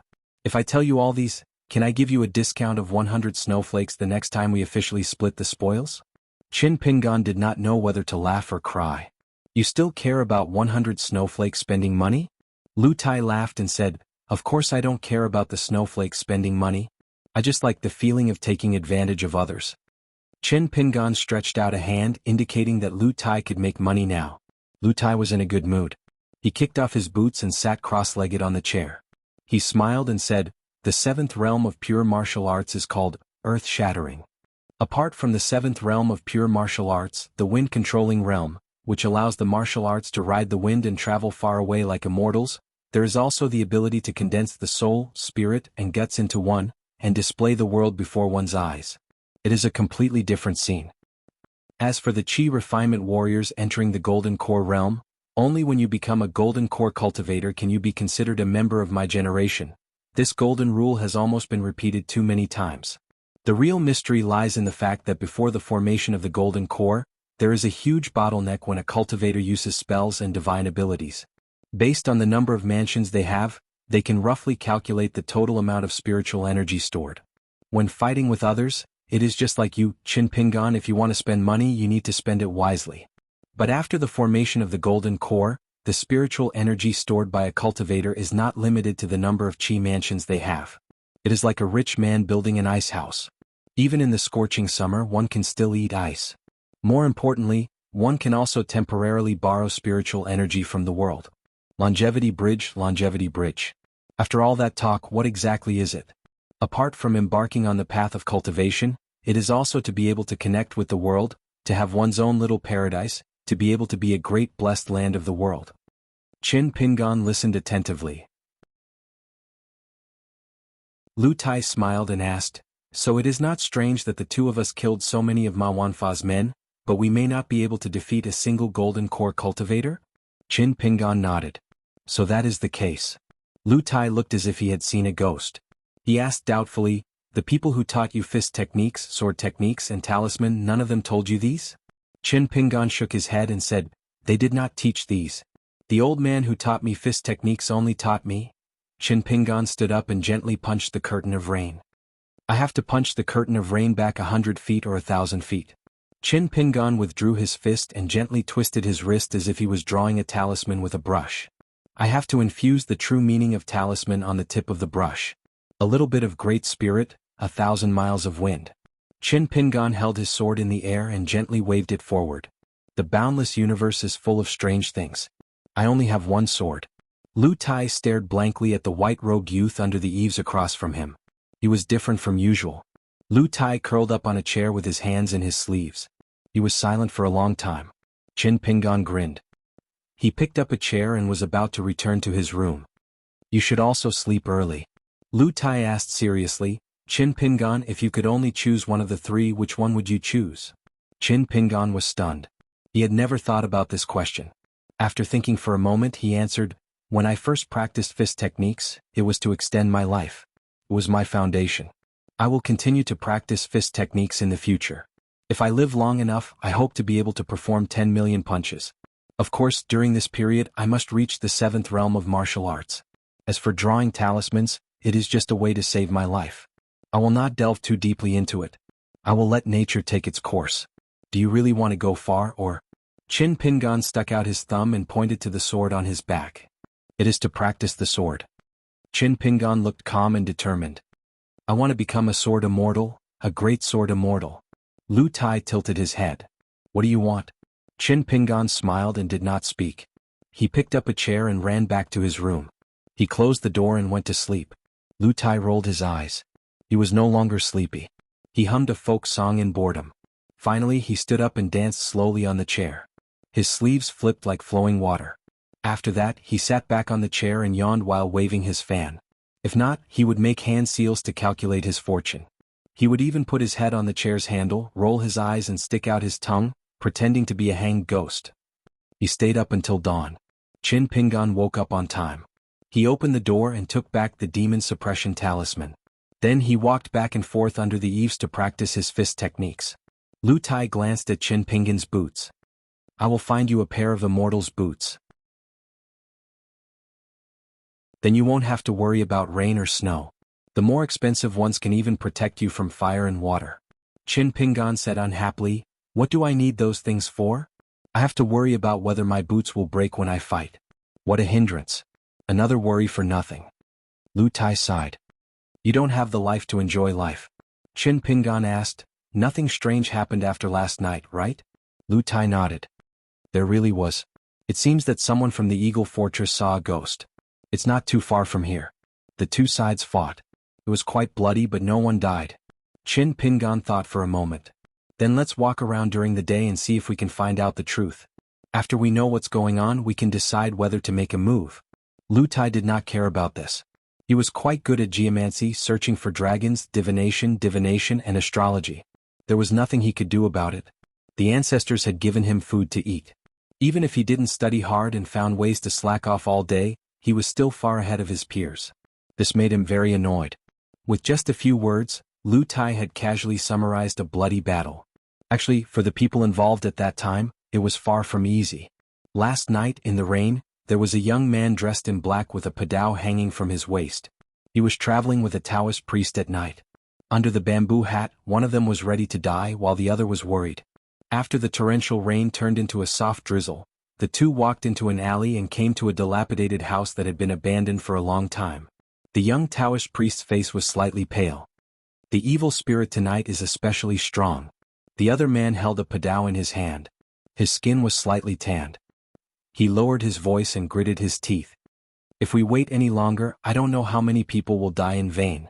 We can't delay any longer. There were very few people living in this alley. There were only 3 or 4 families here. Most of them were elderly people who were lonely and didn't have much contact with the outside world. When the martial arts disciples of the Flying Eagle Castle were young, they would compete with each other on courage and insight. They would choose a night to see who dared to walk through this narrow and dark alley alone. It was said that there was a bloody battle in this alley. Before the Eagle Fortress was quiet in Jianghu, a group of enemies had sneaked into the Eagle Fortress when the old fort master had just passed away. Their hands were stained with blood. They were either masters of the demonic cult or masters of the evil path. They were all Jianghu heroes who had been injured and crippled by the old fort master. They accidentally leaked the news and were trapped in this alley by the well-prepared Eagle Fortress. Blood flowed all over the ground in that fight. Both sides killed each other until heads rolled down. There were not only heads of the murderers but also the heads of the older generation of the Eagle Fortress. There were broken limbs and broken bones. Almost none of the corpses were whole. It was said that when the Eagle Fortress collected the corpses, none of them did not vomit bile. The Flying Eagle Fortress was a martial arts faction whose ancestors were even more prosperous than the House of Qian. It had a glorious century-long history. Among the older generation of Jianghu people in Agarwood Kingdom, even though the Huan family had been silent for decades, they were still quite famous. Especially the late old master Huan, who was highly respected in Jianghu and was a well-known Jianghu hero. It was a pity that the current fort master, Huan Yang, was mediocre in martial arts and could not support the reputation of the Eagle Fortress. Huan Chang was still young, but he had a bleak situation where there was no successor. But if one casually flipped through the old almanac, there were too many things that the Flying Eagle Castle could bring to the table to talk about, starting from old Master Huan's generation. Therefore, the 400 or so people in the huge Eagle Fortress were all very proud of themselves. Although they were located in a remote corner, the Eagle Fortress could not be considered a frog at the bottom of a well. Almost everyone had heard of the legends of the Eagle Fortress since childhood. Master Huan was one of the 4 great grandmasters of Agarwood Kingdom. Master Huan was a close friend of Master Huan when he was young. Today there were 3 of the 10 great masters. As for the old madam, it was rumored that she was a princess of a neighboring kingdom. She fled to Jianghu and was saved by Master Huan. They fell in love at first sight. During this period they were constantly bumpy and suffered all kinds of hardships. But in the end they were still together. The young master of the castle, Huan Chang, had displayed an outstanding talent in martial arts since he was young. He was born with astonishing physical strength, and in the past 10 years he had sought guidance from the heroes outside or sparred with those famous heroes of the Jianghu. His achievements were remarkable. As for the fort master's daughter, Huan Shu, it was said that she was engaged to the eldest son of one of the 10 great masters of Agarwood Kingdom. She was only waiting for that young man to come and marry her. The leader of the younger generation of the Eagle Fortress was not Huan Chang, but someone with a different surname, Tao Xiang. He was the direct disciple of the fort master, Huan Yang. Since young, he had learned Confucian classics and profound martial arts from the head butler, Master He. In terms of popularity, he was even better than young fort master Huan Chang. Tao Xiang was warm-hearted and had a good reputation in the Eagle Fortress. He was cheerful, as if he was not afraid even if the sky fell. Among the group of people who entered the Eagle Fortress, the Grandmaster was a famous hero of Jianghu. Among them there was a beautiful woman who was praised as a fairy. She had a good relationship with Tao Xiang and often traveled with him in and out of the Eagle Fortress. She could smile like a flower while drinking the cheapest wine on the street with Tao Xiang. In recent years, Tao Xiang had started to help the fort master and butler Hiya. He tried to manage the affairs of the Eagle Fortress and came into contact with a lot of inside information. His life was not easy. Guests from all over the world had to be well received. The incense sticks left behind by the ancestors of the Eagle Fortress could not be quietly extinguished. They had to maintain the incense sticks in secret. Going to the capital, going to the famous sects in the mountains, going to the powerful sects in the big cities, sending money to the rich and powerful officials, and building relationships with the local tyrants of the county, all of these required Tao Xiang, an outsider, to run errands. Therefore, Tao Xiang's knowledge and experience in Jianghu were outstanding. The machete man who came to this alley tonight was Tao Xiang. The young Taoist who came with him was a good friend of Tao Xiang's in Jianghu. They hit it off at first sight. Tao Xiang knew some of the young Taoist's secrets. He could see those evil things and had some methods that were unheard of in Jianghu. After the young Taoist received Tao Xiang's secret letter asking for help, he came to the Eagle Fortress without hesitation. After a careful search, the young Taoist's heart grew heavier. Just as Tao Xiang said in the letter, the Eagle Fortress was indeed haunted by ghosts. Their skills were so high that they directly destroyed the foundation of the Eagle Fortress feng shui. The young Taoist knew himself well. He was never a true mountain dweller. He followed his master who liked to travel around the world. He had only practiced Taoist magic for 5 years. He had only learned some superficial skills of observing qi and drawing talismans. Moreover, the talismans he drew were sometimes ineffective. The copper coin sword on his back was made up of 49 copper coins. Until now he had not had the chance to use it. He had no idea whether it was really enough to suppress evil spirits and slay evil. The young Taoist's name was Huang Shang. He was a descendant of an aristocratic family who had no hope of passing the imperial examinations. He practiced Taoism for almost 5 years but still could not reach a higher level in drawing talismans. His master who taught him Taoism was not by his side most of the time. Huang Shang spent almost all of his savings to gather the copper coin sword of the previous dynasties Xin Shu, Yuan Guang, and Zheng De. His master said that these 3 copper coins contained the most yang qi. As for the talismans that Huang Shang drew, the quality was not good. He could only rely on quantity to make up for it. Letting a half-baked Taoist like him deal with the ferocious evil spirits of the Eagle Fortress was indeed a tough task. However, he was a close friend of Tao Xiang and was driven by the spirit of brotherhood. Seeing that Tao Xiang was determined to come here and get rid of the evil for the people, he couldn't just watch his brother die here. The two of them called each other brothers. It was not like the Jianghu heroes who exchanged cups at the table. It was an exchange of lives. Before this house was abandoned, the original owner must have been from a well-off family. The threshold was quite high and the door was made of high-quality cypress wood. It was also decorated with a beast-faced knocker, ancient and profound. The Taoist priest Huang Shang took out a piece of yellow paper talisman from his sleeve. It was raining heavily earlier. At this moment, the Taoist looked at the wet door and high wall and smiled bitterly. The time and place are not on our side. The machete man Tao Xiang nodded and stared at the door. With one hand on the hilt, he suddenly turned around and patted the Taoist priest's shoulder with the other hand. I'll go first. If the situation is serious and you can't save me, you don't have to worry about me. Just go back and find me a haunted house with good feng shui. Huang Shang was about to speak. Tao Xiang grinned and smiled brightly. I'm not being polite. If the two of you die here, won't I be fighting for the wine down there? Tao Xiang withdrew his hand and concentrated his qi in his dantian. He slashed at the door. Open for me. The momentum of the blade was ferocious and it directly split open the door. Tao Xiang strode in resolutely. For a moment, his steps were heavy as if he was in a quagmire. Tao Xiang was fearless. He shouted and swung his blade forward, slashing at the void. The blade light was dense and slightly shiny. It was obvious that he had peeked into the door of martial arts. Tao Xiang opened a path with his blade and went straight forward. The two gentlemen's talismans, hidden in his chest and waist, turned black instantly, as if they were dyed with ink. The little spiritual qi that was originally not much disappeared completely. Just as Huang Shang was about to catch up, he felt a gust of chilly wind rushing out of the door. He had no choice but to find two slightly dry places on the inner wall of the door and stick two talismans to guard the house. Only then did he feel slightly better and did not have to stop breathing. Then he held a talisman in each hand.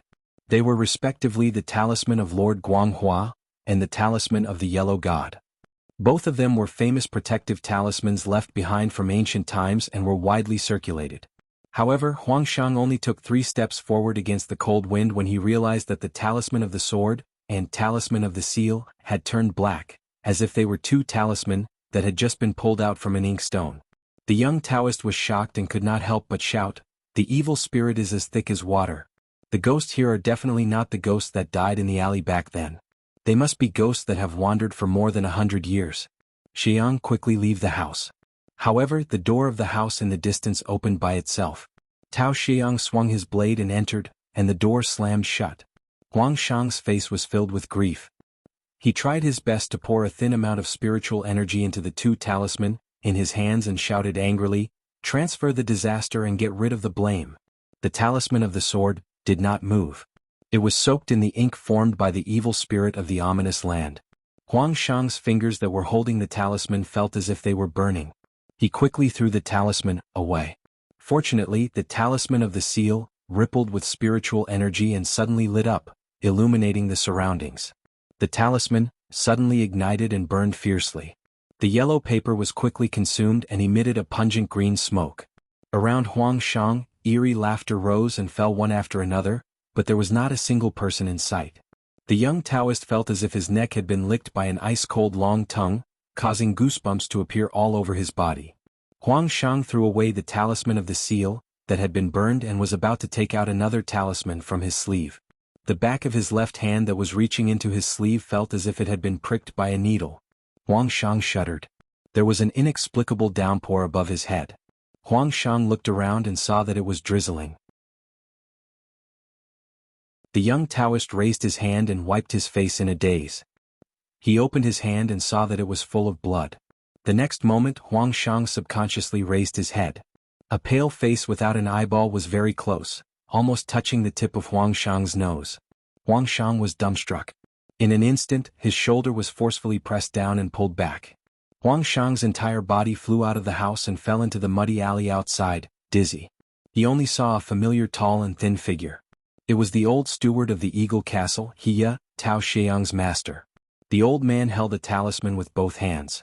The talisman paper was probably not made of the yellow paper of an ordinary talisman. It was sparkling and translucent. Although it was floating in the cold wind and rain, like 2 candles in a strong wind, the talisman's spiritual energy did not dissipate. The old steward moved his feet and mumbled, Huang Shang had just breathed a sigh of relief when his neck was grabbed by a pair of snow-white hands with extremely long nails. He was pulled back in an instant. The young Taoist slapped the muddy ground with his hands but to no avail. The back of his head and back hit the wall of the alley heavily. It was as if someone had infiltrated the wall and wanted Huang Shang to follow them. Huang Shang rolled his eyes and fainted. When the young Taoist woke up, he had already returned to the guest room in the main building of the Eagle Castle. Next door was Tao Xiang's residence. Huang Shang staggered out of bed and saw the old man walking out of the room with a serious expression. He sighed. Xiang's body is not seriously injured, but the old man did not continue. He wanted to say something to Huang Shang. He should not have been so reckless as to accompany Tao Xiang into that alley without permission. However, when he saw the young Taoist's panic, especially the ink-black scratch marks on his neck that had not faded after a night, the old man could not bear to see him like this. He sighed and left quickly. He had to boil some medicine to help his disciple cultivate his essence. Huang Shang wanted to push the door open a few times, but he retracted his hand every time. Tonight, Qin Pingan and Lu Tai were going to the Huan family's mansion for a banquet. There was still an hour before the banquet. During the day the two of them wandered around. They walked through the streets, the wells, the ancestral hall of the Huan family, the martial arts arena, the execution platform of the Eagle Castle and other places. Lu Tai observed the various door gods on the doors of every house. Qin Pingan occasionally squatted down and silently picked up a handful of soil and put it into his mouth to chew. When they returned to the courtyard, Qin Pingan suddenly thought of something.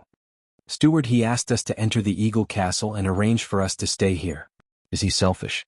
Lu Tai nodded. "It's most likely that the Eagle Castle is at their wits' end. They're trying everything they can.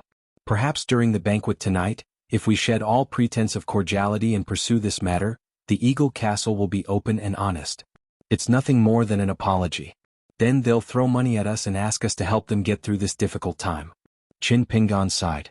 If the two of them were weak and could not defeat those wandering ghosts, would they have died suddenly in that house last night? If they died, then so be it. Would they have rolled up 2 rotten straw mats and thrown them out of the Eagle Castle? Lu Tai seemed to have seen through Qin Pingan's thoughts. He smiled. "Are you lamenting the dangers of the martial world? Then have you ever thought that the Eagle Castle and He might have their own hidden troubles? After hearing their grievances, you might be filled with righteous indignation and stand up for them." Qin Pingan shook his head and said softly, "There's a sequence of things. Right and wrong must be separated into big and small. The sequence must not be messed up. After that, we have to weigh the weight, define good and evil, and finally decide how to do something." Lu Tai smiled. "It sounds simple, but it's not easy to do." Qin Pingan nodded. "It's very rare." Not long after, the siblings Huan Chang and Huan Shu arrived together. Today Huan Shu had changed into a warm yellow dress and was slim and elegant. Huan Chang was still dressed the same, but he had taken off the horn bow. Before this, Lu Tai asked Qin Pingan if he wanted to give the Eagle Castle and Huan Shu a surprise. Without waiting for Lu Tai to finish, Qin Pingan's face darkened and he slapped the blade-strengthening gourd. Lu Tai immediately shut his mouth and put his palms together as if begging for mercy. At the railing of a tall building far away, a woman was in a good mood. Her face was radiant and her smile was gentle. Last night she heard her daughter talk about some boudoir talk. She said that there was a handsome young master from outside the village who was going to visit with his friends today and wanted her, as his mother, to help him. The woman found it interesting and agreed. As for the child marriage in the early years, not to mention that the Eagle Castle no longer took it seriously, the other party hoped that it didn't happen at all so that they wouldn't be dragged down by the Eagle Castle. When the virtuous woman thought that one day her daughter would be like her mother, wearing the most beautiful red wedding dress and marrying her favorite sweetheart in the best years of her life, the woman felt gratified but also a little disappointed. The woman's eyes were red. She lowered her head slightly and took out an embroidered handkerchief to gently wipe the corners of her eyes. The woman didn't know, and no one in the Eagle Castle could see through her. Countless cracks appeared on her face that was bleeding from all 7 orifices. They crisscrossed and intersected like a porcelain that was about to shatter.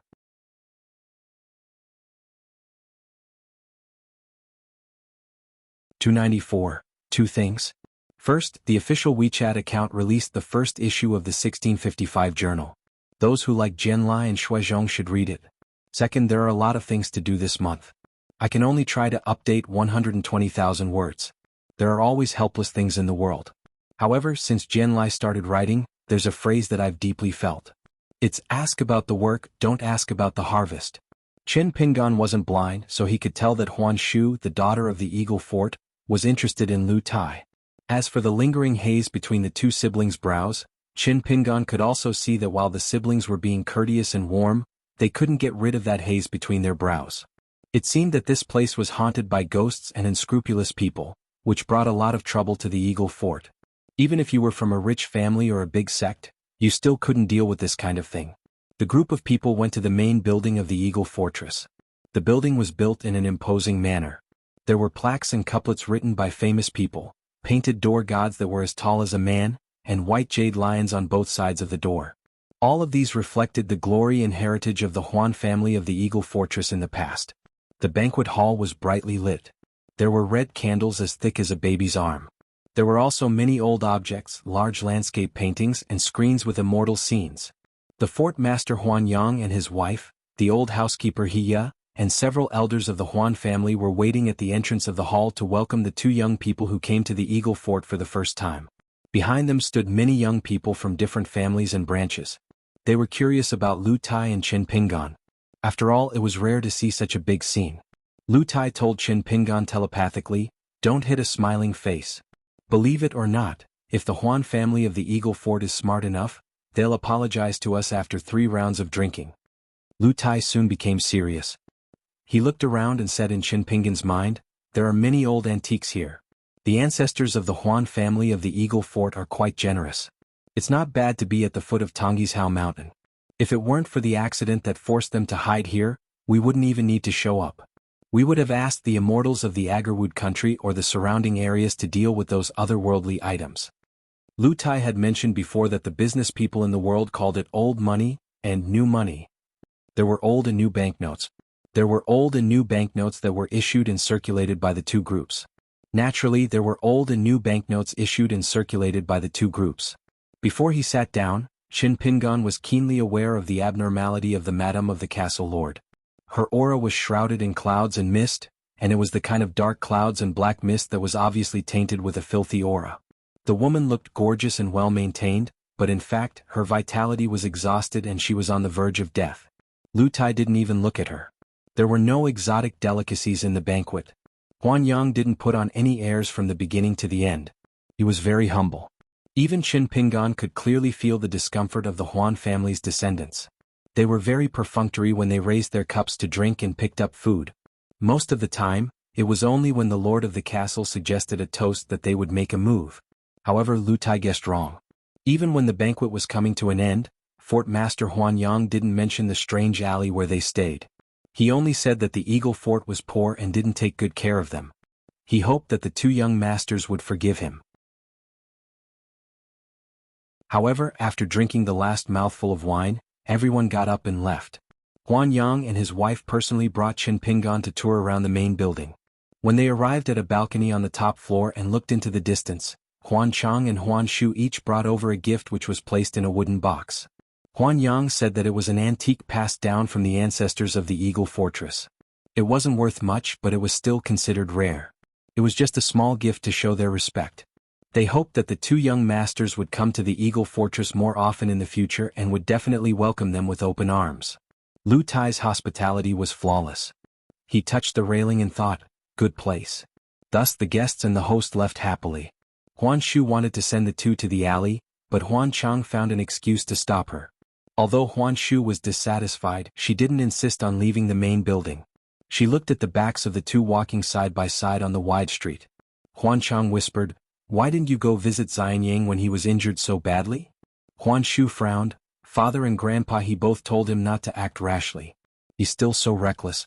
If it weren't for the immortal master coming to the Eagle Fort tonight, how would we clean up this mess? Tao Xianyang is an adult and he's in charge of half of the Eagle Fort's affairs. How can he be so impulsive? He's only been in the Jianghu for a few days and he already doesn't know the immensity of heaven and earth. Huan Chang said angrily, "No matter what, Xianyang was injured for the sake of the Eagle Fort. Don't be so sarcastic." If Xianyang heard this, no one would have the face to stop him if he left the Eagle Fort in a fit of anger. Do you really not know how many righteous sects have taken a fancy to Xianyang's talent in martial arts and economic skills?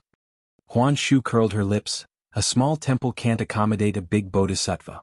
What else can the Eagle Fort do? Cry and beg Tao Xianying to stay? Huan Chang turned his head and sternly lectured, Huan Shu, why are you becoming more and more disgraceful? Has your conscience been eaten by a dog? Xianying and you grew up together and he's a good brother to me? Huan Shu's eyes were red and she felt wronged. This was the first time she saw her brother so angry. She said with a trembling voice, but I don't want to marry him. He likes me but I don't like him. What can I do? Huan Chang sighed. Every family had their own difficulties. This matter was difficult to resolve. Huan Chang couldn't understand why such a beautiful fairy would fall in love at first sight with Tao Xianying, but Tao Xianying didn't like her. Why did Tao Xianying like his sister for so many years? Why didn't he like her when the conditions were right? If Tao Xianying married his sister, he would have old steward He's support. After so many years of traveling, everyone in the Eagle Fort respected Tao Xianying. Would the Eagle Fort change their surname one day? Huan Chang didn't think too much about it, or rather, he didn't want to think too deeply about it. The autumn night was cool and the stars shone brightly, as if they were the sorrows of the human world. That night, before Qin Pingan and Lu Tai reached the alley, an otherworldly person arrived at the entrance of the Eagle Fort. Only the fort master Huan Yang and steward He came out to greet him.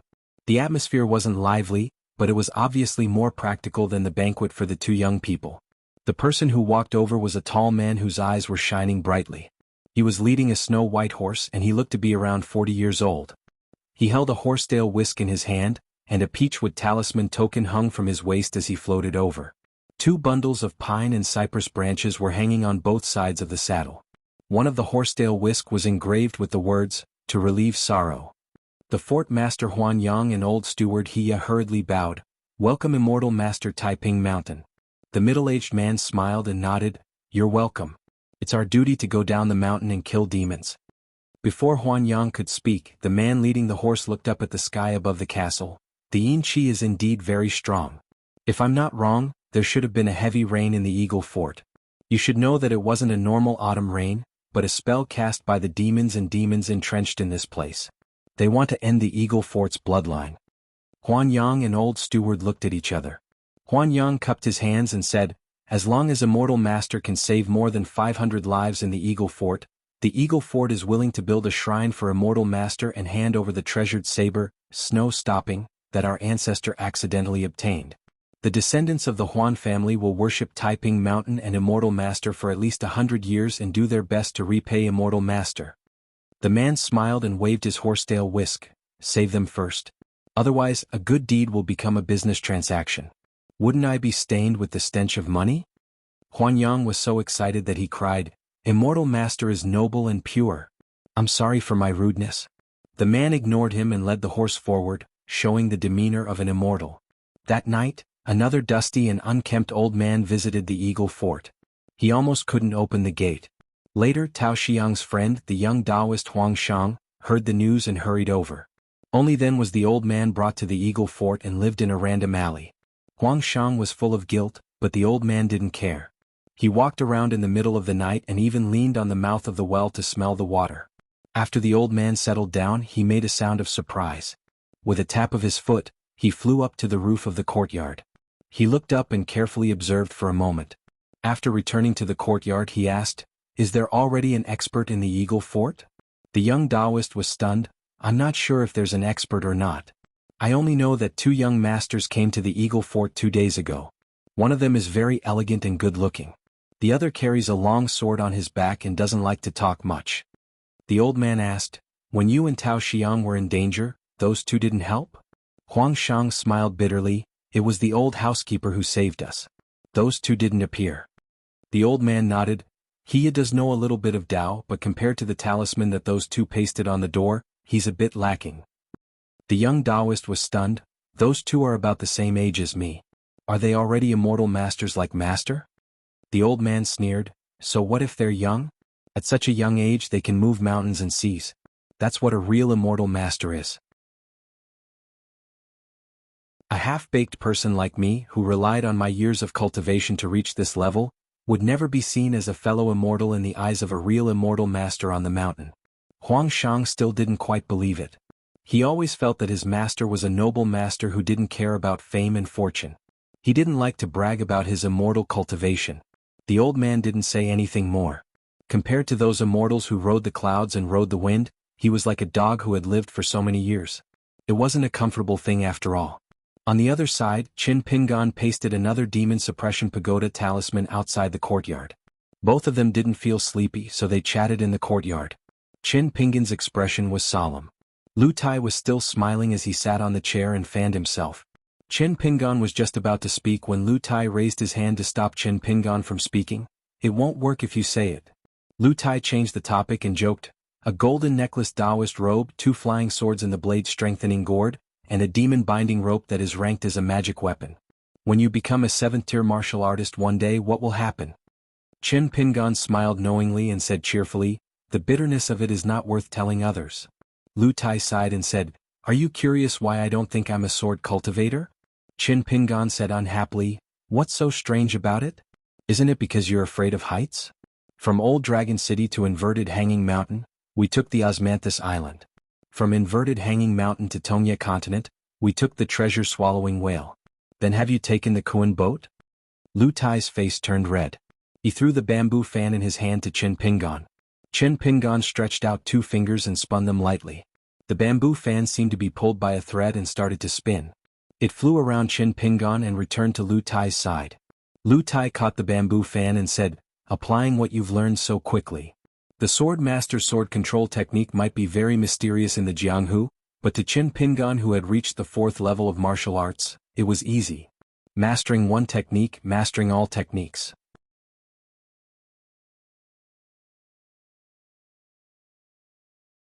(295).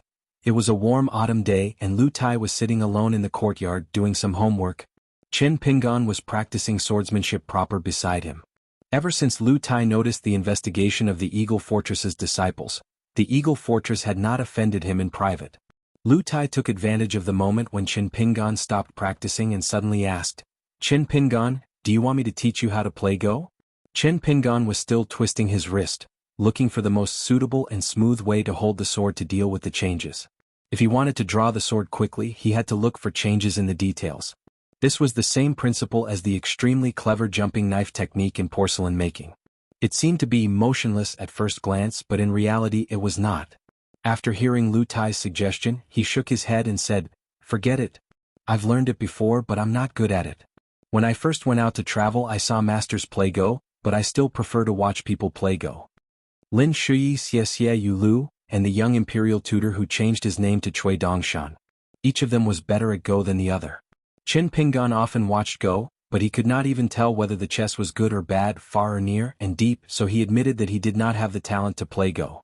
However, just like watching Lu Tai brew tea, it was pleasing to the eye. On the way to the Great Sui Kingdom, Lin Shuyi and Xie played Go, which also made Qin Pingan fascinated. Qin Pingan felt that the feeling of sitting and forgetting while playing Go was very beautiful. Lu Tai did not pester him and asked with a smile, "Do you know what the highest level of Go is?" Of course Qin Pingan did not know. Lu Tai played a piece and his eyes were burning. "There is no one in front of you." Qin Pingan thought for a moment and nodded. "Yes." This time it was Lu Tai's turn to be surprised. He raised his head and squinted at Qin Pingan. "You can really understand?" Qin Pingan walked slowly in the yard. His chi sank into his dantian, and his fist intent poured out. At first glance, he looked inconspicuous, but it turned out that he had already reached the realm of silent water. He smiled and said, "There's someone's sword and the old man who helped me train the 3 realms of martial arts." His fist felt like this. "Just like what you said, there's no one in front of me." Lu Tai. Even though Lu Tai had seen too many extraordinary people and beautiful sceneries, he had seen bells and cauldrons and food, yellow and purple nobles, feather fans and silk headscarves and drinking dew. Watching Qin Pingan boxing was a form of enjoyment. But Lu Tai felt that Qin Pingan could do better. He stood up and took a deep breath. Between his nose and ears, for wisps of white smoke slowly drifted out. They did not leave nor did they disappear. They hung on his face like 4 slender white pythons. Qin Pingan was a little puzzled. He did not know why Lu Tai did this. Lu Tai walked to the center of the yard and said slowly, "Pure martial artists cultivate qi. Qi cultivators cultivate qi as well. Breathing and exhaling can't escape the word qi. Qi is like gossamer. If it were an ordinary person, it would be used to describe a person who does not have long to live. But if it were a swordsman, it would be a different scene. Lu Tai exhaled slowly. The chi condensed into a gossamer, and eventually turned into a pocket-sized flying sword in front of him. Lu Tai blew gently. Qin Pingan's heartstrings trembled. He quickly turned his head. A wisp of white light flashed past his ear. Then that extremely thin wisp of white light flew rapidly across the entire yard. It constantly pulled out streams of flowing light that did not dissipate for a long time, weaving the yard into a sword chi cage, a thunder pool filled with fierce sword chi. Lu Tai stomped his foot and the strange phenomenon disappeared instantly. Lu Tai smiled and said, "Although I am not a pure martial artist, I still understand the principle. You Qin Pingan are a maniac in boxing. You have practiced the most common boxing stance 1,000,000 times. Therefore your fist intent is natural. But you actually don't understand the true meaning of it." Lu Tai faced Qin Pingan. One hand behind his back, the other stretched out and opened his palm. The boxing stances in the world, besides strengthening the muscles and bones and nourishing the soul and spirit, the real mystery lies in the essential chi that does not rely on the power of heaven and earth. Instead, it commands the heaven and earth. It is closely connected so that the punch can be unreasonably fast. Lu Tai stretched out his fist. With a bang, the fist aura exploded, and the sound of silk tearing could be heard. Lu Tai punched again. It was slightly slanted. With a stroke and a slide, the final point of the punch was still the original position. But the momentum was silent. But when the fist touched the air, the chi movement collapsed. The momentum was shocking. Lu Tai explained, "I used the same strength and spirit for the two punches. The punch went straight out. It seems to be the shortest path, but it is like trekking through mountains and rivers. The fastest way is to find the mountain road and go with the flow. If you go straight all the way, you will not be able to go fast enough. Legend has it that the real limit of martial arts is the 10 realms. Above that is the martial god realm. That is the heavenly scenery that even chi cultivators envy and fear." Lu Tai withdrew his fist and sighed. He looked at the sky and said in a daze, "The world is in chaos. Qin Pingan, you must live on. If you can survive till the end, that is." Blood seeped out from the corner of Lu Tai's mouth. He continued, "You must live on and guard a certain place. Don't be swept away by the general trend. You must be the cornerstone. When the time comes, the heavens and the earth will work together. Qin Pingan, don't fight for temporary gains and losses. I believe that you will go further than that, Chao Ci. You will rebuild the longevity bridge and become a great sword deity. Heaven's secrets could not be revealed. To ordinary chi cultivators, this might be a casual remark that could be casually made.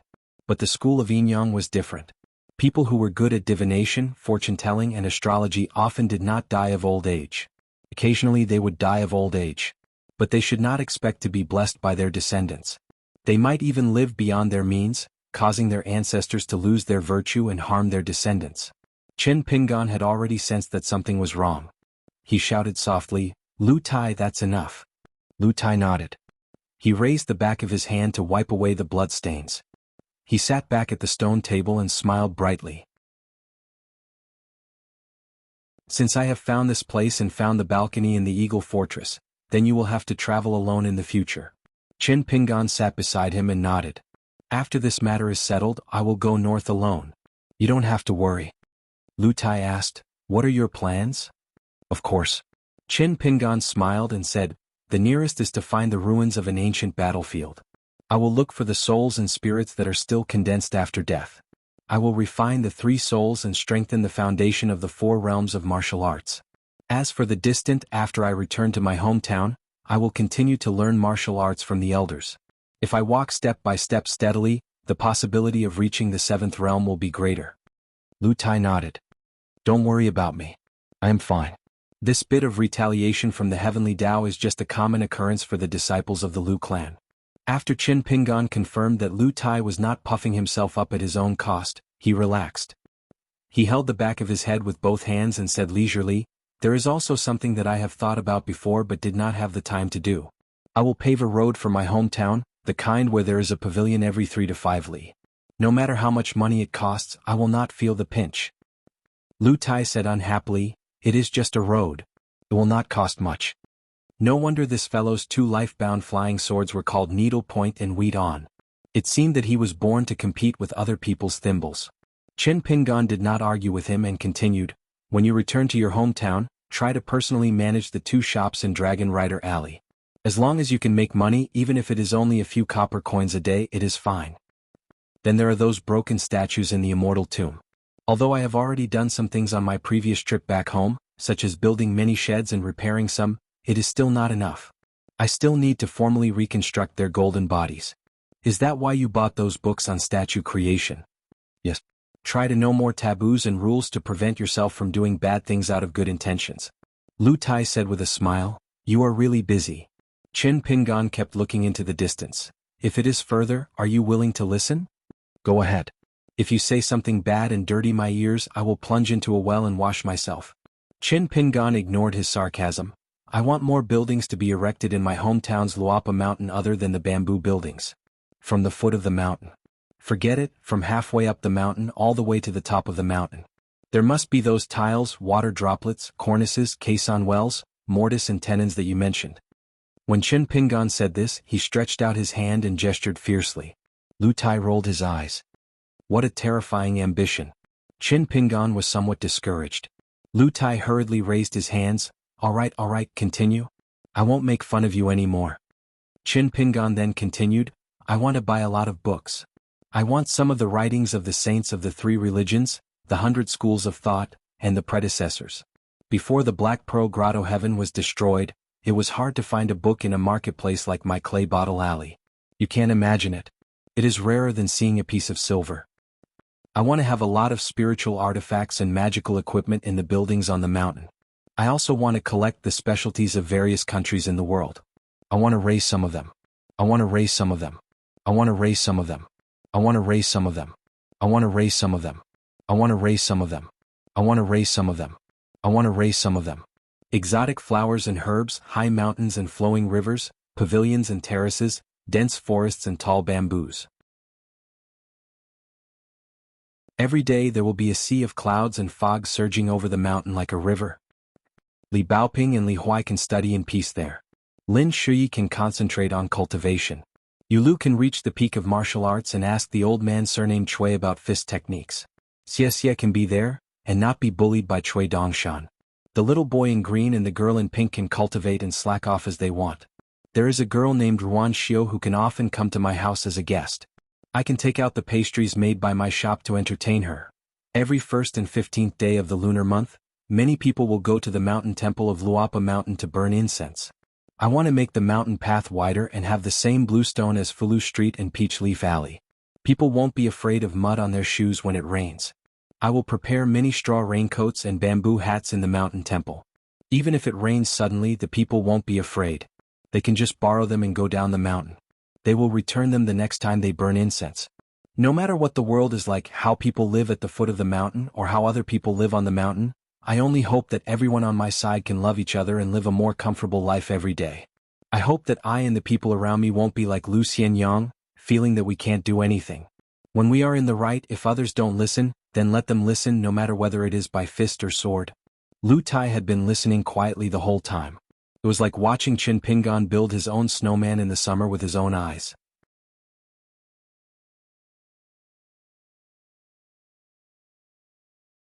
296. This chapter is not a long one. It only has 7,000 words because there is one more chapter later. Lu Tai pointed at the entrance of the courtyard and said that there was a demon-suppressing pagoda talisman. Outside the door is the Jianghu, but inside the door is the mountain. Qin Pingan wanted to drink. After that, the Eagle Fortress became lively and lively. Compared to the dead silence and tranquility before, the Eagle Fortress now obviously made people feel more at ease. This was because 2 foreign masters had come to the Eagle Fortress. They were not the wandering heroes that the Eagle Fortress was familiar with, nor were they the famous gurus. Instead, they were the mysterious old master he who was already strange enough. They were even more interesting than him. The middle-aged man who was invited by the fort lord was leading a white horse through the streets and alleys of the Eagle Fortress. 2 large bundles of pine and cypress branches were hung on both sides of the saddle. Every time the horse stopped, the man with the horsetail whisk would burn a branch. He did not use a flint, but when he rubbed his fingers, the pine and cypress branches would burn. Waves of fragrance rose into the air. Some of the people of the Eagle Fortress who were watching from afar, some white-haired old men who knew a little about the ancient history, began to show off their knowledge. They said that this was called Ting Liao, which was an extraordinary celestial spell that could drive away evil spirits. Because pine trees were the tallest trees, they were known as the 18 Dukes, which was equivalent to the Duke of the Imperial Court. Cypress trees were second only to pine trees. Especially some pine and cypress trees from famous mountains, they were very expensive. Therefore, by burning pine and cypress trees together with the celestial spell, they could be connected to the gods. Compared to the tall man's horsetail whisk and white horse, the other sloppy old man was much more vulgar. He did not look like his peers, and his methods were also rustic. Therefore, there were not many people of the Eagle Fortress who came to watch the fun. The old man's identity was said to be the young Taoist Huang Shang's master. He was a Taoist who lived in the mountains and was an old friend of the fort lord. This time the old man calculated that the Eagle Fortress would be in trouble. Therefore he came down the mountain to help the Eagle Fortress. The sloppy old man did not wear a Taoist robe, nor did he know how to draw talismans. He only asked people to catch 7 or 8 roosters and hung them at the gate of the Eagle Fortress, the ancestral hall, the well, the martial arts field, and other places. Then he stared at the roosters all day long. He had a small rice bag on his waist filled with glutinous rice and a pot of water to serve the roosters. The pot of water was not the well water that the Eagle Fortress drank daily, but the spring water that his disciple Huang Shang fetched from the distant mountains. Qin Pingan and Lu Tai parted ways. Lu Tai liked to watch the so-called celestial master of Taiping Mountain play tricks, while Qin Pingan observed the old man's methods. The layman enjoyed the show while the expert appreciated the skill. Qin Pingan was in between the two. Although he did not know the origin of the old Taoist behavior, he was sure that after hanging the roosters everywhere, the evil spirit would be weaker. It was like 2 armies facing each other, and one side would avoid the sharp edge. However, this kind of retreat did not cause any casualties. They just hid in the dark to accumulate power. When the old man was feeding the roosters with glutinous rice and water, it could be seen from his worried face that the old Taoist was not relaxed. As for the flamboyant man with the horsetail whisk, he had a complacent expression, as if he could destroy all evil with a snap of his fingers. The siblings, Huan Chang and Huan Shu, were in charge of opening the way for him. Tao Xiang's face was pale and he often coughed. He only followed behind the old Taoist with Huang Shang. Lu Tai did not mention the difference in their cultivation. He only said that the man was definitely not a qi cultivator from the Taiping Mountain of the Tongye continent, while the sloppy old man was a true Taoist who lived in the mountains. He studied Taoism in seclusion, benevolence, wisdom, and peace. The Taiping Mountain was one of the largest sects in the Tongye continent. It was not weak, but it was reclusive to the point that it almost hated the world. Very few cultivators left the mountain. It was a master of both internal and external alchemy. Lu Tai had heard of it in the Tushan continent, but it was not as famous as the Tongye sect and the Yugui sect. Another 2 days of peace and tranquility passed. Even the commoners of the Eagle Fortress who lived in the streets and alleys noticed the abnormality in the sky. It was supposed to be the first glimmer of dawn, but the sky above the Eagle Fortress was filled with rolling black clouds. They were like living creatures baring their fangs and brandishing their claws at the Eagle Fortress, causing everyone's hearts to feel heavy. The old steward, Hiya, who was the teacher, spread the word that there was no class in the school today. He wanted them to quickly return home, causing the children to be overjoyed.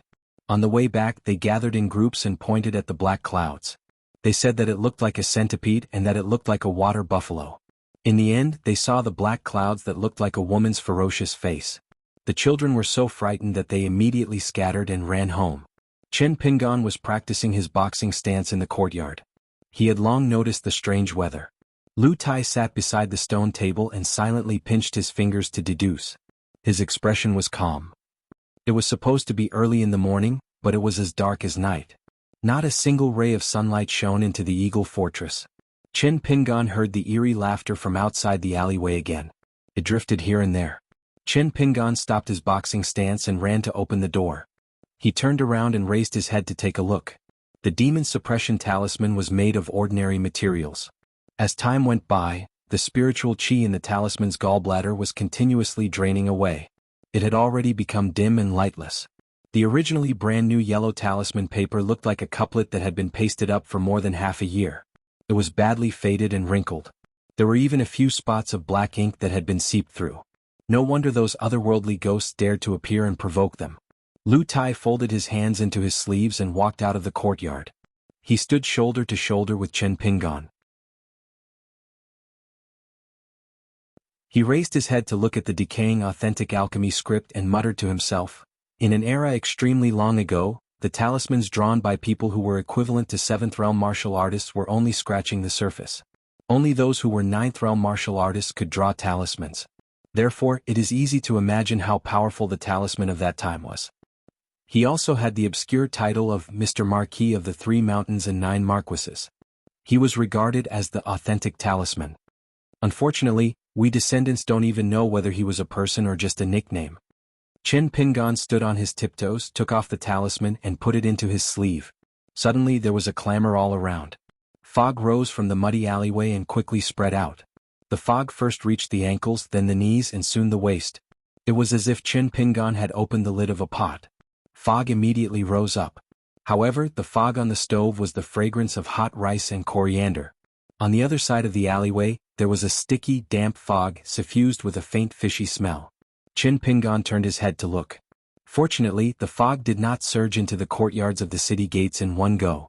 It was just that the various door gods, martial saints, martial gods, and so on that were pasted on the doors of the houses gave off a faint sizzling sound. The originally thin and scattered spiritual chi vanished like smoke into thin air, no longer able to protect the owners. In Chen Pingan's field of vision, at the end of the alleyway, a pair of figures dressed in white appeared again. The child continued to stare at Chen Pingan. Blood constantly seeped out of his scarlet eyes, flowing onto his snow-white face. However, the blood did not leave the face. It crawled in and out of his eyes like worms as if the child's eye sockets were their nest. The adult holding the child's hand had no facial features. It was as if a thick layer of white cloth covered his face, making it impossible to see his ears, nose, eyebrows, eyes, and mouth. There were also many filthy otherworldly items walking toward the courtyard at the end of the alleyway. There was an old woman with a pair of dead fish eyes on her hands and feet on the ground, nimbly climbing the wall of the courtyard. She looked at Chen Pingan and kept repeating that she wanted to eat meat. There were also many children squatting by the wall, hugging their knees with their hands and pressing their heads against their knees. They let out intermittent whimpers from between their teeth, swaying with the wind. It was as if they wanted to tell a sad story, but they were too young and couldn't articulate it clearly. Although Chen Pingan had been worshipping ghosts and gods since he was young, he was not afraid of them. Imagine a 4 or 5-year-old child daring to run into the immortal tomb alone, rain or shine. Then he would practice martial arts and travel to the Tongyi continent 3 times. Along the way he had seen a lot of strange things. How could he be scared by this kind of situation? Therefore, even though the adult and the child had already walked to the alleyway facing the courtyard, Chen Pingan was still indifferent. Instead, he took a step forward and stood at the edge of the stairs, as if he was waiting for them to make a move. The child with the blood-stained face stared at Chen Pingan. When he turned his head and looked at Chen Pingan, he said, "Your meat smells good. Can I have a few bites? I only want half of your heart. Is that okay?" The child spoke very slowly, and his footsteps didn't stop. When he said the word heart, his back was already facing Chen Pingan. However, his head had already turned around and he was still looking at Chen Pingan. He even stuck out his pitch-black tongue and licked the blood at the corner of his mouth. The old woman who was walking along the wall was the first to make a move. She jumped up and pounced on Chen Pingan. Chen Pingan didn't even look at her. He took a step forward and walked down the stairs. Without waiting for his boots to touch the ground, he casually threw a punch at the old woman's head. The old woman was sent flying backward, crashing into the opposite wall and shattering into pieces. She didn't even have time to cry out in pain. Seeing this, the otherworldly items in the alleyway became ferocious. Black smoke surged, and the otherworldly items formed by the resentment of their dead bodies madly pounced on Chen Pingan. Chen Pingan put one hand behind his back and kept it in his sleeve. He only used his right hand to fight. His fist intent was still limited. It only flowed in his right arm, and his earth energy condensed and didn't leak out. However, every time he punched, an otherworldly item would be destroyed. To the current Chen Pingan, this little bit of fist intent was like a bucket of water from a deep well.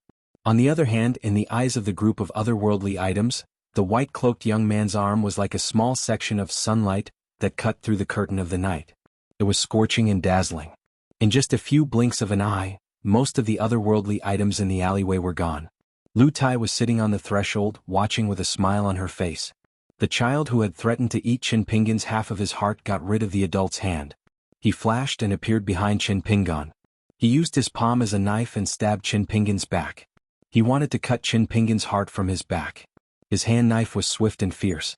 However, the child thought that he was about to succeed and screamed in pain. It turned out that when his 5 fingers touched the white robe, he felt like he had bumped into a stove. He didn't have time to withdraw his hand and half of his arm was gone. Chin Pingan's left hand, which was still behind his back, didn't move. The corner of his eyes was still watching the otherworldly item that didn't have any facial features. He leaned back and bumped into the otherworldly item. When his golden robe touched the otherworldly item, the child melted like a candle and turned into a wisp of extremely pure black smoke. He wanted to fly away. However, Chin Pingan turned around, twisted his wrist and punched him. The black smoke had no head or tail. Lu Tai joked, "That's a little bullying." Chin Pingan curled his lips. "What kind of person is that?" Chin Pingan abruptly turned his head and looked at the end of the alley. The gloomy water from the well on the other side of the street climbed up the wall of the well. Using the fog on the street to cover the yang energy, the water quickly flowed out of the well and poured into the alley where Chin Pingan was. After entering the alley, the water saw Chin Pingan subduing the otherworldly item. After hesitating for a while, the water from the well flowed back. Chin Pingan took out his right hand and held a brand new demon-subduing pagoda talisman on his fingertips. He silently said, 15. An exquisite green flying sword flew out of the blade-strengthening gourd and streaked behind Chin Pingan. The tip of 15's sword nailed the yellow paper talisman. In the blink of an eye, the talisman left a trail of golden light in the air. This talisman was supposed to be used to deal with the otherworldly item that was holding the child. After fighting for a while, Chin Pingan made up his mind. It was enough for him to use his fist. Since the otherworldly item in the well had taken the initiative to come out, Chin Pingan let 15 take the demon-subduing pagoda and rush to the well to block the escape route of the well water. The well water was moving very fast, but how could it be faster than 15's flying sword? 15 came to the well where the sound of crying was coming from. He poked the sword into the well and nailed the golden demon-subduing pagoda talisman to the edge of the well. Then it slowly rose into the air and circled around the well. The well water that had crawled out from the bottom of the well rippled, revealing the twisted faces of resentful women. They unwillingly split off a small stream and rushed to the well. Soon they all turned into smoke. After a few times, the talisman that was stuck to the well's mouth remained motionless. The well water was full of spiritual light. Only then did the well water give up. They kept gathering together and finally turned into a humanoid otherworldly item with faintly visible limbs. It was 3 meters tall and the well water kept rolling around its body, making it impossible to recognize its appearance. Flying Sword 15 naturally took it as a provocation. It pierced through the otherworldly item's forehead and suddenly stopped. Then it flew back through the back of the otherworldly item's heart. It repeated this process repeatedly and never got tired. Perhaps it didn't expect the flying sword to be so full of sword intent. The well water that had just turned into a humanoid figure scattered and turned back into a layer of water that spread in all directions. It began to roll around and escape. 15 didn't care about these tricks. The tip of the sword just poked the water again and again. On the other side of the alley, the otherworldly item that originally wanted the well water to turn showed a trace of fear. Not only did it not have the intention to fight with Chin Pingan, but it also swept toward the wall at the end of the alley. Chin Pingan took a step and rushed to the wall of the Broken Head Road first. He slapped the wall with his palm. It was another demon-subduing pagoda. The wall suddenly showed its original appearance. It was full of bones mixed with the skeletons of many young children. There were even some that looked like babies that had been cut open. It was a tragic scene. When the wall appeared, the children squatting at the foot of the wall immediately sobbed. Seeing this scene, Chin Pingan's heart was filled with hatred. Just as the man was about to fly up and leave the alley, the furious Chin Pingan turned around and stretched out his hand. He grabbed the face without any facial features. His 5 fingers were like hooks. The golden sleeves of his robe fluttered, emitting bursts of light as if they were a shrine that had been burning incense for thousands of years. The otherworldly item let out a cry that came from the depths of its soul. Chin Pingan grabbed the otherworldly item with his right hand and punched through the otherworldly item's heart with his left hand. His entire arm glowed with golden light. It had both his own fist force and the aura of the golden nectar. Chin Pingan twisted his right arm and forcefully poked a big hole in the otherworldly item's heart. Not giving up, Chin Pingan still tried to tear the otherworldly item's soul into pieces. He deliberately controlled his strength and peeled the soul bit by bit, as if he was peeling off the skin and pulling out the tendons. He pulled the soul bit by bit into the golden sleeves of his robe. He wanted the otherworldly item to suffer the pain of being cut into pieces by a living person. Lu Tai stood up and gently reminded him, "Qin Pingan, it's done." Qin Pingan took a deep breath. He loosened the 5 fingers of his left hand and pulled his right hand out of the otherworldly item's heart. He smashed the otherworldly item with one punch. Then he flicked his sleeves and collected everything into his robe. Afterward he shook his sleeves. Fine dust rustled and fell. Qin Pingan looked at the otherworldly items squatting at the foot of the wall. They didn't run away. They were shivering and shaking violently. They were still hugging their knees and waiting for death. They were babbling and crying. No one knew what they were crying about. It seemed like they were suffering a great pain and suffering. Qin Pingan turned his head and looked at the talisman pasted on the wall of corpses. He hurried to pull it down. After Qin Pingan put away the demon-subduing talisman, he strode forward 70 to 80 feet. He squatted down and approached an otherworldly item that was hugging its head. The otherworldly item was only 2 or 3 years old. Qin Pingan reached out his hand. Although Qin Pingan had tried his best to restrain his fist intent and golden spirit energy to make his robe look like an ordinary robe, the child was still shivering more violently. Qin Pingan quickly rolled up his sleeves until they almost reached his shoulders. Then he gently patted the child's head. Qin Pingan didn't know what to say. There were so many sufferings in the world. Even if he couldn't escape the karma of his previous life, shouldn't he wait until the child was a little older and more sensible? Qin Pingan felt that it wasn't right. It wasn't good. Because he could empathize with the child the most. Qin Pingan retracted his hand and raised the back of his hand to wipe his eyes. He turned his head to look at Lu Tai and asked, "Do you have a way?" Lu Tai slowly walked over. He didn't have his previous carefree attitude. He nodded and said, "Don't you know the Yang Lantern Lifting Talisman? As long as you draw this talisman, it'll be a Yin Guiding Talisman. Then I'll draw a Netherworld Ferrying Talisman. You drew that talisman to persuade these otherworldly items that haven't gained intelligence. You want them to walk on their instincts. Mine is to open a door for them so that they can walk on a path without breaking their heads." Qin Pingan softly called Flying Sword 15 in his mind. It quickly flew back from the entrance of the alley. Qin Pingan took out a yellow talisman paper and the small snow all from the core object. He sat cross-legged, holding a brush in one hand and the talisman paper in the other.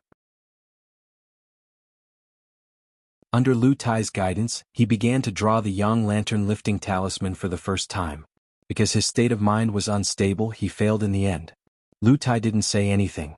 Qin Pingan took a deep breath and took out the talisman paper again. Unexpectedly, he still failed at the last step. For Qin Pingan, who had practiced boxing, this was extremely rare. Qin Pingan was a little confused. Lu Tai sighed. Because a fragment of Qin Pingan's state of mind, the heart mirror, was shaking. Lu Tai simply took out the bamboo fan and gently fanned it. He didn't look at Qin Pingan and said with a smile, "Don't put yourself in their shoes for everything. You have to learn to stay out of it. You don't have to rush to draw the talisman. They have suffered for so many years. Those little guys shouldn't mind waiting for a while." Lu Tai fanned the breeze, helping the dark wind to disperse the fog in the alley. He covered up the invisible yang energy that seeped from the dark clouds above. He said slowly, "When I'm done here, I will go directly to the bamboo house to find the wife of the fort master. Qin Pingan, you don't need to come with me because I need you to help me disperse the dark clouds and the otherworldly items that are hiding in the dark. Your cultivation might not be too low. You don't need to worry about me." Qin Pingan nodded. Lu Tai looked up at the sky and said, "We can more or less confirm the truth now. The Eagle Fort's Yin has been flourishing and the Yang has been declining. It was deliberately done by someone behind the scenes to let the madam of the fort, who was born with an extreme Yin body, give birth to a ghost baby that is hard to come by in 100 years. It takes several years to be born from a woman's heart aperture and feeds on a woman's qi, blood, and vitality. It is not like an ordinary woman who carries a baby for 10 months. As the saying goes, the heart has ulterior motives, and in this situation, the madam of the fort is not a cultivator, so her vitality is insufficient. This is why there are so many strange things happening in the Eagle Fort in order to maintain her life and wait for the ghost baby to break out of her heart. That is when the madam of the fort dies. She has committed too many sins, so after death, the madam of the fort can no longer hope for peace." Qin Pingan frowned. Lu Tai said slowly, "According to the records of several Taoist classics in my family's library, The moment this filthy thing is born, it will have a cultivation level of the sixth realm. It is very difficult to deal with and it will gather and disperse erratically. Unless it is killed in one blow, it will be very difficult to destroy. It likes to devour the organs of living people. If no one restrains it, it won't even need 100 years. As long as it is given a few cities and tens of thousands of people, it will be able to smoothly ascend to the nascent soul stage. A ghost baby is already very difficult to kill. So for an Earth Immortal ghost baby, I'm afraid that without 3 Earth Immortals joining forces, there is no hope of eliminating it. If a nascent soul stage cultivator were to go alone, it would be more likely that he would become its food. Lu Tai sneered, "This is nothing in the Earth continent, but in the Tong Yi continent, it is very big." Lu Tai did not say anything else. He waved the bamboo fan in his hand and a cool breeze brushed his face. Qin Pingan was silent for a moment and said softly, "You can continue to draw talismans." Lu Tai glanced at Qin Pingan beside him and smiled. This time it was finally done. Qin Pingan wiped the sweat from his forehead and was about to put away the Yin Qi guidance talisman. Lu Tai was confused. "What is this for?" Qin Pingan answered, "The talisman paper's material is not of high quality. It is just for practice." Lu Tai snatched the talisman paper and said unhappily, "Silly, a bunch of little things. This talisman is more than enough. If it is better, it might attract their greed and continue to choose to live in the gap between yin and yang. It is a bad thing to be a lonely ghost." Qin Pingan nodded and handed the small snow cone to Lu Tai. Before taking out the talisman paper, he asked, "Your fairy talisman of the underworld needs to break through the boundary between yin and yang. It is very different from my simple guidance talisman. So, the better the material, the more effective it is, right?" Lu Tai wanted to say something but stopped. He did not speak. Qin Pingan already knew the answer. He took out a golden talisman paper. Lu Tai did not take it. He asked, "Is it worth it?" Qin Pingan nodded. Lu Tai shook his head, "I don't think it is worth it." Qin Pingan turned to look at the 2 rows of children at the foot of the wall. He turned to Lu Tai and grinned. His eyes were firm. "Just use this talisman, but don't draw the wrong one." Lu Tai sighed and closed his eyes for a moment. He solemnly held his breath and focused his mind before opening his eyes. He held the small snow all tightly and drew the fairy charm on the golden charm paper. This was the unique charm of the Lu clan of the school of Yin Yang of the Earth Divine Continent. The design was a lone boat with an old man holding it up. There were strings of ancient seal characters on both sides of the boat.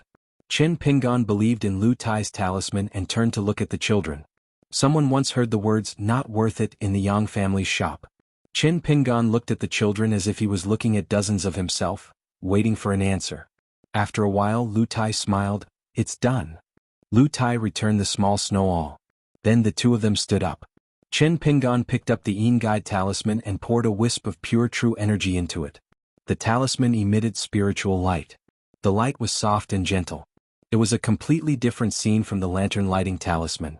Sure enough, after the guide talisman appeared, the children under the wall raised their heads and looked at the talisman in Qin Pingan's hand. Their eyes were full of nostalgia and joy. Lu Tai threw the fairy talisman of the underworld to the wall of corpses at the end of the alley. The talisman stuck to the wall. A golden line appeared around the talisman. The center of the talisman began to dissipate. The golden line continued to expand until a golden door frame appeared. Lu Tai asked Qin Pingan, who was holding the guide talisman, to walk to the door slowly. The children's otherworldly items stood up and followed Qin Pingan, who was leading the way, to the end of the alley. Lu Tai sat on the steps in front of the courtyard. She supported her chin with one hand and looked at Qin Pingan's back. Qin Pingan followed Lu Tai's instructions and gently placed the Yin Guide talisman inside the door. The talisman hovered motionlessly on the threshold. Dozens of children's otherworldly items walked in one after another. Some were jumping, some were swaying, and some were holding hands with the younger ones. After they entered the door one after another, all of them suddenly squeezed their heads behind the threshold and smiled at the white-robed young man standing outside the door. Although they were otherworldly items, their smiles were so innocent and bright. Lu Tai couldn't see Qin Pingan's expression. She was wearing a man's green robe. In fact, her real name was Lu Qian. She raised her head high as if she was angry with the ancestor Lu Qian. She only saw Qin Pingan waving goodbye to the children.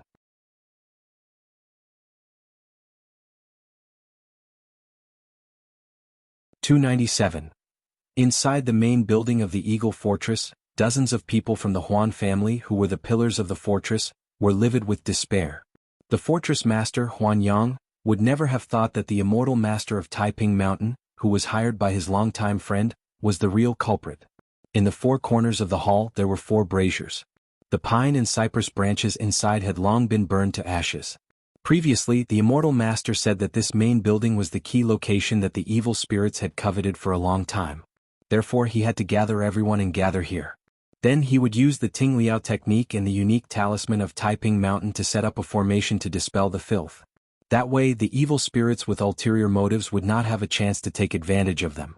He also said that only after the safety of the main building was ensured, he would go out alone to slay the evil spirits and enforce justice on behalf of heaven. The Eagle Fortress had no objection. The dark clouds outside made people feel suffocated and nauseous. It was obvious that they had encountered real demons. They, the Eagle Fortress, were a group of Jianghu boorish men. For the survival of their families, they would raise their swords against the enemy. Even if they had to face the Devil Path heroes of the Agarwood Kingdom, they would not shirk their duty and die. However, the thought of fighting with otherworldly items and ghosts made their scalps numb. They couldn't help but tremble in fear. The yang energy in their bodies weakened even more. Huan Yang didn't completely trust the immortal master of Taiping Mountain. Even though the immortal master had the demeanor of a celestial being and was pulled by his longtime friend, Huan Yang still didn't dare to let his guard down. This was the temperament of a noble family in Jianghu. Therefore, when the immortal master led his horse around the streets and alleys, he specifically asked the old steward, Hiya, to follow him closely in the name of leading the way. At that time, the pine and cypress were lit and the fragrance filled the air. Although Hiya was not an expert, he had traveled extensively with old Master Huan in his early years, so he could be considered an experienced and knowledgeable person.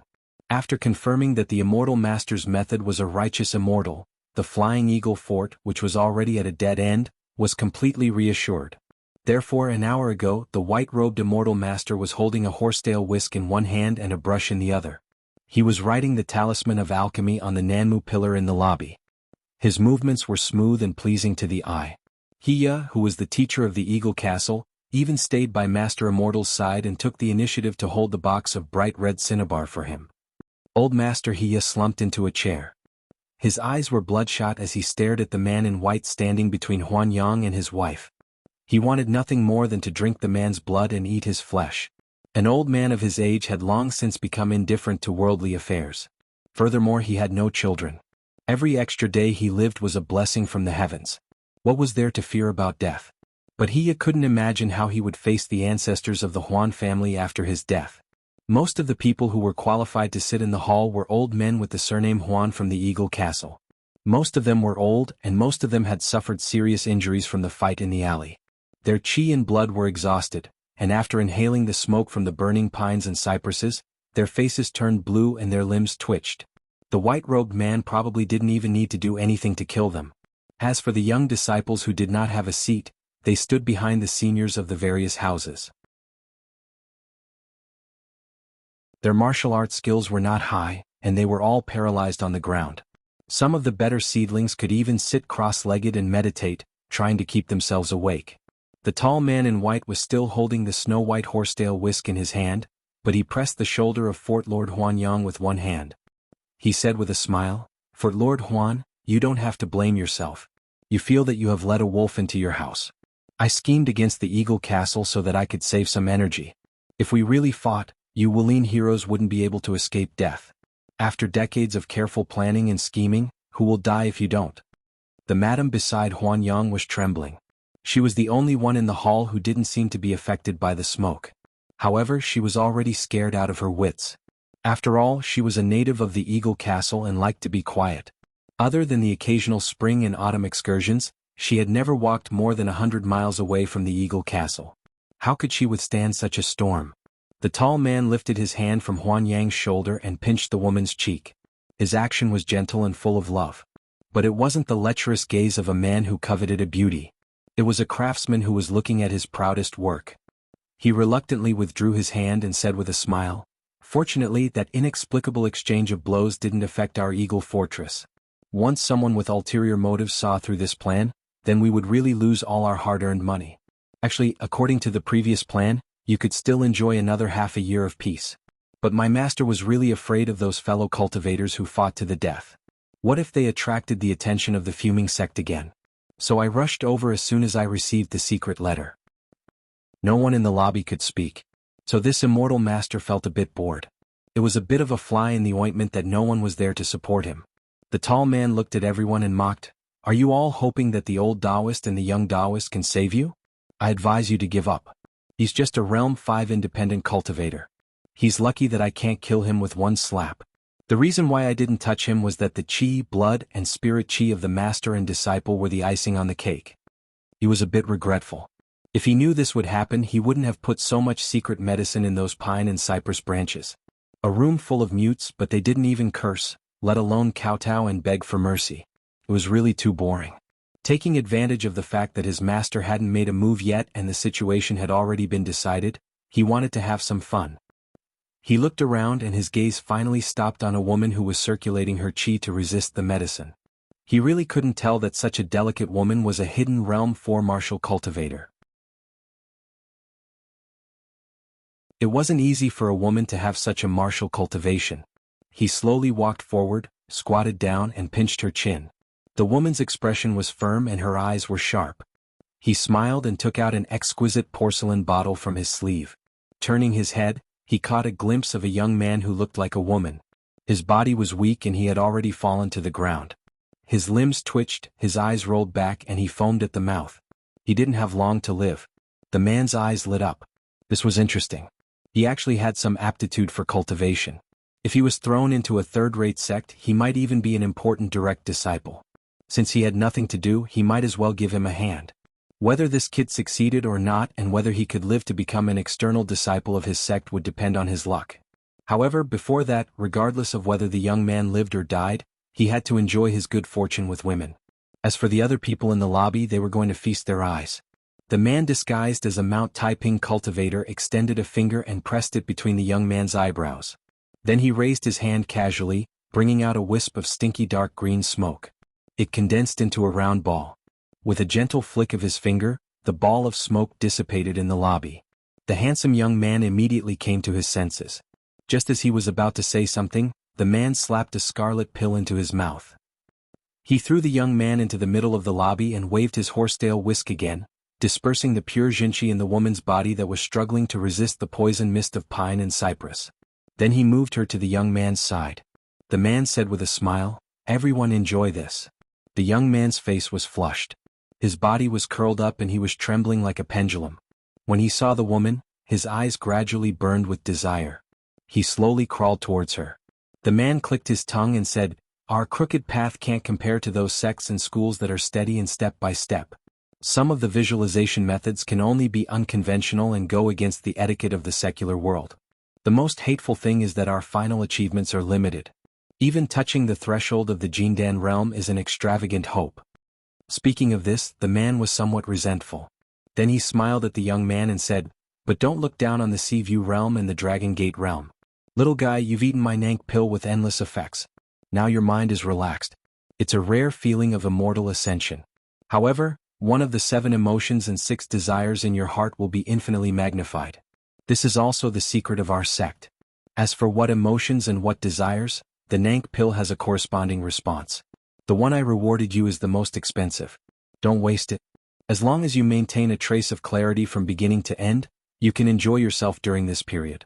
If you survive to the end, I will take you as my disciple. Your early path of cultivation will be smooth. There is a certain possibility that you can enter the middle 5 realms." The woman panicked, but her body was unable to move. Finally, she revealed a trace of despair and fear. The man said to the young man bewitchingly, "Don't worry. Everyone in the hall will die, so you don't have to have any scruples. The heavenly Tao is merciless. There is no good or evil in cultivation." The tall man's heart trembled. He suddenly raised his head and gripped his horsetail whisk tightly, as if he was facing a great enemy.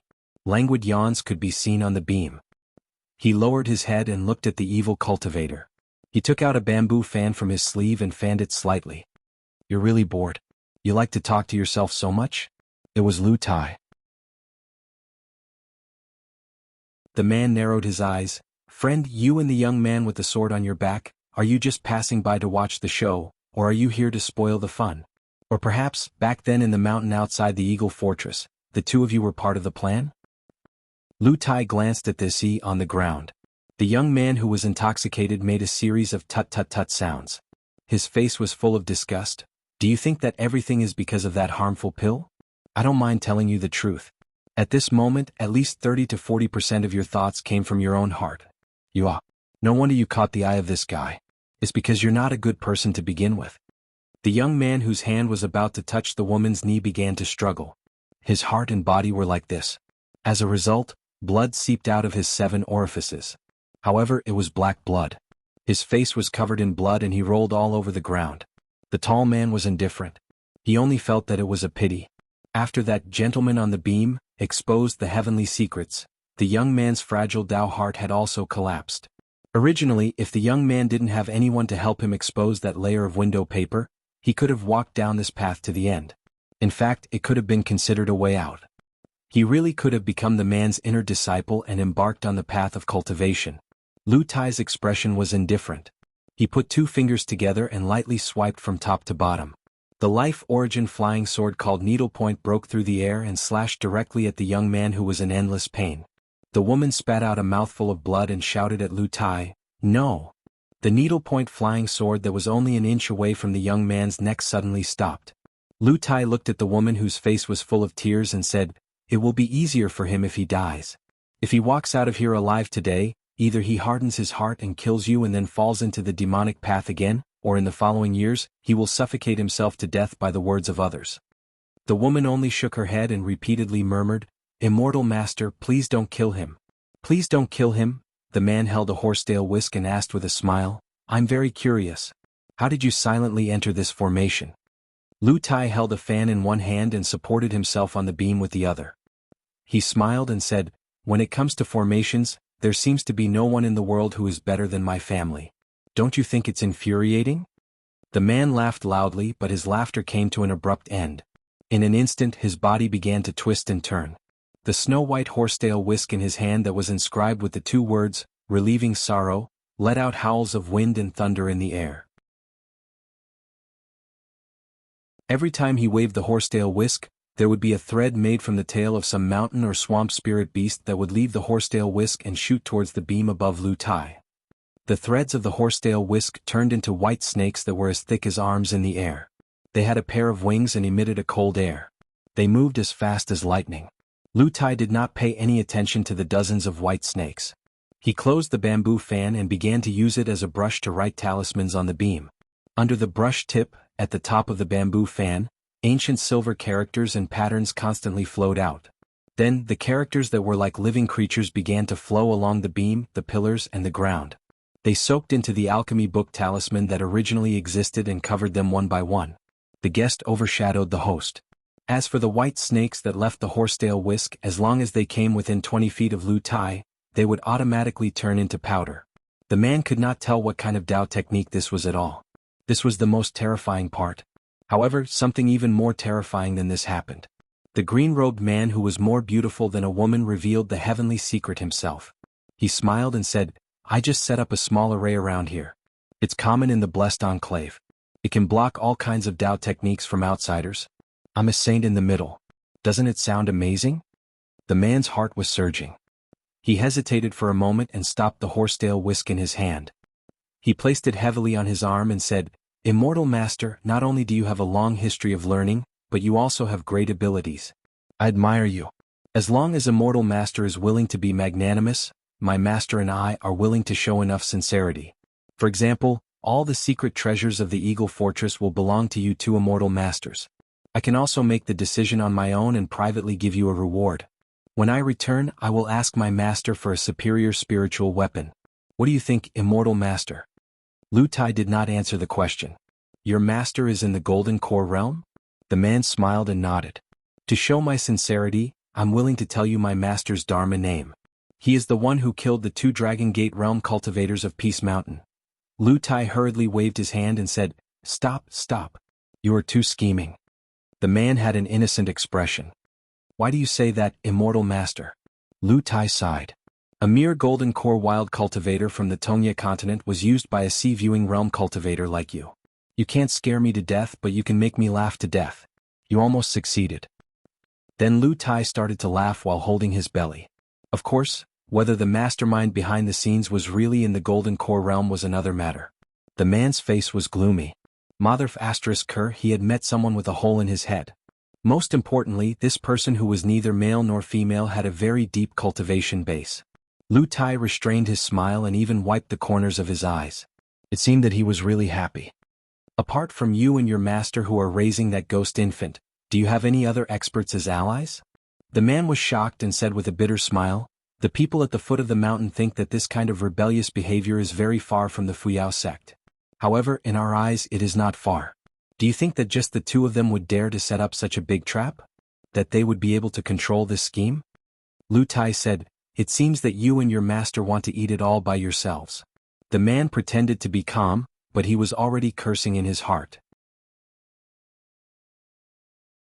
Lu Tai joked, isn't it very awkward? You can't give me the reward I want, but fighting to the death with us two foreigners might ruin your decades of painstaking effort. Having his thoughts exposed, the man's face was filled with murderous intent. If you are really determined to interfere, aren't you afraid of dying together? The man's chest was filled with anger. Indeed, as you said, my master and I can't give you enough benefits. But then again, what benefits do you get by interfering? The ghost infant was raised by my master using a secret technique. It is unique in the world. Moreover, the ghost infant has already recognized its master. Even if you were lucky enough to snatch it, would you be able to raise it? Lu Tai flipped the bamboo fan and gently tapped the beam with the end. He was very relaxed. Can't I do some righteous good deeds? The man was so angry that his lips were trembling. If it weren't for the fact that the woman with ulterior motives was on the spot, even the slightest injury would affect the growth of the ghost baby after it was born and ruin his master's great plan for the next 100 years. If it weren't for all kinds of concerns, he really wanted to fight this guy to the death with all his strength. Lu Tai added fuel to the fire. Now you don't feel bored, right? How are you going to thank me? This time, it was the man's turn to become livid. He was not much better than the people of the Eagle Castle who had been poisoned by the sinister secret technique. Lu Tai suddenly lost interest in chatting. He put away the bamboo fan and poured out snow-white pills from his sleeve into his palm. Then he threw them into the burning pines. It wasn't that the man didn't want to stop him, but that exaggeratedly huge flying sword appeared again and again. It fell from the sky again and again, sinking into the ground and then reappearing in the air. It was very difficult to dodge. Then true killing intent flashed and disappeared. The man with the horsetail whisk was almost hit. He roared angrily and left only the long handle of the horsetail whisk. The snow-white threads all fell off and transformed into countless white snakes with wings. They quickly spun and buzzed, piercing the eardrums.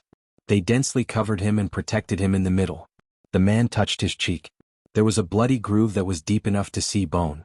If he hadn't turned his head fast enough, his head might have been pierced through by the sword. Two life-bound flying swords.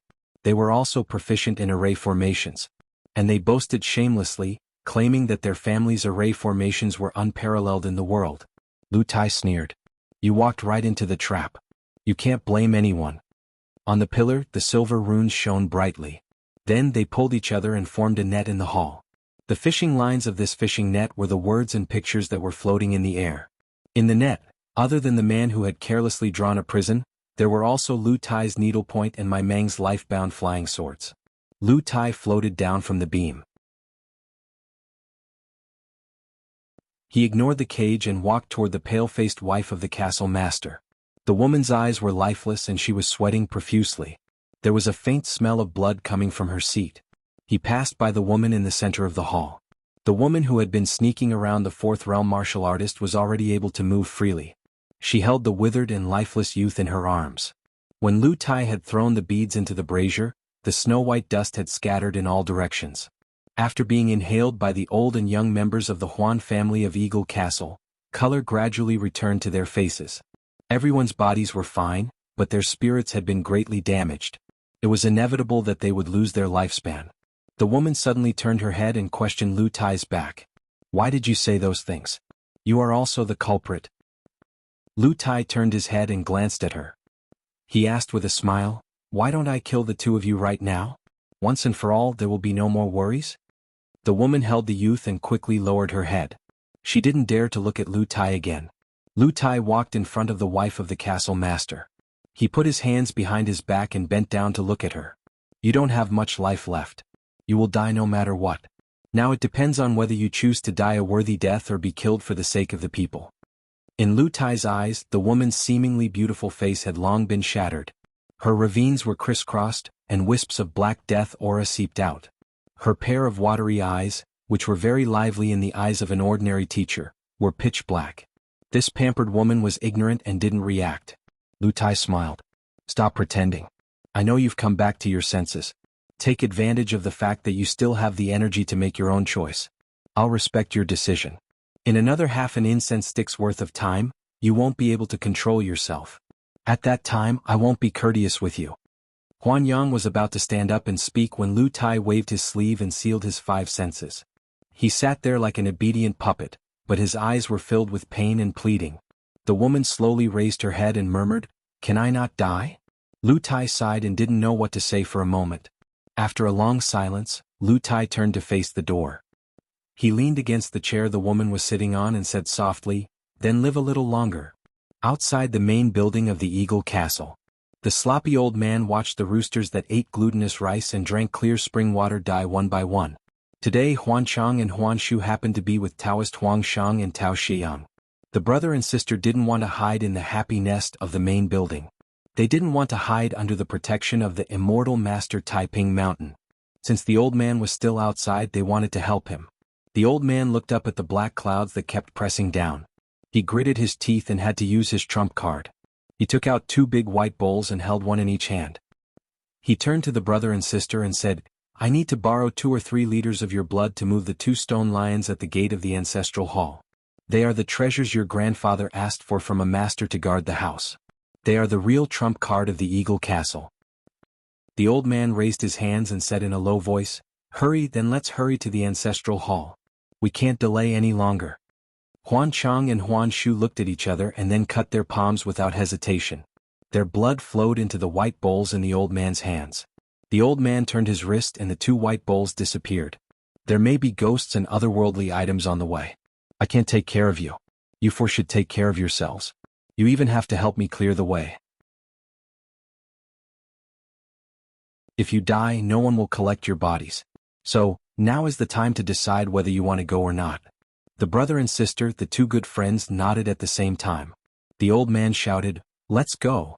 As the old man expected, the otherworldly items hiding in the Eagle Castle seemed to know the old man's intention. They finally stopped hiding and rushed out. A young man in a white robe suddenly appeared on a roof. He stood on top of a raised eave and looked into the distance. He was looking at the old man and his companions who jumped on the roof and rushed to the ancestral hall. Chen Pingan held a talisman in each of his hands. He gently let go and said, "First day, 15th day."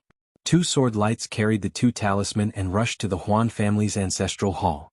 In an instant they nailed the demon suppression talisman onto the 2 pillars.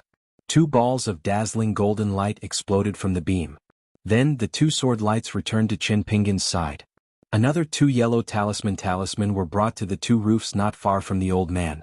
The last round trip, on the 1st and 15th day, brought 2 more demon suppression talismans to help the sloppy old man open the way. Chen Pingan had used up all the demon suppression talismans. He didn't care about what was happening in the ancestral hall.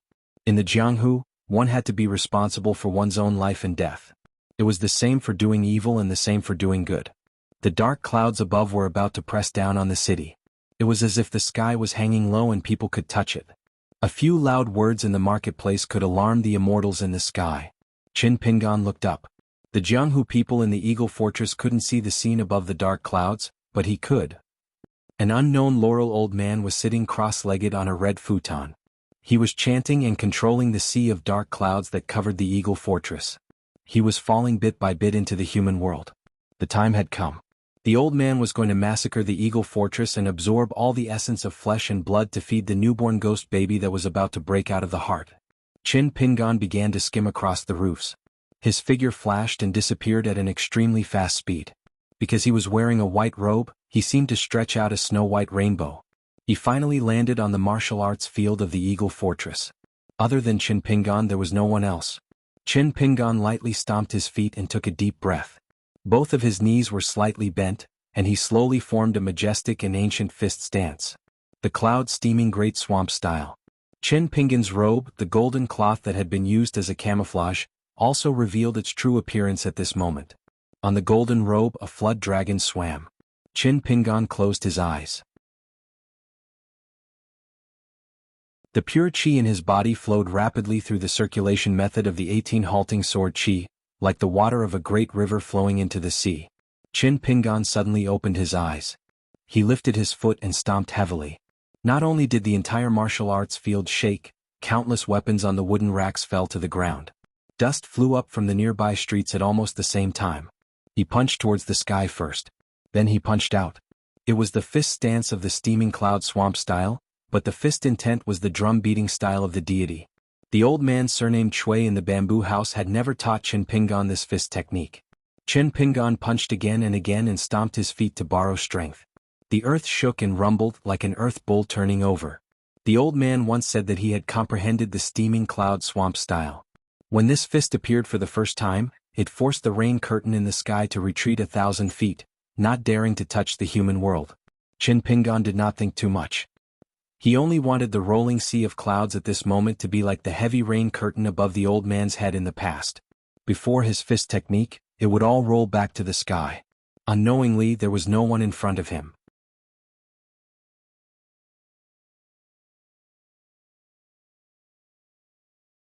"298. Before Chin Pingon threw the first punch, the old man on the cloud wore a crown of 5 mountains on his head, which was painted with the true shape of the 5 mountains. The crown was shining and colorful, and the sound of pines, cranes, and flowing water could be vaguely heard. The old man controlled the sea of clouds to descend, as if he had thousands of soldiers and horses in his hand. Naturally, he was confident. The old man squinted his eyes and looked at the martial arts field of the Eagle Fortress. He couldn't help but laugh. How dare an ignorant kid try to shake a big tree? The master and disciple had been plotting for nearly 40 years to get the ghost baby in the heart of the lady of the castle. They were determined to get it. The hardships and difficulties, the extravagance, and the mysterious coincidences were not something outsiders could know. The original intention of the Flying Eagle Fortress, which was hidden in the forest, was probably buried with the first owner of the fortress. The old man knew that 2 earth-level deities of the Fushuan sect and the Taiping Mountain, the 2 largest immortal clans in the central area of the Tongye continent, had a conflict and fought with each other. The Golden Core cultivator of the Fushuan sect had never thought that the cultivator of the Taiping Mountain he had provoked was actually a nascent soul stage cultivator. The latter knew that his life was coming to an end and there was no hope for him to break through, so he left the sect and began to travel around. Although his body and soul had decayed, a starving camel was still bigger than a horse. He almost killed the Golden Core cultivator of the Fusho sect. The latter fled all the way but was still intercepted by the nascent soul cultivator of the Taiping Mountain in the area of today's Eagle Fortress. He didn't care about the Fusho sect at all and was determined to kill the Golden Core cultivator of the Fusho sect. When the Golden Core cultivator saw that there was no hope of escaping, he had the resolute thought of burning both jade and common stone. Thus, he used a forbidden technique of the Fuho sect. At that time, the Golden Core cultivator was an arrow at the end of its flight, and the orthodox inheritance of the sect had no hope of summoning those powerful gods. Thus, he didn't hesitate to use all of his life essence and blood to summon an ancient demonic creature recorded in the Fuho sect's secret scriptures. The demonic creature was over 100 feet tall, and its yin qi had condensed into a solid substance, as if it was wearing a pitch-black heavy armor. In fact, after the Golden Core cultivator summoned the demonic creature, he had already died. His hollow skin had long turned into dust and dissipated between heaven and earth. It wasn't impossible for Taiping Mountain's nascent soul to retreat from the battlefield, but in the end he still chose to fight the ancient devil to the end. Magic treasures appeared one after another, and magical techniques rained down on the ancient devil. The old cultivator's skin was lacerated, and his soul was shaken. Even after his golden core was shattered and his yin spirit, which had left its body to fight, was killed, the nascent soul cultivator still cried out in joy as he perished together with the ancient devil's avatar. It was an earth-shattering battle that caused yin qi to condense within a radius of 100 miles under the feet of both sides. It was no less than an ancient battlefield where hundreds of thousands of warriors were buried. The nascent soul cultivator of Taiping Mountain was still worried about the secular world. He was worried that the yin qi here would spread and affect the fate of the surrounding mountains and rivers. His remnant soul struggled to survive and found a young woodcutter who had entered the mountain to chop firewood. He taught him a secret technique and a fighting technique. It was a blade technique with the purest yang energy. The nascent soul cultivator also asked the young woodcutter to build a castle here and spread the leaves. He wanted to borrow the power of the descendants of the pure martial artist to suppress the yin qi. At the same time, the descendants of the Huan family practiced the blade technique here. Because of the formless yin qi, it was like the best whetstone.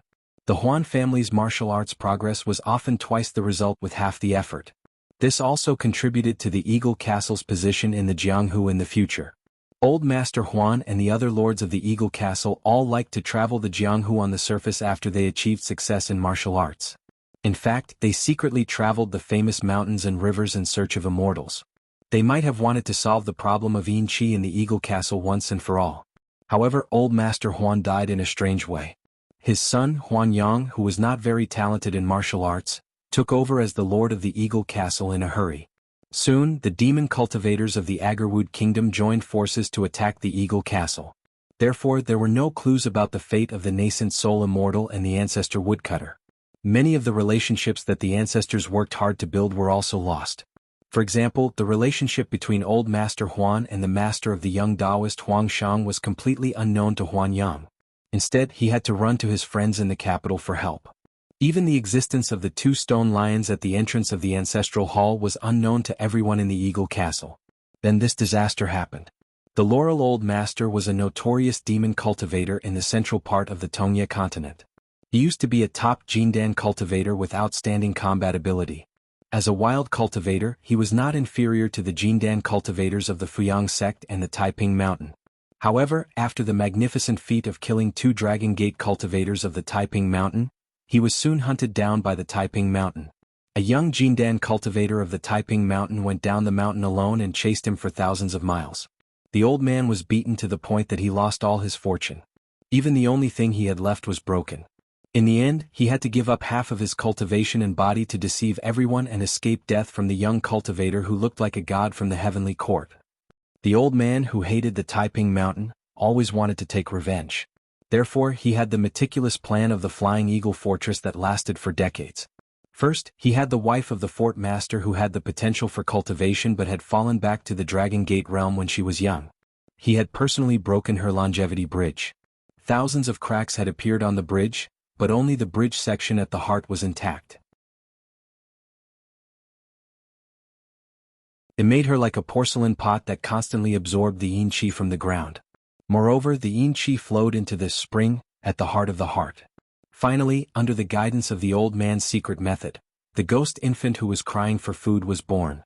Once it was done, the ghost infant would break out of the heart and find a few remote small countries far away from the site of the mountain. After all, the old cultivator of the Dragon Gate realm could be an imperial tutor at will. He could also support a few palace puppets or even secretly control the monarchs of the small countries and start wars to feed the ghost infant. After 100 years, the ghost infant would become an earth immortal. Even if the deep-rooted Taiping Mountain would not be destroyed because of the ghost infant's attack, it would definitely hurt the Taiping Mountain and weaken its vitality. 100 years was not a long time for the grudges of the cultivators on the mountain. As for the grudges, some people did not care about the life and death of the ordinary teachers at the foot of the mountain, such as the old man on the cloud. However, some people also cared, such as the nascent soul cultivator of Taiping Mountain. However, such a compassionate earth immortal still could not enter the upper 5 realms. In the end, he could only wait for death. It could be seen that the great Tao was ruthless and did not distinguish between good and evil people. The old man with the tall crown on the cloud still found it comical after the young martial artist threw out 3 punches. No matter how strong his aura was, if he didn't have a solid state to support it, then it was just a beautiful pavilion in the sky. However, the old man really coveted the golden robe on the young man's body. It was simply an unexpected surprise. There was actually such a Jianghu fledgling who didn't know how to cherish his life despite having such a precious treasure on him. Good stuff. It was indeed good stuff. It might be a real magic weapon of the immortals. Could it be that the wheel of fortune had turned and it was his turn to make a meteoric rise? He no longer needed to be a rat who dug holes in the ground and would recover his former glory earlier than expected. As for whether the young man in the golden robe was a disciple of the immortals, The old man Laurel did not care about that. He had even fallen out with Taiping Mountain. As the black clouds sank, almost everyone in the Eagle Castle began to feel dizzy. Some weak old people, women, and children who did not have strong yang qi began to vomit at home. In the streets and alleys, in the high houses and low courtyards, there were endless cries. Many young and strong men of the Eagle Castle who practiced martial arts looked up at the dark sea of clouds pressing down on their heads. They only felt that their limbs and bones would be crushed into powder. Some young warriors who did not have a strong state of mind did not even have the heart to resist. They trembled all over. Even if they had the chance to escape today, their future in martial arts would be ruined. Following the huge movement that seemed like an earthquake, some people also found that in the direction of the drill ground, in the flying dust, there was a magnificent scene shining with golden light. Streaks of fist force were like rainbows and became bigger and bigger. At first they were as thick as an arm, then the size of a bowl, and then the size of a well. They increased in succession and rushed to the sky with irresistible force, as if someone was punching at the sea of clouds. Some people could not help but think, that person must be relying on his high martial arts to dare to punch. On the drill ground, Qin Pingan did not stand in the same place and punch toward the sky. After each punch he would quickly move. He used the 6-step pile walking stance of the mountain shaking fist, the 18 halting sword chi, the great cloud steaming swamp style, and the deity drumming style of the fist intent. After the 10th punch, the momentum of the punch had completely suppressed the movement of his feet stomping on the ground. The fist force rushed to the sky with the roaring sound of wind and thunder. The roof tiles around the drill ground, from inside to outside, layer by layer, suddenly cracked and cracked. With Qin Pingan as the center, cracks appeared on the walls around him like a spider web. The bluestone floor of the drill ground was already full of potholes, and there were 10 pits of different depths. Although the first 9 punches were more powerful each time, they only pierced through the sea of clouds. However, the 10th punch directly hit the praying mat that the tall crowned old man was sitting on. Although the old man was slightly frightened, he had already silently regarded the young man as a person that must be killed and must be killed first. However, in the face of this powerful punch, he still did not feel that it was too difficult to handle. Instead, he felt a little competitive. With a cold smile, the old man stretched out a palm and a large ball of dark green light suddenly bloomed. He flipped his palm and pressed it down, just in time to meet the punch that broke through the sea of black clouds. With a loud bang, the futon shook slightly, but the entire sea of clouds under the old man Laurel shook violently.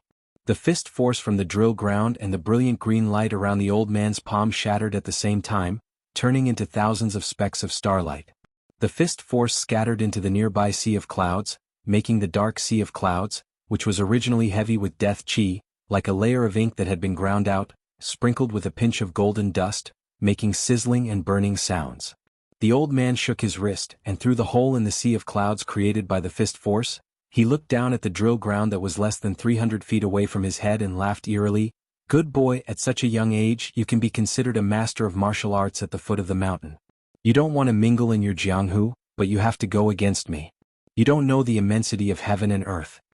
While speaking, the old man Laurel raised his hand, put 2 fingers together, and gently drew near the laurel with the painting of the 5 mountains. From it, he extracted a touch of the true meaning of an ancient Dongyue mountain, and quickly fell into the hole. When he left the 5 mountains' crown, it was a pocket-sized mountain peak, and when it fell to his feet, its size was no less than that of the futon. After sliding out of the hole in the sea of clouds, it was as big as a table. The old man laughed wildly and was extremely pleased. "After being a coward for so many years, God didn't let me down. Finally, my luck has changed. As long as I grind away your chi of flesh and blood, Ghost Baby may be able to break through to the sea viewing realm the moment he appears." On the drill ground, Qin Pingan saw the mountain coming from the sky, but he was not afraid at all.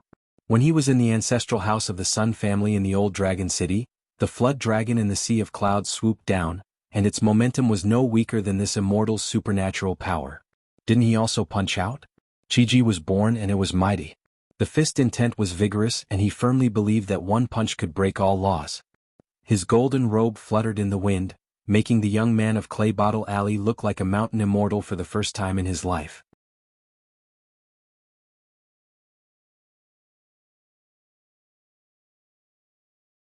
$2.99.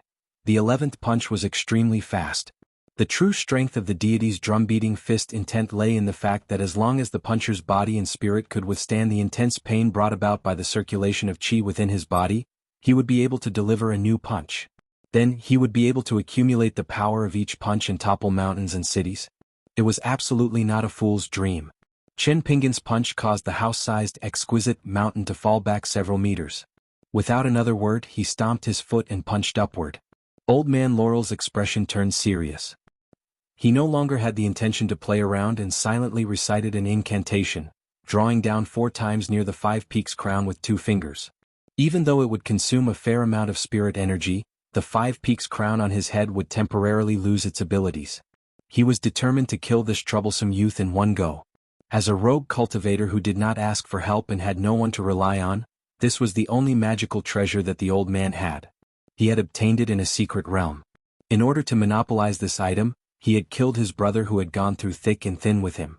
Before the latter died, he had begged him to take good care of his children and ensure that they could enjoy 100 years of glory in the secular world. The old man had nodded and agreed. However, when he turned around, he had used some small tricks to quietly eliminate the 100 or so people in the mansion. Back when the young golden core cultivator of Mount Taiping had chased him for thousands of miles, this priceless 5 Peaks crown was still perfectly preserved. The damage wasn't serious, and after 100 years of repair, it had been restored to its peak condition. Unfortunately, the old man couldn't find the root of the true form diagram on the 5 Peaks crown despite looking through countless ancient texts. As a result, the old man could only bring out half of the magic treasure's power. It was truly regrettable. Otherwise, it would have been hard to say who would be the one chasing after the little bastard of Mount Taiping back then. The 2 mountains stacked on top of each other and fell down as fast as lightning. Chen Pingan's 13th punch only caused the east peak below to rise several meters. Very soon, another mountain came crashing down. Was it the weight of the mountain that gave him the advantage, or was it the height of his fist art that made him invincible? The 5 great mountains' crown on the old man's head had already dimmed, and there was no longer the melodious sound of cranes and pines. Chen Pingan's qi and blood were surging, showing no signs of exhaustion. However, Chen Pingan didn't want to be trapped by these 3 mountains. God knows what other secret techniques Old Man Laurel had. Taking advantage of the deity's drum-beating fist intent, he was temporarily able to stay connected. Therefore, he prepared to leave the martial arts field and change the battlefield. Then he hurriedly threw out the 14th punch. However, Chen Pingan, who had prepared the mind talisman in advance, was surprised to find that in the shadow of the mountain, he felt as if he was standing on a platform, the so-called lawless land. The mind talisman, which had performed miraculously in several great battles, did not react in the slightest. As a last resort, the 2 flying swords Chu 1 and Chu 15 in the sword-nourishing gourd scattered to the left and right, soaring high into the sea of clouds. Chen Pingan, on the other hand, had no choice but to throw out a new punch, causing the falling mountain to slow down slightly. Then he rushed forward, trying to leave the area covered by the shadow of the mountain. Laurel laughed out loud. "You want to run?" He pressed down with his palm and the 4th mountain came crashing down. The 4 mountains overlapped and crashed down on Chen Pingan's head with a rumble. Moreover, the martial arts field at the foot of the mountain was suppressed by the majestic spiritual energy, causing Chen Pingan's forward movement to slow down a little. The golden rogue youth with the astonishing fist technique was finally suppressed by the mountain. After succeeding, Laurel was slightly astonished. Since when can a pure martial artist use the natal flying sword? Mountains were often accompanied by flowing water. The old man sensed the 2 flying swords piercing through the air and plucked 2 rivers from the 5 mountain crown. After manifesting, they were as slender as a woman's waist. One was turbid and yellowish, while the other was clear and green. They circled around the old man's futon, rolling and flowing. Again and again they blocked the fierce attacks of the 2 flying swords, splashing water everywhere. The amount of river water was constantly decreasing. Laurel still paid more attention to the martial arts field. At this moment, the sea of clouds was less than 20 feet away from the ground. The futon the old man was sitting on almost touched the peak of the 4th mountain.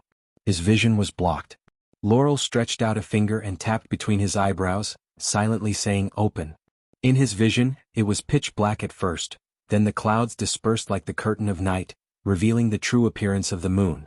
The world was clear. Laurel's vision successfully passed through the 4 mountains and saw the golden rogue youth's figure. "Good fellow, he's like a loach trying to slip away." The young man first lowered his head and bent his waist, using the strength of his shoulders to carry the mountain as he ran forward. As the 4 mountains sank, the young man simply bent his waist and rushed forward, using his back to support the mountain. The golden robe on his body displayed results that stunned the old man. It forcibly helped the young man win precious time in a critical moment, allowing the young man to roll when the mountain was only 4 feet away from the ground of the martial arts field, barely avoiding the fate of being crushed into meat paste by the mountain. Laurel sneered in his heart. Virtue is 1 foot tall and the devil is 10 feet tall. I was just waiting for the moment when you mistakenly thought that you had escaped. The 5th mountain that had been waiting for a long time was the most respected middle peak. One could vaguely see that the mountain's true form was steep. The youth being able to withstand the 4 mountains was already beyond Laurel's expectations. He originally thought that 3 mountains would be enough to crush this little fellow.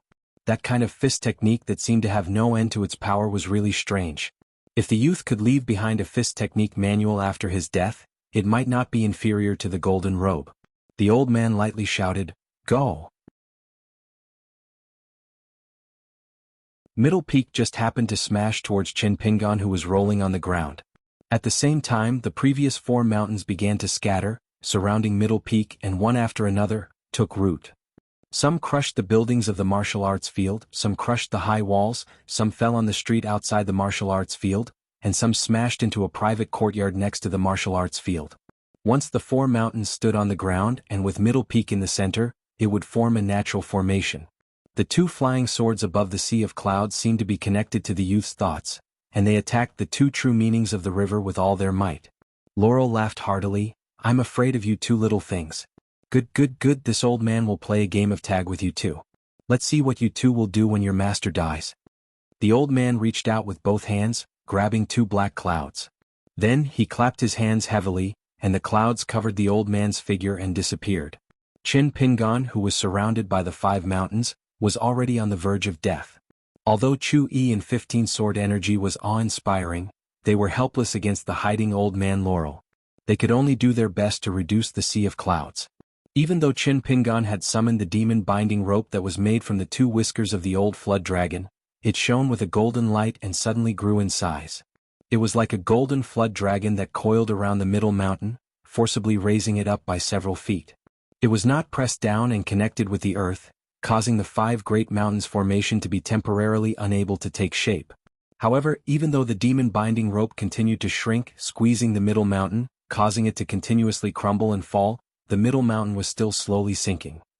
The sea of clouds above Eagle Fortress was less than 10 feet above the ground. If someone stood on the viewing terrace of the main building and looked around, it would be like standing on the peak of a mountain thousands of feet above the ground. It was magnificent, with wind and clouds surging and raging waves crashing on the shore. In the main building of Eagle Fortress, the man with the horsetail whisk who had drawn a circle around the ground was exhausted from being chased by the 2 natal flying swords, one big and one small. The members of the Huan family of Eagle Fortress had personally experienced the dazzling methods of the immortals on the mountain. While everyone rejoiced, some inevitably felt hopeless. They were martial artists of Jianghu, but they were not worth mentioning in front of the immortals on the mountain. Lu Tai didn't wait and see. He didn't let the 2 flying swords of high quality slowly exhaust the Qi cultivator of viewing sea state. Instead, he took out the magic weapons that he had plundered from all over the place from the colorful ribbon one by one. Through the gap of the cage created by the flying swords, he penetrated the cage and attacked the guy who turned the horsetail whisk silk rope into a white snake insidiously. For the Qi cultivator, this was no different from adding fuel to the fire and making him suffer unspeakably. The tall man first begged for mercy and persuaded Lu Tai that everything could be discussed. As long as Lu Tai stopped, he was willing to hand over all his belongings and let Lu Tai do whatever he wanted to his spirit. Seeing that Lu Tai was indifferent, the man who only had the iron handle of the horsetail whisk in his hand began to threatening to destroy Lu Tai's 2 life source flying swords. He must damage Lu Tai's soul and make it difficult for him to progress in his cultivation in this life. Lu Tai leaned against the chair of the lady of the castle and waved the folding fan in his hand. He did not pay any attention to the viewing sea realm cultivator who was struggling to make ends meet. The door of the hall had been forced open by him. Therefore, the scene of Eagle Fortress outside could be seen clearly. The sky was dark. Presumably, the hundreds of people in Eagle Fortress would never forget the scene today. The feeling of helplessness was deeply engraved in their bones. And this kind of influence was destined to be far-reaching. As long as these people could survive, today's incident about the immortals fighting and the mortals suffering would be passed down from generation to generation. If the 9 great continents of the vast world were all so lawless, they would have long been in a state of utter chaos. That was why the 3 Confucian academies and the 72 academies appeared.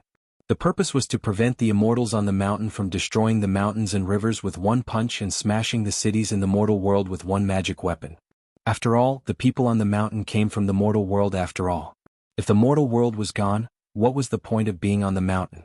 Therefore, this was the boundary between good and evil, the difference between good and evil. Some Qi cultivators pursued the freedom of immortality. Since they were already standing on the mountain, they did not care whether the mortal world was dead or alive.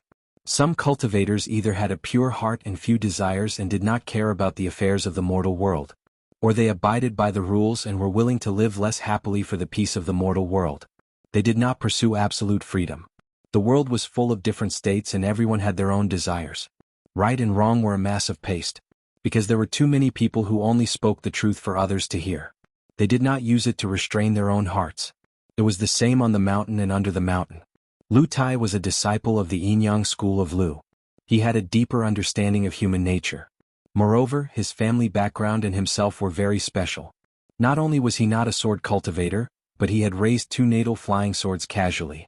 He did not even get that strange colorful belt when he was playing in the ancestral hall of the family when he was young. Lu Tai's existence in the Lu clan of the Central Plains was somewhat restrictive.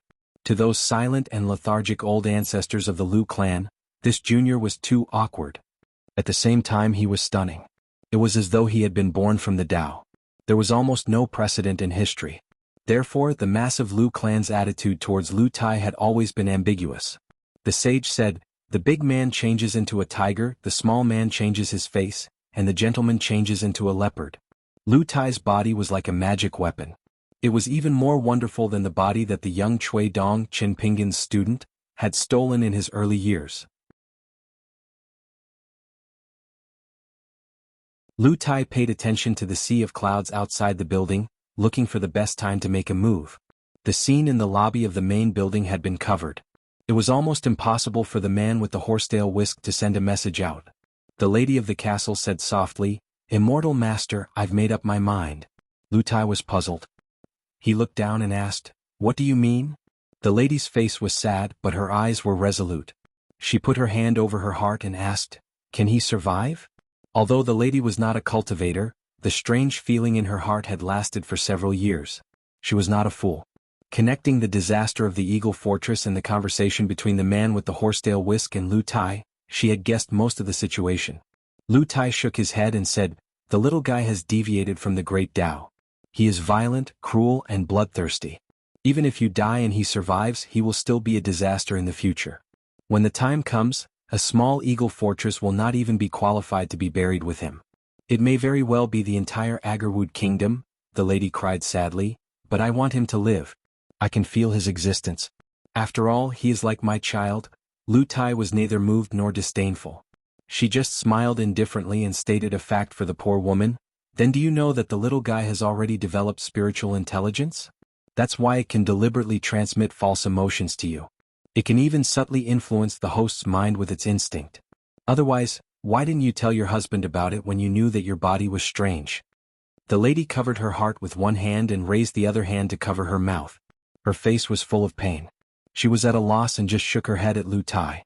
The lady silently endured the heart-wrenching pain. She looked at Lu Tai with eyes full of pleading. Lu Tai sighed, "Why did you do this?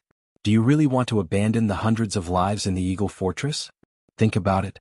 Your husband Huan Yang, your children Huan Chang and Huan Shu, and the castle that gave birth to you and raised you. Just for this filthy thing that has yet to be born and already belongs to the evil path?" The lady just shook her head with tears in her eyes and put down her arm. Blood immediately gushed out of her mouth. It was as black as ink and extremely terrifying. The lady couldn't care less about her appearance as a housewife. She was already in a daze. She begged Lu Tai, "Let him live. I beg you, immortal master. What did he do wrong? Now he only killed his mother. I don't blame him. I don't blame him at all. So, immortal master, please teach him more in the future and persuade him to be good. Don't go astray." Immortal Master, you are omnipotent. You can definitely do it. My child will definitely be a good person. The lady was like a porcelain piece that was full of holes. As her heart trembled violently, it couldn't bear the burden and finally shattered completely. But she still stared at Lu Tai's face. Lu Tai smiled and nodded. All right, he can live. The corner of the lady's mouth twitched and she slowly closed her eyes. Shocking black blood still gurgled from her eye sockets. It turned out that her eyelids were broken. Her eyeballs also fell in front of her, then slid down from her dress to the ground and rolled behind the chair. In the hall there was dead silence. No one dared to make a sound. Only the owner of the Eagle Castle, Huan Yang, whose 5 senses were sealed, was tied to the chair. The man's eyes were red. He was full of unforgettable anger towards the woman who slept with him day and night. How could she be so selfish? She must have been possessed by the devil and gone mad. She didn't die unjustly at all. She should die together with that little bastard, the freak in her heart. Lu Tai came to the front of the dead lady. He bent down and stared at her blood-soaked chest. He murmured, "Your mother sacrificed so much for you. She gave you everything and even gave up her conscience. What about you? Why are you still crazily absorbing the corpse's spirit and soul? When she was alive, you already tormented her enough. Now that she's dead, can't you let her have a moment of peace after death?" The lady's undulating heart suddenly stopped. It was as if there was a faint cry that came to the mortal world, just like all the babies in the world. She came crying. It's too late. Lu Tai suddenly stabbed the bamboo fan in his hand, piercing through the lady's heart and nailing it to the back of the chair. He said expressionlessly, "The mortal world is very boring. It's better not to come." An ear-piercing scream suddenly resounded in the hall. The candlelight was extinguished and the sound of pillars shattering sounded at the same time. Everyone's courage was torn apart. Only Huan Yang was relieved of a heavy burden. Then he was disappointed. His eyes were empty as he stared blankly at the chair beside him. That gentle girl, his childhood sweetheart, had died an ugly death. This man didn't even know that he, who was unable to calm down, was already crying.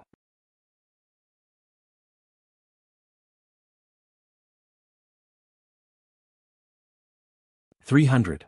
Outside the Huan family's ancestral hall, the sloppy old man used the secret technique taught by Fortress Lord Huan to cast the spell using the 2 bowls that contained the blood of the Huan family's descendants. After waiting for a while, the old man fell to the ground and murmured, 'Why is it like this? It shouldn't be like this.' The Huan siblings were covered in blood and their faces were pale. The young Taoist's lips trembled. Those demons and ghosts, I don't know what kind of evil method they used to deplete the spiritual energy of the 2 stone lions. Tao Xiang sat on the ground and supported himself with his saber. The old Taoist turned his head and looked at the sea of clouds in the martial arts field. The mountains sank and the fists met the enemies. Above the sea of clouds there was sword light. A glimmer of hope appeared in the old Taoist's heart. He struggled to stand up and said to the 4 young people, "The 4 of you quickly leave the Eagle Fortress. You escorted me here and now it's my turn to escort you children. You can consider it as leaving behind some descendants of the Huan family in the Eagle Fortress. Don't hesitate, quickly leave this place and go as far as you can. Don't think about revenge in the future." Tao Xiang didn't show any signs of getting up. He raised his head and looked at the Huan family girl that he had admired for many years. He said with a hoarse voice, "Huan Shu, you and Huan Chang should leave together. I want to stay here. After traveling for so many years, I'm really tired. I won't leave today." The young Taoist was about to speak when Tao Xiang shook his head and said, "Huang Shang, don't try to persuade me. I've already made up my mind." The old Taoist sighed and led his disciple and the Huan siblings to the north gate of the Eagle Fortress. Tao Xiang sat cross-legged facing the ancestral hall and began to wipe his saber with his sleeve. Huang Shang followed his master and ran. His vision was blurry and he didn't dare to look back at the young warrior. Huan Shu suddenly turned her head and looked at the familiar man's back. She couldn't bear to see him like this. There were thousands of words in her heart, but when they reached her mouth, they disappeared. Between life and death, one's temperament was the most sincere. The young woman was dragged away by her elder brother and didn't stay any longer. Tao Xiang lowered his head and stared at the face reflected by the blade. He twitched the corner of his mouth. He still didn't like her. The instant the ghost infant was stabbed to death by Lu Tai's bamboo fan, its anguished wails could be heard from the main hall of the building. Above the black sea of clouds outside the building, the old man Laurel appeared again, his expression extremely ugly. He was so angry that even the 5 great mountains' crown began to tremble. The sea of clouds that had almost drowned the ridge of the roof rolled like boiling water. The old man roared at the main building, "Trash, trash! What's the use of keeping you alive?" Laurel stretched out a hand and suddenly clenched it. In the main hall, the man with the horsetail whisk who was struggling to deal with the 2 flying swords was controlled by the old man's secret method at the beginning of learning Taoism. At this moment, his heart exploded without any warning, and then his soul was scattered. His bones and flesh were separated and all the blood was stripped clean. It turned into a big ball of scarlet blood and rushed out without caring about the cost. The explosion of the ocean of chi of a watering sea state cultivator had already blown the talisman array that was occupied by Lu Tai into a mess. When the blood gushed out, it was like a tired bird returning to its nest, trying to fly to the old man outside the building. Lu Tai frowned and withdrew the needle tip to prevent it from being contaminated by the filthy blood. At that time, it would not be as easy as consuming heavenly materials and earthly treasures. He no longer poured spiritual energy into the talisman formation. As a result, the blood was like a stream, stretching out into a long river from the main hall to the old man with the tall crown on the sea of clouds, pouring into the old man's palm. The old man was like a starving man. His eyes shone with bloody light. He waved his sleeves and 2 streams of red chi surged out from his sleeves. For a moment the astral wind blew, and the 2 flying swords drifted in the sea of clouds. Laurel's face was ferocious. He lowered his head and looked at the central mountain that hadn't touched the ground. He said angrily, "What a last-ditch struggle. I thought the ghost baby was just born and didn't have enough appetite, so I pressed you under the millstone of the mountain and squeezed your blood bit by bit. Now that you have ruined everything, I don't need to be so particular. Go to hell." Lu Tai had already arrived at the observation platform of the main building of the Eagle Fortress. He drove the 2 flying swords to the old man and laughed heartily, "Old bastard. My Taiping Mountain has been waiting for this day for a long time." The old man's face froze and then he laughed crazily, "Even if I die here today, I will bury the 2 genius cultivators of Taiping Mountain with me." The old man kept waving his sleeves, trying his best to stop the 4 flying swords of Chu 115 Needlepoint and Mai Mang. His other hand clenched into a fist and smashed down fiercely. "Little bastard, you won't die even if you die?" Lu Tai's eyes changed slightly and he silently said, "Go." A colorful ribbon flashed from the balcony, and together with the demon binding rope that wrapped around the mountain like a golden serpent, they pulled up together. They could not let this middle peak join the other 4 peaks that were rooted in the ground. When the 5 peaks formed a formation, Qin Pingan would probably be crushed into a pile of meat paste, let alone a 4th realm martial artist. Even if he had a 6th realm physique, he would probably be crushed alive. Lu Tai shouted angrily, "Rise?" The mountain began to rise a few feet. Who doesn't know how to risk their lives? The old man Laurel was indeed a wild individual cultivator who was famous for his ruthlessness. He laughed wantonly and stood up. After putting away the futon, the lower half of his body began to rot like dead wood and ashes kept drifting away. The old man still didn't care. He rushed to the central mountain and pressed down after his feet touched the mountain peak. The mountain peak that was bound by the colorful belt and the golden demon binding rope was successfully pressed to the bottom. When the central mountain fell to the ground, the entire Eagle Fortress began to tremble, and cracks began to appear in the mountains outside the fortress. The golden demon binding rope slid down the mountain to the ground. The old man Laurel laughed and grabbed the demon binding rope in his hand. When the 5 mountains were gathered, the formation was completed. On the upper balcony, Lu Tai spat out a mouthful of blood and staggered forward a few steps.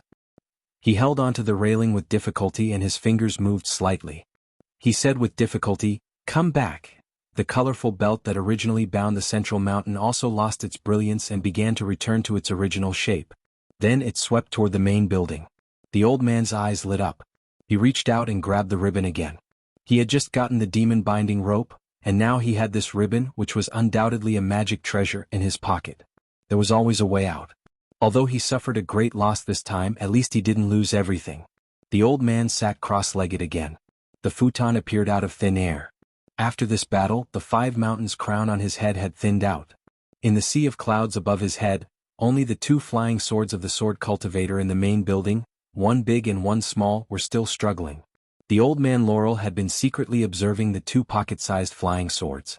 After the central mountain successfully crushed the golden-robed youth, the flying swords fell to the ground and landed in 2 alleys in the distance.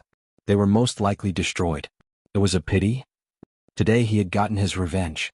The old man was somewhat pleased. Firstly, he could no longer maintain the 5 mountains' true form formation. Secondly, he had to quickly peel off the golden robe from the youth's corpse and quickly leave the Eagle Fortress. He didn't want to be intercepted and killed by the old bastards of Mount Taiping. Otherwise he would be like a stray dog again. At this point, Mount Taiping still didn't have any Jin Dan or Yuanying ancestors. It seemed that the 2 brats, one dead and one injured, were too arrogant and gave him a chance to leave safely. However, the 2 youngsters were definitely the most outstanding direct disciples of Mount Taiping. They might even be the proud disciples of the Mount Taiping master. That was why they had the guts to parade around with such magic treasures. If he hadn't already formed an irreconcilable grudge with Mount Taiping, he probably would have avoided them long ago. The old man Laurel silently chanted the mountain return mantra. The 5 mountains instantly rose from the ground. They became smaller and smaller in size and finally returned to the 5 mountains crown. The old man waved his sleeve to control the sea of clouds, blocking the 2 flying swords of Lu Tai. He sat cross-legged on the futon and smiled as he descended towards the martial arts field. There was a dazzling golden color on the ground. It was like a golden robe that had accidentally fallen from a bamboo pole and was casually spread on the ground. Although a magic treasure was clearly at his fingertips, the old man Laurel's expression changed drastically. He clapped his hands in the air and his entire body, along with the futon, suddenly rose into the air. After a series of battles and the old man's own spiritual energy, the black sea of clouds that was less than 1/10 of what was left of it surged towards the old man. The golden color on the martial arts field jumped out of the pit that was just big enough for a person to lie flat on and shouted, "Lu Tai, lend me the tip of your needle." Lu Tai wasn't surprised at all. With a slight thought, the huge needle tip of the flying sword appeared under Qin Pingan's feet. Lu Tai had actually discovered some clues from the fall of Chu Yi in 15. Qin Pingan had said that they were his natal flying swords, but they weren't Qin Pingan's natal items. Therefore, if Qin Pingan had really died, Chu Yi in 15 would have fought even harder to kill the enemy.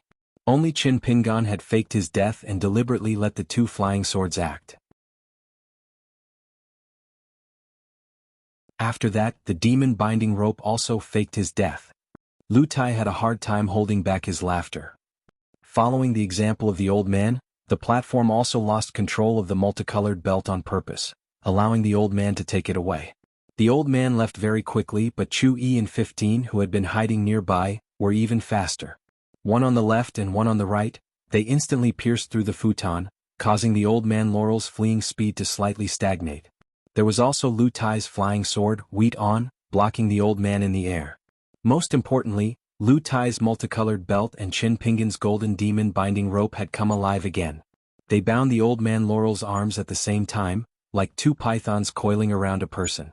As for Qin Pingan, he stepped on the tip of the flying sword and chased after the old man Laurel and Yun Hai in the air. Flying sword. Under the suppression of the mountains, he had used Lu Tai's ribbon to buy time. In addition, Qin Pingan had already calculated the largest pothole. Before he punched, he had stamped his foot and cracked the ground, forcibly opening up a large hole that could allow him to lie down and escape the fate of being smashed to pieces. However, under the pressure of the 5 mountain array's majestic chi, Qin Pingan, who felt like he was in a sealed coffin, did not feel good at all. A few of his ribs had already been broken. If he had not gotten used to this in the bamboo house, he would have only been able to watch the old man Laurel leave. Before Qin Pingan stepped on the sword and ascended, he used the sword master's sword controlling technique to grab the long sword, Infatuation, that had been thrown to the side earlier. With the ribbon and demon binding rope binding the old man's 2 coins, the 2 items could break through the cover of Yun Hai and accurately guide the 3 flying swords to pierce through the futon. This allowed Qin Pingan, who was using sword controlling technique for the first time, to quickly catch up to the old man Laurel. He swung his sword at the back of the old man's head. The old man had truly used all his strength to move forward with the sea of clouds. Only then did he manage to dodge the attack with great difficulty. However, sword chi overflowed and left a bloody wound on the old man Laurel's head. On the balcony, Lu Tai gritted his teeth and said, "Blossom, again." His green robes fluttered as he chased after the old man with the wind. His speed was even faster than the tip of a flying sword. Lu Tai drew an arc in the air and in the blink of an eye he quickly blocked the path of the old man from the Dragon Gate realm Laurel. The old man suffered greatly and did not dare to force his way through. He took a detour, but in the end he was pierced through by the golden-robed boy, who had attacked 2 times slower than him. His heart felt cold. Furthermore, the sword was extremely strange. His life force and spirit chi were suddenly drained away by the long sword that had pierced through his body. The old man stopped, and the sea of clouds under the futon stopped as well. He lowered his head to look at the tip of the sword and smiled mournfully. The ones who took my life were not the 4 life-bound flying swords. The one who helped the long sword take my life was actually a mind talisman that I looked down on. Why are these little immortals from the Zong clan even more cunning than us uncultivated cultivators? Chen Pingan originally wanted to take advantage of his victory and strike again. He wanted to break the old man Laurel's head, but Lu Tai had already roared in his mind to remind Chen Pingan to use the tip of the flying sword to quickly retreat as far away as possible. Laurel touched the crooked 5 great mountains crown on his head. He did not pull out the infatuation that had pierced his heart. Instead, he looked at Lu Tai with a sinister smile. His hands were still tightly bound by the 2 magic swords, doing his best to restrict the old man's spirit chi flow. The futon was already broken. Dozens of holes had been pierced by the 3 flying swords. Air was leaking out everywhere. Lu Tai and Laurel stood facing each other with lingering fear. At that time, they purposely called themselves cultivators from Mount Taiping in order to scare this old man away. Who would have thought that once he heard that they were from Mount Taiping, he would bite people like a mad dog? Chen Pingan's situation at that time was truly a matter of life and death. Lu Tai steadied his mind and said calmly, "We are actually not cultivators from Mount Taiping." The old man's mouth twitched and he said with a fake smile, "I thought it through just now. Mount Taiping can't teach you 2 children." The sea of clouds and the surroundings gradually dissipated, returning to heaven and earth without accomplishing anything.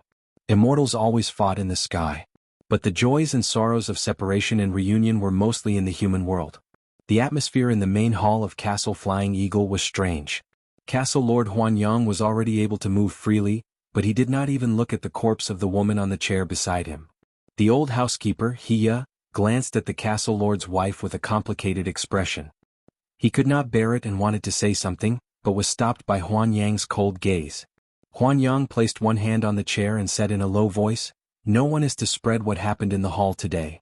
Whoever dares to leak a word will not only be punished according to the family rules, but will also implicate everyone in the family. Their limbs will be broken and they will all be expelled from Castle Flying Eagle." Huanyang did not turn his head and only casually pointed at the chair beside him. Madame fell ill from overwork and was seriously ill. She could not be cured. Huanyang paused and said coldly, "Her memorial tablet will not be placed in the ancestral hall of the Huan family after her death. She is not allowed to be buried in." Everyone in the hall kept quiet out of fear and did not dare to question him. The old master, Hiya, finally could not help but step forward and interrupt Huanyang's second half of his sentence.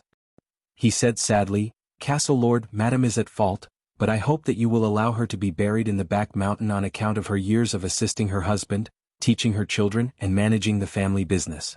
Castle Lord, I beg you." In the end, the old steward who worked hard for the Eagle Castle and explained the Tao to a group of children was actually sobbing uncontrollably. Huanyang flew into a rage and slammed the chair's handle, causing the entire chair to break and collapse. His face was dark as he thought for a moment and snorted coldly.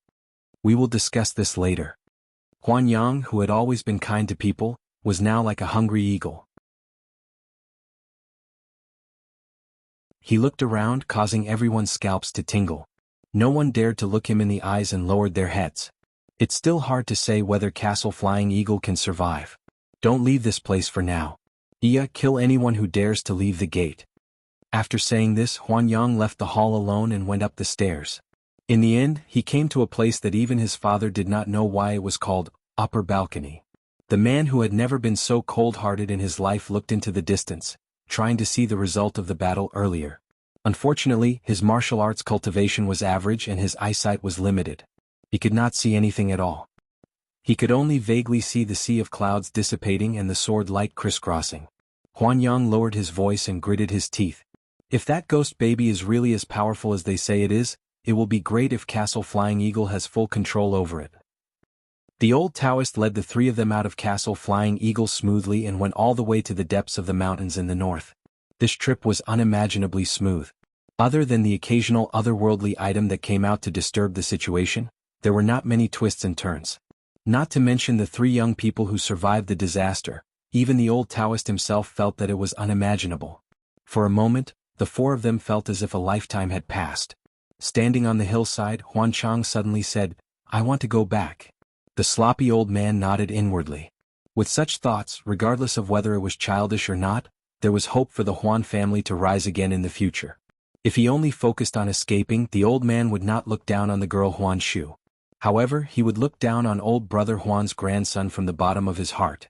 The sea of clouds that was originally as black as ink had dissipated. Although it was still hard to say that Castle Flying Eagle had escaped death, it was still a good sign. The old Taoist looked over and used his sect's Taoist techniques to roughly observe the atmosphere. The dense yin qi in Castle Flying Eagle had almost completely dissipated. Thus he comforted Huan Chang. "Don't be in a hurry to go back. The situation seems to be on our side now. At this time you must not cause any trouble." Huan Chang gripped the hilt of the knife at his waist tightly. The veins on the back of his hand bulged. He said in a muffled voice, "My parents are still in danger, and as a son, I have to stand by and do nothing. I'm not a son." The old man laughed involuntarily. He was not impatient and patiently explained, "Fearless sacrifice is not true courage. Huan Chang, if you want to be a man like your grandfather only when there is no way to retreat and when there is a sense of righteousness, then you will do the magnificent feat of cleaving the Ling official statue with a knife." Even us cultivators who live in seclusion on the mountain would praise you and call you a hero after hearing this. This courage is not the bravery of an ignorant person. It is not sending yourself to death for nothing. Huan Chang nodded silently. This young martial artist who had high hopes placed on him by the family was not someone who would go to a dead end. If he was not broad-minded, as the next castle lord of Castle Flying Eagle, he would not have tolerated Tao Xiang, who was a foreigner who was rising day by day in Castle Flying Eagle. Huan Shu lightly tugged on Huan Chang's sleeve. Huan Chang raised his head and smiled. "I'm fine. Don't worry." The old man was gratified. Only this way would the pugilistic world be interesting. The young Taoist Huang Shang murmured, "Master, can those 2 foreigners really kill that devil in the sky?" The old Taoist did not know whether to laugh or cry. He sighed and said, "To have the ability to set up such a huge trap and reverse the feng shui of 100 miles, it is very likely that it is a great devil in the Golden Core realm. Let alone me, even your talented grandmaster would not be able to move mountains when he was at the peak of his cultivation. Those 2 youngsters would be extremely lucky if they could chase away the strong enemy. They don't even have the extravagant hope of successfully killing the enemy." After escaping from the danger zone, the old man's tense heartstrings finally relaxed. Instantly he appeared dispirited. Today's battle had caused this Taoist who lived in the mountains to be physically and mentally exhausted. The old Taoist leaned against a big tree. Unless a great cultivator of the Fusho sect heard the news and rushed over, and his seniority must not be low. Otherwise, it would be very difficult to stop that devil who controlled the sea of clouds. The 3 people's expressions were heavy. Huan Shu bit her lips tightly. Her mood was especially complicated. Her parents were still in a difficult situation, and there was a fool who was willing to wait for death outside the ancestral hall. Even if she and her brother were to live, their future was still uncertain. Huan Shu really did not know where to go. Huang Shang's expression was gloomy. After painstakingly cultivating for several years, he did not dare to slack off for a moment. He originally thought that he had achieved a small success in Taoist techniques and that he would be able to cross mountains and meet rivers easily. Who would have thought that he would almost lose his life in this paradise-like Flying Eagle fortress? The old man broke the depressing atmosphere. After taking a deep breath, he smiled and said, "But don't worry. As long as the devil returns defeated this time, he will definitely attract the attention of the Fusho sect. Within 100 years, the devil will absolutely not dare to stir up trouble again. The Fusho sect has 2 immortals who have become Taoist companions. Once he angers them, either one of them will go down the mountain to kill the devil. It will be a piece of cake." The old man seemed to be still angry. He made a gesture of turning his hand and said with a smile, "A piece of cake." Outside the ancestral hall, Tao Xiang was deeply worried. He was not worried that Flying Eagle Fortress would become a purgatory in the human world. Instead, he was worried that his family's ancestor, who had been thrown here when he was young, would suffer too heavy a loss in this battle and prevent him from becoming the #1 Grandmaster in the Agarwood Kingdom step by step. He wanted to keep the beauty he admired in his arms.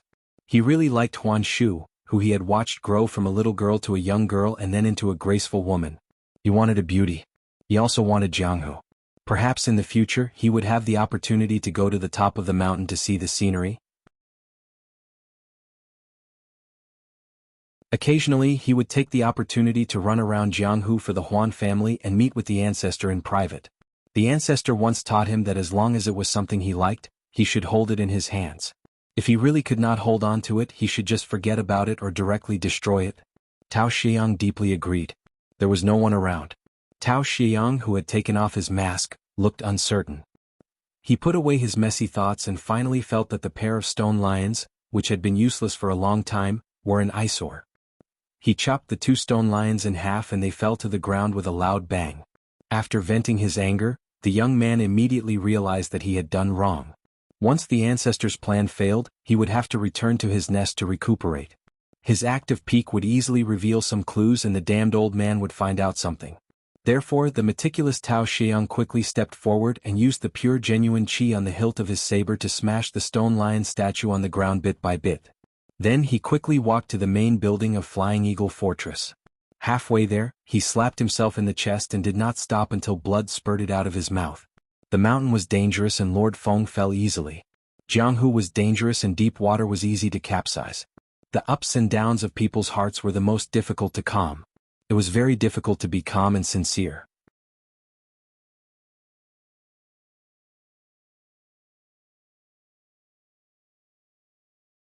(301) According to the celestial records, the Tongyi continent was full of mountain gods, demons, and spirits. Even though Qin Pingan had deliberately avoided scenic spots with abundant spiritual energy, or filthy and dangerous places, sometimes he would still be tricked. For example, one night, Qin Pingan saw a brightly lit small town. Qin Pingan didn't have a map, so he thought he needed food, so he followed the lights. This was because geomancy maps had always been banned by the dynasties and countries, and were even more strictly controlled than weapons. The small town didn't have a night ban, but there were guards at the gate to check the customs documents. When Qin Pingan entered the town and found an inn that hadn't closed yet, the innkeeper shook his head and said that the money Qin Pingan gave was wrong and that they wouldn't accept it. Every country had their own copper coins, so this was normal. But it was strange that they didn't even accept real gold and silver. Fortunately, the innkeeper pointed the way, saying that there was a place where they could exchange gold and silver for their money. After exchanging, they could come back to the inn and stay. So, Qin Pingan found a shop with a very high counter, almost as high as a person and a half. When in Rome, do as the Romans do. Qin Pingan stepped on a small stool and said that he wanted to exchange money. He gave a few silver ingots in exchange for a pile of copper coins and a stack of paper notes. The copper coins were heavy and of high quality. Qin Pingan saw that there were official imperial and bank seals on the paper notes, so he didn't think too much about it. He returned to the inn, paid the money and showed the customs documents. The innkeeper meticulously recorded them for the local officials to check. The next day, when Qin Pingan was ready to leave, the innkeeper was still calculating on his abacus. He smiled and reminded Qin Pingan that there was a custom here. When chatting with others, one must not mention the word paper, such as armchair strategizing or empty words. Otherwise, don't blame him for not reminding you if you get kicked out of the town. Qin Pingan kept it in mind. After thanking the innkeeper, he went to buy fuel and 2 sets of clothes. When he returned to the inn, he found the food bland and tasteless. Then he left the town and walked for dozens of miles before he could see the outline of the city. Encountering a sudden heavy rain, Qin Pingan stood in a dilapidated pavilion on a mountain to take shelter from the rain. He had nothing to do, so he slowly practiced martial arts. Then he saw a shocking scene. The city at the foot of the mountain melted in the rain like a pile of mud. Qin Pingan quickly took out the things he bought in the town, as well as the copper coins and paper notes. Suddenly his scalp went numb. They were all cut from white paper, as if living people were burning paper for the dead in the underworld. Someone seemed to be amused by Qin Pingan's embarrassment. Inside the wall of the pavilion, someone snickered. The sound passed through the wall and echoed inside the pavilion. Before, Qin Pingan was just amazed by the unimaginable small town, but he was not really afraid of these strange things. So, when someone in the mountain pavilion played tricks, Qin Pingan quickly calmed down. He just sat on a bench made of old wood deep in the mountains, looked at the pale white wall opposite him and drank silently. Unless he was extremely unlucky and met a mountain demon or a demon who was good at disguise, he was most likely a person with shallow cultivation. It was not difficult for that thing to scare ordinary people. It was also not difficult for Chin Pingan to kill it with a slap. That person still did not know that he had hit an iron plate. He was deliberately mystifying, and his voice pretended to be more gloomy. You are not afraid of me? Chin Pingan put the blade-strengthening gourd on his waist, stood up and slowly walked to the wall. With a snap, he directly pasted a pagoda demon-subduing talisman on it. Immediately, there was a cry of begging for mercy, which seemed to be slightly childish. Chin Pingan did not take off the yellow talisman paper. He smiled and asked, "Do you think I am afraid?" The guy shouted, I am afraid, I am so scared that I almost came back to life. Come on out. If you continue to hide, I won't be polite with you. Tell me what's going on with that small town." Chin Pingan took off the pagoda demon-subduing talisman, put it into his sleeve and returned to his original position. From the wall, a young boy with lingering fear walked out. There was an official patch embroidered on both his front and back, but it was not as colorful as the secular courts, only black and white. He stood timidly at the foot of the wall and looked at the immortal sitting opposite him. Not only did he not bow, but he also made a strange sound to introduce himself. It turned out that he was a lord of the land appointed by the previous dynasty. After the change of the emperor and the name of the country, he was automatically classified as the old officials. Without an official position, his already meager cultivation became even lower. When he was alive, he was the beloved youngest son of a high-ranking military official. On the 7th day after his death, a wandering immortal passed by and entered the mourning hall to help his father. Thus, he became a low-ranking local lord and had a lot of incense burning. It was so that he could protect the feng shui of his family's ancestral grave. Later, the mountains and rivers changed color, and everything became a fleeting cloud. Looking back, it was not a big deal. In fact, it was quite interesting. Chin Pingan asked the lord of the land, who had lost the legitimacy of the court, about the origins of the paper doll town. It turned out that more than 10,000 residents of the town had died overnight in what seemed like a natural disaster.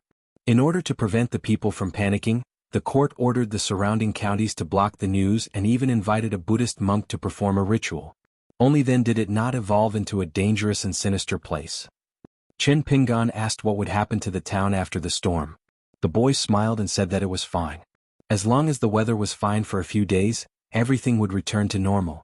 Chin Pingan squatted on the ground facing the town, and burned the paper money and paper clothes in the pavilion. The boy squatted on the side and sighed, I didn't expect this old immortal to be such a kind person. Chin Pingan dismissed it with a smile. He also asked the boy about the situation of the mountains and rivers within a radius of 1,000 miles, and whether there were any celestial houses or fairies. The boy answered all of them without hiding anything. He said that about 800 miles to the north, there was indeed a demon making trouble and occupying the mountain as its king. It did not often kidnap woodcutters and mountain people, so it was relatively safe on the mountain and at the foot of the mountain. There were few rumors of people suffering. When it was at its peak, many chi cultivators in the mountain had to take a detour. However, after an unforeseen event, it quieted down. It was said that there were only a few kittens and puppies left. It was hard to say what the truth was. There were all kinds of rumors outside. Some said that the celestial master of Fushir sect founded an eyesore, and some said that when Buddhist practitioners stayed there, there was a demon who was blind and provoked the Buddhist master, Vajra, which led to this disaster. Chin Pingan was slightly surprised. Back then in the territory of Dali, Chin Pingan could not forget the mountain road where the bridal gown ghost appeared. There were some withered branches in the pavilion. With the help of the boy, he gathered them together and lit a match. A man and a monster squatted by the bonfire. Although the boy looked young, he had lived for 500 years. He explained to Chin Pingan the reason why the demon on that mountain would not eat the grass near its nest is because the mountain king has a relatively mild temper. Of course, there are many violent people under him. Of course, they don't have a bodhisattva's heart. However, the most frightening thing for an independent territory is to have a bad reputation. It will cause people to change their expressions when they talk about it. What if it attracts immortal disciples who have nothing better to do and covet the secular reputation of slaying demons? What should we do? Chin Pingan nodded. The boy put his palms close to the bonfire and chuckled. To kill or not to kill? After killing the small one, the big one will come. After killing the big one, the old one will come. Even if they have the ability to kill 2 of them, if 3 of them come, they will all be killed. If they are all killed, the local officials will report it to the imperial court. The emperor will feel embarrassed and will plead with the immortal master to come out of the mountain. The boy said helplessly, "It's the most annoying." Qin Pingan said with a smile, "If not for that, it would have been a mess. How can the people at the foot of the mountain live? Just that small town alone has more than 10,000 people dead. What will their relatives and friends in other places think? Everyone is gone in one night. Those who are still alive will also be afraid." The boy was stunned as if he had never thought of this problem. Later on, the boy talked about some interesting things in the vicinity. Most of them were hearsay. After all, he had lived for hundreds of years. He had to find some fun to pass the time.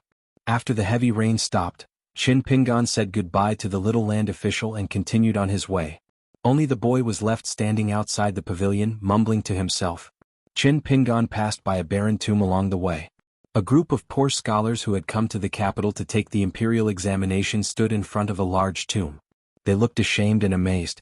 Then he saw two snow-white foxes scurrying out from between the tombs and bowing. There were also a few younger foxes lying on top of the tombs and giggling. Their eyes were lively and full of longing and shyness. They did not look like ferocious demons at all. Instead, they looked like gluttonous children. The scholars returned the greeting. Qin Pingan found it funny. He knew that it must be the fox demons who were bewitching people. However, Qin Pingan was not too worried. The fox demons in the world, no matter which continent they were from, would not do anything cruel. They were naturally close to humans since ancient times. It was more to break through the barrier of love and increase their realm and cultivation. Therefore, Qin Pingan did not expose them on the spot. He did not want the scholars to find out that the so-called luxurious house in front of them was actually a tomb. Qin Pingan just quietly stayed by the tomb. As expected, the scholars left the rich and powerful mansion safely the next day. They were all overjoyed and felt that it was a good encounter and that their lives were not in vain. Qin Pingan left with a smile. 300 miles later, Qin Pingan arrived at a small country called North Jin. When he passed by a city, he happened to encounter a market. Qin Pingan really bought 2 sticks of candied hawthorn. He had heard that the Rushu temple in North Jin was very famous. There was a large stone, which was said to be one of the places where a bodhisattva comprehended the Tao. It was called the Stone Lotus Platform. The stone was 15 feet wide and could accommodate hundreds of people. No one could explain why a single person was able to make it sway. The emperor of North Jin was visiting the west. After he tried it himself, he was very happy and made the Rushu temple famous. However, when Qin Pingan asked a few people, they all said that they did not know what the Rushu temple was. Qin Pingan then remembered that the boy mentioned this incident. It should have happened 200 years ago. 200 years in the human world was enough to change many customs. Qin Pingan hesitated for a while, but he still persevered. He only stopped when he asked about the ruins of the Rushu temple. "You went there." Weeds grew everywhere. There was neither human nor demonic aura. It was gloomy. Under the setting sun, Qin Pingan found a large stone. He could not see anything strange about it. Qin Pingan finished the last candied hawthorn, threw the bamboo stick and turned to leave. After Qin Pingan walked out of the dilapidated gate of the Rushu temple, a small person popped its head out from the top of the large stone. It sat on the stone, silent. It turned out that the reason why the lotus platform swayed was because it had given birth to a small lotus person, who liked to hide and giggle. Every time someone tried to shake the large stone, it would immediately become excited. It swayed left and right, and the large stone would sway with it. Thus, it was misunderstood. But one day, it felt a little bored, and the stone lotus platform's shaking began to sometimes not. Finally, it became completely as still as a mountain. It turned out that it had left the stone lotus platform and wanted to go to a faraway place to find its companions. After being alone for years and years, it felt lonely. In the end, it found 2 companions, a snake spirit and a water deer spirit.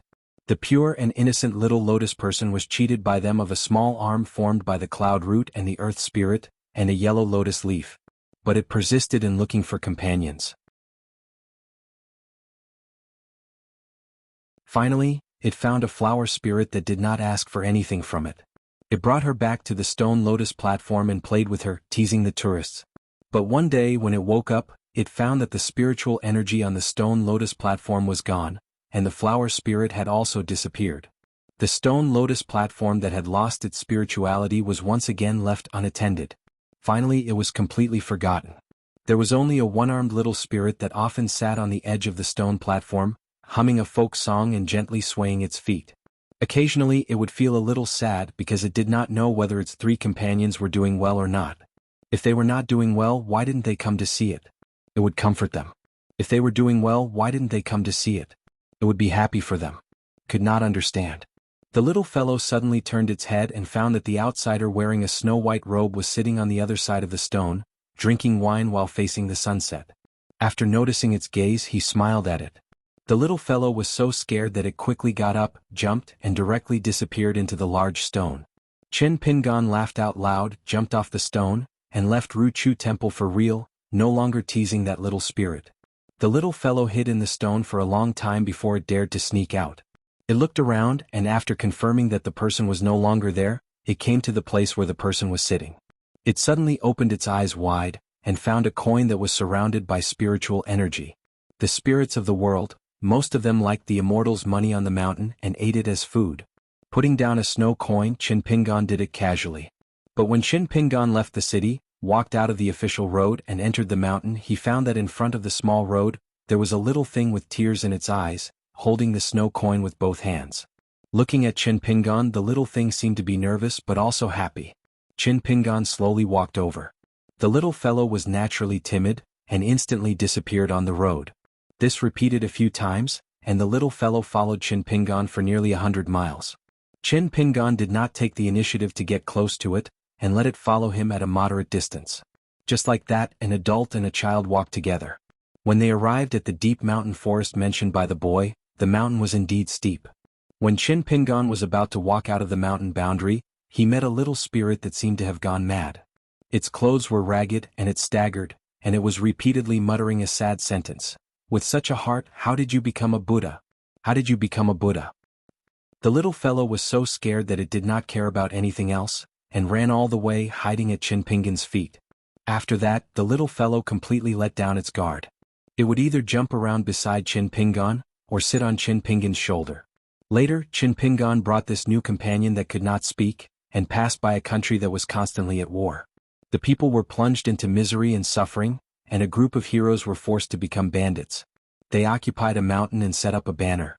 Along the way, Qin Pingan heard about the heroic deeds of these 36 heroes, how heroic they were, how their martial arts were superb, and how they were able to uproot mountains and rivers.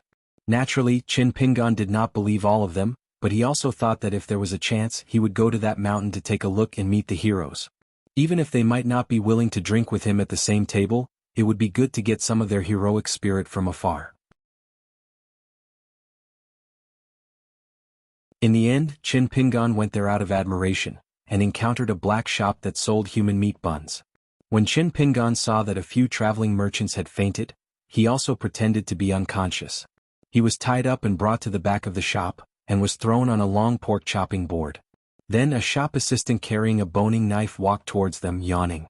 In a nearby provincial city, the executioner was about to execute a bandit, and there were actually dozens of people who came to the execution ground. In particular, there was a burly man who was holding a pair of axes, and he killed his way over. He was in high spirits and laughed loudly. Whether it was the commoners watching the show or the soldiers, they were all chopped in half by a broad axe. A short, dark-skinned man reprimanded him, and only then did he resentfully stop. He looked ashamed and drooped his eyes, and there was not the slightest bit of killing intent. The dark-skinned man glanced at the burly man, and then waved his hand to let him leave. The man looked around, his face full of exhaustion, but even more gratification and joy.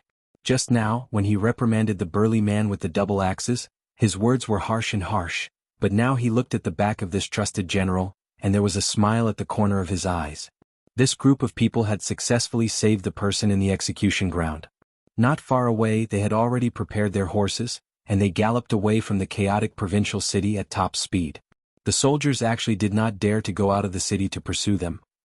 When everyone turned over and dismounted, they were high-spirited, and walked into their own shops amidst loud laughter. However, they found that the familiar couple was no longer in the shop, and there was only a white-clothed youth. On the table in front of him there was a long sword. The sword chi was dense. In less than the time it took for an incense stick to burn, Qin Pingan left the shop. In the shop behind him there were people who died and there were people who lived. They were all heroes in the eyes of the world, and indeed almost all of them died without hesitation. Even when death was imminent, they were still heroic. On the contrary, the group of people who survived were mostly silent from the beginning to the end, or took the initiative to stop when they were slightly injured. They did not speak arrogantly, and there was not much intention to take revenge in their eyes. Instead, there was a kind of blankness, as if saying that life had already come to this, and this was the only way. Qin Pingan did not care about this. After leaving the shop, he found that there was a group of horses by the side of the road. After thinking for a while, Qin Pingan led a large horse from the side of the road, and flipped over and mounted it. It was actually very natural and he was very skilled.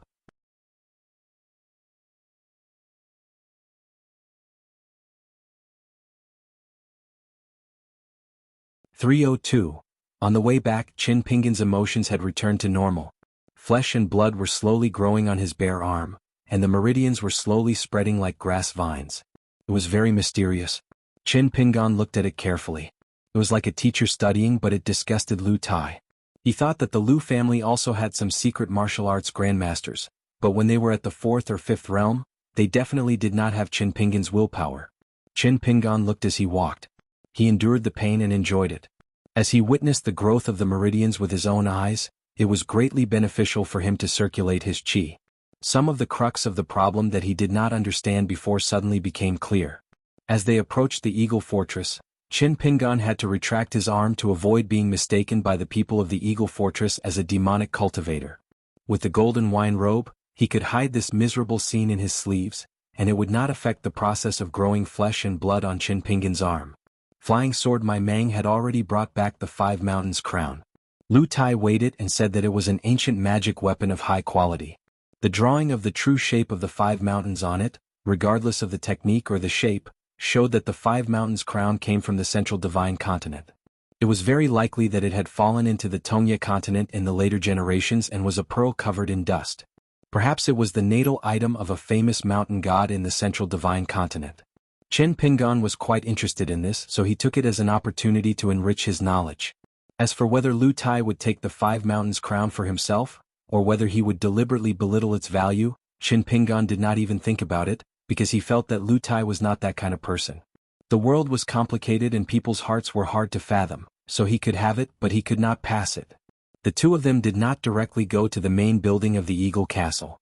They first quietly returned to the training field and put away the magic sword, Infatuation, that Do Ziji had bought at a high price from the Fuyao sect. After absorbing the heart, blood and spiritual qi of a peak Dragon Gate cultivator, the blade of the sword became even more clear and bright like snow. The veins flowed faintly like autumn water, becoming even more lively and brilliant. Even the arrogant Lu Tai could not help but take the sword and size it up again. He clicked his tongue in wonder. He said that the old devil's words were mixed with truth and lies, but the matter of his realm should be true.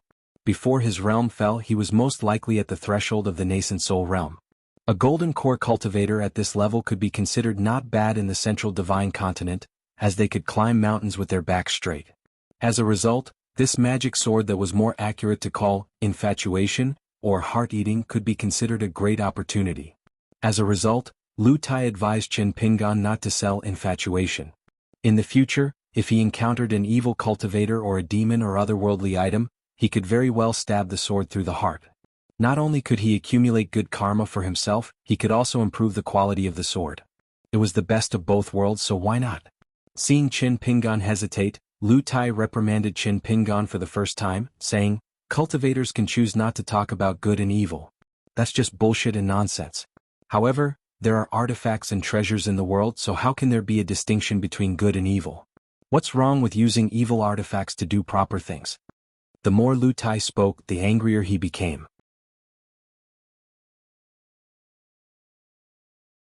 He wanted nothing more than to extend a finger and point it at Qin Pingan's nose, cursing, "You can even open your eyes wide to see your own flesh and bones grow back, so why can't you get over this? Qin Pingan. If you still have such a stubborn character, it's fine if you don't cultivate the longevity bridge. I advise you to concentrate on being a pure martial artist. Don't dream of being a great sword immortal. With your character, even if you have the longevity bridge in the future and become a chi cultivator, your inner demon before breaking through the bottleneck of the upper 5 states may be even greater than the sky. Do you know that every chi cultivator in the nascent soul realm in the world has the ambition to fight against the heavens and earth? Their magic skills, perseverance and tenacity are already very impressive. However, why is the upper 5 states so difficult? The key lies in this barrier. The danger lies not in the misconception of the heavens tribulation. Those are just on the surface. The real enemy is your own heart. The higher your Taoist heart is, the stronger your temperament is, the higher your heart Dharma form can be as high as 1,000 feet and as indestructible as the golden body of the ancient gods. How can you break through it? Qin Pingan did not refute anything. He just pointed at Lu Tai's nose and whispered, "Here we go again." Lu Tai stopped talking and fiercely wiped the blood from his nose. It had nothing to do with the general trend of the world. It only involved Qin Pingan's personal Taoism. As a disciple of the Yin-Yang school of Lu Tai suffered much less than the previous time. Qin Pingan suddenly said, "Someone is coming from outside." Lu Tai glanced at Qin Pingan.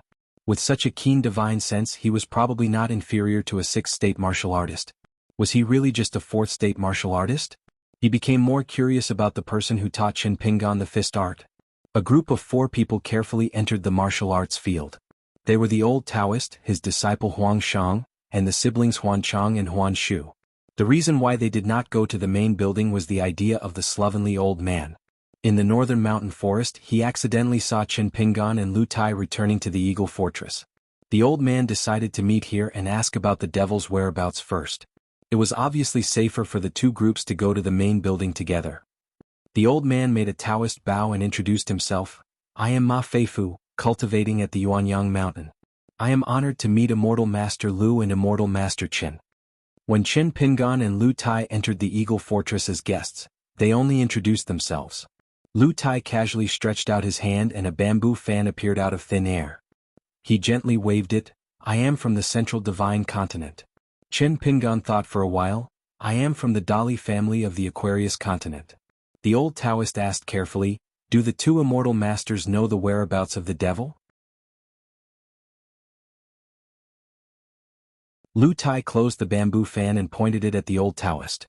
Just when everyone was confused, a 5 mountains crown appeared on the top of the folding fan. Lu Tai's wrist shook slightly and the 5 mountains crown undulated. He smiled. "He is already dead. We have a small harvest." When the old man Laurel descended from the sea of clouds on the futon, he moved the 5 mountains crown to suppress the martial arts field. The old Taoist had a glimpse of it and was frightened. The 5 mountains crown left a deep impression on the old Taoist. Now that he saw the ancient laurel on the top of the bamboo fan, his heart was in turmoil. He could not believe that the 2 young people could successfully kill an earth immortal who was most likely in the Golden Core realm. However, he also hoped that the handsome young man's words were true.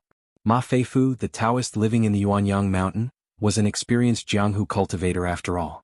Even though he was skeptical, his face was still filled with gratitude and reverence. He bowed solemnly again and said, "Immortal Masters, you were just passing by this place when you encountered a devil who was committing a crime, but you were still willing to lend a helping hand and save hundreds of lives in the Eagle Fortress. Your contributions are immeasurable. On behalf of the Eagle Fortress, I thank you for your great kindness." The 2 siblings, Huan Chang and Huan Shu, had tears in their eyes. They quickly cupped their fists and bowed heavily. They said to the 2 young masters, "I can't thank you enough. If the 2 immortal masters don't mind my dullness, Huan Chang is willing to do anything for the 2 immortal masters. I won't hesitate to go through fire and water." Huan Shu thanks Mr. Lu and Immortal Master Qin. "I really don't know how to express the gratitude in my heart." The young Taoist, Huang Shang, stood at the back with a complicated expression. A thought flashed through his mind. If he became their disciple, would his cultivation journey be smoother? He wouldn't be as useless as he was now. He would encounter demons and otherworldly beings and be in danger everywhere. Huang Shang looked at his master's back. The young Taoist who had been through a rough cultivation journey lowered his head silently. He felt a little guilty and felt that he was even worse than those demons and otherworldly beings. However, the thought in his mind had already taken root and couldn't be removed. Instead, it became more and more intense like a raging fire. It burned his heart and made his eyes red. The doubt and relief of the Taoist in the mountain abode, and the fatigue after the battle. After the disaster, Huan Chang tried to change his path. He wanted to work hard and change from martial arts to cultivation. Huan Shu's 2 forms of address were different. And the young Taoist's thoughts. The corner of Lu Tai's mouth curled up. He had already seen everything. The disciples of the school of Yin Yang were the best at reading people's minds. Qin Pingan didn't feel much about it. He only remembered the subtle expressions and eyes. He didn't understand the meaning behind it. The bits and pieces of life weren't words in a book after all. The group rushed to the main building of the Eagle Fortress. Although Lu Tai said that the dust had settled and there were no casualties, Huan Chang and Huan Shu were still trembling in fear. They were afraid that the moment they opened the door, they would see a bloody scene. When they arrived at the main building, they found that the door was closed. Huan Chang knocked on the door with all his might. After waiting for a long time, an old man from the Huan family opened the door. When he saw that the siblings were safe and sound, he burst into tears. Huan Chang was shocked. He thought that his parents were killed by the man with the horsetail whisk. After some explanation, he found out that immortal Master Lu had already killed the impersonator. For a moment, all the survivors in the hall felt as if a lifetime had passed. Huan Chang and Huan Shu didn't realize that their parents weren't in the hall. When they asked about this matter, everyone's eyes were a little uncertain. Lu Tai was too lazy to care about these trivial matters. He just took Qin Pingan to the balcony on the top floor. The lord of the castle, Huan Yang, was no longer on this strangely named upper balcony.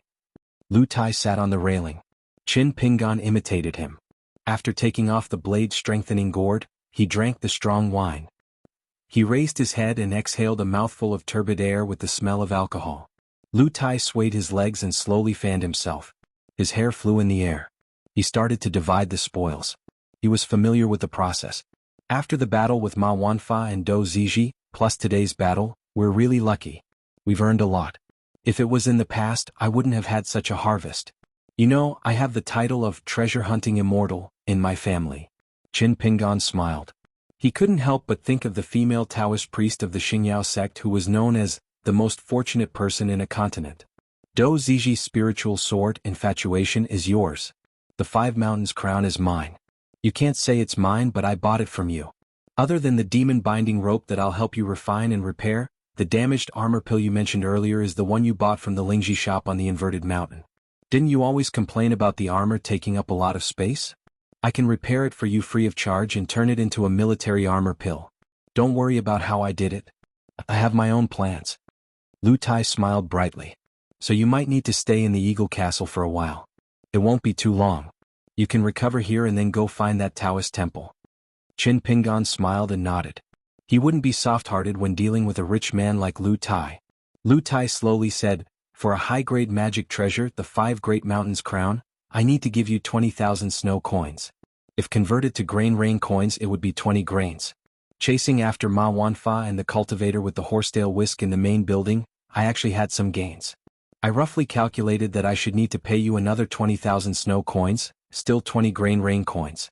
The long handle of the horsetail whisk engraved with the word, worryless, is not bad. You can take it and treat it as a little bonus.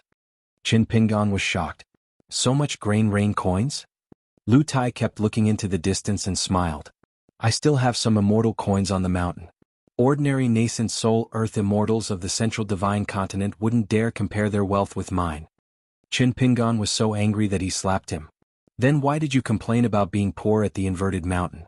Lu Tai, you're quite good at acting, aren't you? Lu Tai was a little guilty and said angrily, I was afraid that you wouldn't be tempted by my beauty but by my wealth. By your grandpa's wealth and beauty.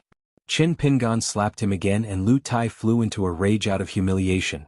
Qin Pingan, be careful or I'll fall out with you. Qin Pingan laughed and slapped him again. Lu Tai's eyes flashed and he was about to use his trump card when Qin Pingan gestured for Lu Tai to stop. He took a sip of wine and said, continue.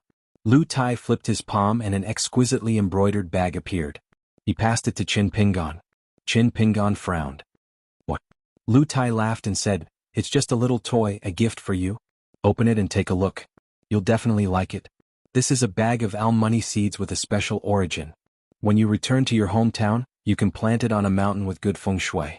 It must be sunny. In 3 to 5 years there might be an unexpected surprise. Although Qin Pingan took the bag of alm money, he still said, let's make things clear first or I'll return it to you. Lu Tai gave a rough explanation. Qin Pingan was grinning from ear to ear. He quickly put it away and pretended that he didn't say anything about not returning it. It turned out that this bag of alm money was very magical and was to Qin Pingan's liking. They were precious seeds from an ancient immortal elm tree in the Central Plains. They got their name because they were round and thin like coins. It was a homonym for surplus money. Thus, there was a saying among the people that one could have surplus money after eating elm money. Most people thought it was a rumor. Actually, there was no other way. One only needed to find the golden spirit hidden in the elm money and soak it in a jar of wine. After getting drunk, one could take it out and eat it. Every year, one could increase one's income. Wealthy families would hold an elm money banquet at the beginning of spring in order to get some good luck.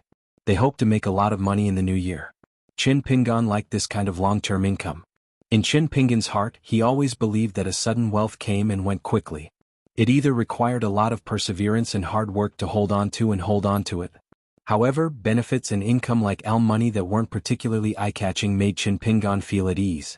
Chin Pingan only started to show off after receiving benefits. He smiled and said, "Isn't it a little too precious?" Lu Tai used his thumb and forefinger to open and close the bamboo fan. He sighed and said, "Chin Pingan, when I went to the balcony I was seeking the Tao.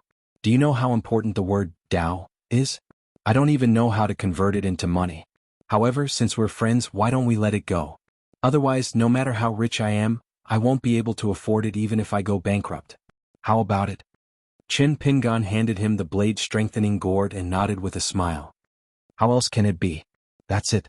Lu Tai took the wine pot and raised it high. He tilted his head back and drank the wine. The blade-strengthening gourd was a few inches away from his face. He drank the wine boldly. He wiped his mouth and returned the ginger pot to Chin Pingan. "It's time to refill the wine. I'll ask the Eagle Castle to fill it up for you." Chin Pingan certainly wouldn't refuse such a good thing. Lu Tai suddenly said helplessly, "Why do you all like to drink? What's so good about wine?" Chin Pingan smiled and didn't say anything. He just drank. After drinking, he dared to think about things that he didn't dare to think about. He dared to say things that he didn't dare to say. He dared to do things that he didn't dare to do. 10 years later, Chin Pingan still lived in that small house. However, there were no otherworldly items or ghosts to disturb him. Occasionally, Chin Pingan would sit on the steps in front of the courtyard and look at the wall at the end of the alley. He thought about the pitiful ghost children and their last smiles in this life. Lu Tai lived in the main building. Occasionally he would come to the courtyard and sit for a while. However, he didn't stay for long and went back to work. After 10 days, Lu Tai brought back a repaired military armor pill. Chin Pingan loved it so much that he couldn't put it down. His arm had recovered, but he still couldn't use much strength. In addition to the armor pill from Lingji Zhai on the inverted mountain, Lu Tai also brought a narrow saber with a snow-white sheath to Chin Pingan. He said that it was a reward from the Huan family of the Eagle Castle. The Huan family would feel uneasy if he didn't accept it. This time, Lu Tai didn't leave in a hurry. He made himself a pot of tea in the courtyard and told Chin Pingan about the origin of the narrow saber. In order to suppress the gloomy feng shui here, the Yuanying Earth Immortal of Mount Taiping gave a saber to the forefather woodcutter of the Eagle Castle. The saber was called Stopping Snow. None of the descendants of the Eagle Castle had the aptitude for cultivation. It was passed down from generation to generation and could only be used as a decoration. Chin Pingan knew how precious the narrow saber was. It was most likely the favorite item of the Earth Immortal of Mount Taiping. Lu Tai thought about it and didn't want to be the child of wealth. He converted the narrow saber into 20 pieces of grain rain money and threw a bag of grain rain money to Chin Pingan. There were exactly 20 pieces of grain rain money left. In the following 10 days, Chin Pingan's daily routine was to practice his stance, practice his sword, and sleep. He didn't look at the wall anymore. After all, meeting and parting were short. Even if it was a matter of life and death, he would slowly let it go. It was like a cup of wine in a wine shop. No matter how good it tasted, could it make one drunk for days? In this 10 days, Lu Tai only came once. He said that he had taken in 3 disciples. Tao Xiang, a young man called Huan Yin, and a young Taoist who had changed his sect, Huang Shang. As for the reason, Lu Tai didn't want to say much. He only said, "If you don't approach evil, you won't know good." It was an old story that Lu Tai had mentioned in the treasure-swallowing whale. Before Lu Tai left, he said that he might have to stay here for a long time and wouldn't return to the central divine continent in a short time. When Lu Tai brought the demon binding rope for the last time, Chin Pingan had almost recovered. Parting was imminent. There was no sadness. One had a dream, the other was the beginning of the great Tao. There was no reason to be too sad. So they parted just like that. One stayed in the Eagle Fortress in a foreign land, the other carried his sword and headed north. Lu Tai didn't even send them off. He just stood on the balcony and watched the white-robed Qin Pingan slowly leave. Previously, he had urged Qin Pingan to hang up the long sword infatuation and narrow saber ceasing snow. He was sure that he would look like a pugilist. It was a pity that Qin Pingan didn't fall for it. Lu Tai felt a little regretful. If Qin Pingan really did it, Lu Tai could openly laugh at him for being a fool. Walking out of the door and on the main road, Qin Pingan couldn't help but look back at the Eagle Fortress. But he wasn't looking at Lu Tai. Instead, he thought of something and found it strange. In the end, he shook his head and stopped thinking about it. On the way out of the Eagle Fortress, he passed by a middle-aged man on the street. He couldn't remember seeing him before, but he felt like he had seen him somewhere before. That simple and honest man also noticed Qin Pingan's gaze. He grinned and blushed a little. He was just like a common man. After Qin Pingan left the Eagle Fortress, the simple man who was wandering around lightly stomped his foot. There were no longer any forbidden spells in the 1,000 miles of mountains and rivers. Otherwise, with the huge commotion caused by the Cloud Sea battle, the Fuho sect wouldn't have been indifferent. Lu Tai leaned on the railing and smiled as he watched the chi of the mountains and rivers turn upside down. He was indeed worthy of being his teacher. Compared to his other teacher, he was much stronger. On a mountain peak 100 miles away, Qin Pingan was walking. For some reason, he missed the taste of Tonghulu for the first time. This made Qin Pingan feel a little funny. Now that he had a big family and business, when he went to the next town, he would find a stall selling Tonghulu and buy 2 sticks. One in his left hand and one in his right hand.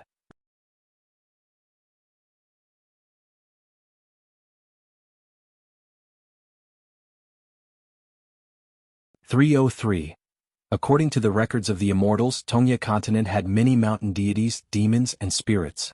Even if Qin Pingan had already intentionally avoided beautiful places that were filled with spirit energy most of the time or filthy and dangerous places that were filled with dread, there were times when he would still fall into a trap.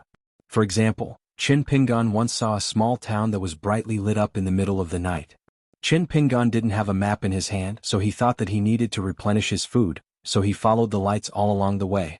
Because geomancy maps had always been a restricted item of the dynasties, and they were even more strictly controlled than weapons.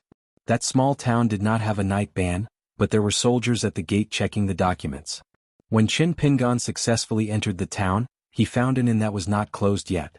However, the innkeeper shook his head and waved his hand, saying that the money Qin Pingan gave was wrong and that they did not accept it. Every country had their own standard copper coins, which was normal. However, not accepting real gold and silver was a bit strange.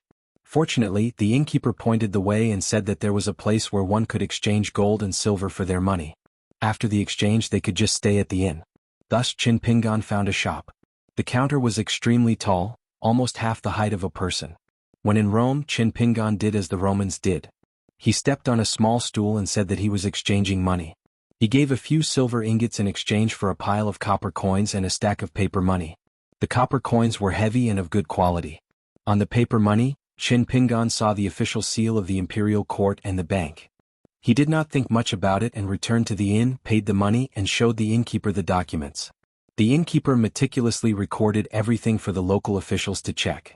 The next day, when Qin Pingan prepared to go out, the innkeeper was still calculating. He smiled and reminded Qin Pingan that there was a local custom here. When chatting with people, one could not use the word paper. For example, one could not use the word paper. Otherwise, one could not blame the innkeeper for not reminding him if he was kicked out of the city. Qin Pingan remembered it in his heart. After thanking him, he went to buy firewood, rice, oil, salt, and 2 sets of clothes. When he returned to the inn to eat, he only felt that the food was tasteless. After he left the town and walked for dozens of miles, he could vaguely see the outline of the city. Encountering a sudden heavy rain, Qin Pingan stood in a dilapidated pavilion on a mountain to take shelter from the rain. He had nothing to do, so he slowly walked and practiced his martial arts. In the end, he saw a shocking scene. The city at the foot of the mountain, like a puddle of mud, melted in the rain. Qin Pingan hurriedly took out the things he had bought in the small town, as well as the copper coins and paper money. They were all cut out of white paper, as if the living in the world of the living burned paper for the dead in the underworld. Someone seemed to be amused by Qin Pingan's embarrassment. Inside the pavilion, someone sneered. The voice passed through the wall and echoed in the pavilion. Chin Pingon was just amazed at the unimaginable situation of the small town. He was not really afraid of these gods and monsters. Therefore, when the person in the pavilion pretended to be a ghost, Chin Pingon quickly recovered. He just sat on a long bench made of old wood deep in the mountains and looked at the pale white wall opposite him, drinking silently. Unless he was extremely unlucky and met a big mountain demon or a big devil who was good at disguising himself, otherwise, it was most likely a person with shallow cultivation. It was not difficult for that thing to scare ordinary people. It was also not difficult for Chin Pingon to slap it to death. The person still did not know that he had run into an iron plate. He pretended to be mysterious and said in a gloomy voice, "Are you not afraid of me?" Chin Pingon fastened the blade-strengthening gourd to his waist. He stood up and walked slowly to the wall. He stuck a demon-suppressing pagoda talisman on it. Immediately there was a crying voice begging for mercy. It sounded a little childish.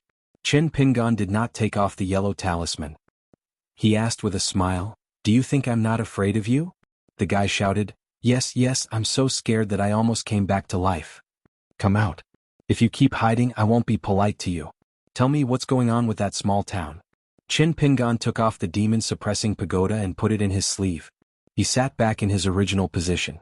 A young boy with lingering fear walked out from the wall. There was an official patch embroidered on the front and back of his body. However, it was not colorful like the ones in the secular imperial court. It was only black and white. He stood at the foot of the wall timidly and looked at the immortal sitting opposite him. Not only did he bow, but he also made a strange sound to announce his identity. It turned out that he was a lord of the land who was appointed by the previous dynasty. After the change of the emperor and the surname of the country, he was automatically classified as an old official. Without his official position, his cultivation became even lower. When he was alive, he was the beloved youngest son of a feudal official. Not even 7 days after his death, a wandering immortal passed by and entered the mourning hall. He helped his father with some operations and became a mediocre lord of the land. There were many incense sticks, all in order for him to protect the feng shui of the ancestral grave. Later on, the mountains and rivers changed and everything became a passing cloud. Looking back, it was not a big deal. On the contrary, it was rather interesting. Chin Pingon asked the lord of the land who had lost his official position in the imperial court about the origins of the small town of paper dolls. As it turned out, more than 10,000 residents of the small town had died in a huge disaster overnight. To prevent the people from panicking, the imperial court ordered the surrounding provinces to seal off the news. They even invited a Buddhist monk to perform a ritual, which prevented the town from becoming a dangerous land of evil. Chin Pingon asked what would happen to the small town after the storm.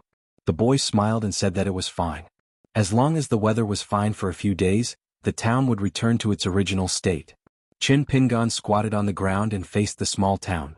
He burned the paper money and paper clothes in the pavilion. The boy squatted at the side and sighed, "I didn't expect this immortal to be such a kind person." Chin Pingon dismissed it with a smile. He also asked the boy about the landscape within 1,000 miles and whether there were any immortal houses or fairies. The boy answered one by one without hiding anything. He said that about 800 miles to the north, there were indeed demons causing trouble and occupying the mountains. They did not often kidnap the woodcutters and villagers. The mountains and the foot of the mountain were still considered peaceful. There were few rumors of the common people suffering. When they were at their peak, many chi cultivators on the mountain had to take a detour. However, after an accident they quieted down. It was said that there were only a few kittens and puppies, which were not a big deal anymore. It was hard to say what the truth was. There were all kinds of rumors outside. Some said that the immortal masters of the Fushang sect felt that it was an eyesore. Some said that a Buddhist monk had settled down there and a demon was blind. It angered a Buddhist expert, Vajra, and that was why there was such a calamity. Chin Pingon was slightly surprised. Back when he was in Dali, Chin Pingon still could not let go of the wedding dress ghost's appearance on the mountain path. There were some withered branches in the pavilion. With the boy's help, they gathered them together and lit the fire. A man and a monster squatted by the bonfire. Although the boy looked young, he had lived for 500 years. He explained the reason to Chin Pingon. The reason why the demons on the mountain do not eat the grass near their burrows is because the king of demons is also a tyrant. Other than that mountain king who is relatively mild-tempered, there are also many ruthless people under his command. Of course, they don't have the heart of a bodhisattva. However, they are afraid of having a bad reputation and causing people's expressions to change. What if they provoke immortal disciples who have nothing better to do and covet the secular reputation of slaying demons and devils? What should we do? Chin Pingan nodded. The boy put his palms close to the bonfire and chuckled. To kill or not to kill? If you kill the small one, the big one will come. If you kill the big one, the old one will come. If you have the ability to kill 2 or 3 of them, kill them all. If you kill them all and make a big deal out of it, the local authorities will report it to the imperial court. The emperor will feel embarrassed and will plead for the immortal masters to come out of the mountain. The boy said helplessly, "That's the most annoying." Chin Pingan smiled. If not for that, it would have been a mess. How can the people at the foot of the mountain live? Let's just talk about that small town. More than 10,000 people died. What will their relatives and friends in other places think? Everyone is gone in one night. Those who are still alive will also be afraid. The boy was stunned, as if he had never thought of this question. Behind him, the boy told him some interesting stories. Most of them were from hearsay. After all, he had hundreds of years to live. He had to find some entertainment to pass the time. After the rain stopped, Chin Pingan said goodbye to the little local official and continued on his way. Only the boy was left standing outside the pavilion, muttering to himself. During this time, Chin Pingan also passed by a deserted tomb. There was a group of poor scholars who came to the capital to take the imperial examinations. They stood in front of a large tomb, showing a look of shame and amazement.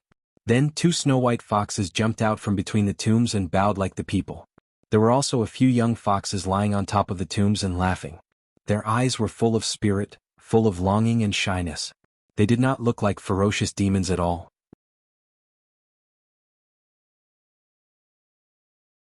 Instead, they looked like gluttonous children. Those scholars returned the greeting. Chin Pingan found it funny. He knew that it must be the fox demons who were bewitching people. However, Chin Pingan was not too worried. The fox demons in the world, no matter which continent they were from, usually did not do cruel things. They were naturally close to the human race since ancient times. More often than not, they wanted to break through the barrier of love and improve their realm and cultivation. Therefore, Chin Pingan did not expose them on the spot. He wanted those scholars to realize that the so-called luxurious house in front of them was actually just a tomb. Chin Pingan just quietly waited beside the tomb. Sure enough, the next day, those scholars left the rich mansion safely. Everyone was overjoyed. They only felt that it was a good encounter and that their lives were not in vain. Chin Pingan left with a smile. 300 miles later, Chin Pingan arrived at a small country called Northern Jin. When he passed by a city, he happened to come across a market. Chin Pingan really bought 2 sticks of candied haws. Previously, he heard that the Rutsu Temple in Northern Jin was very famous.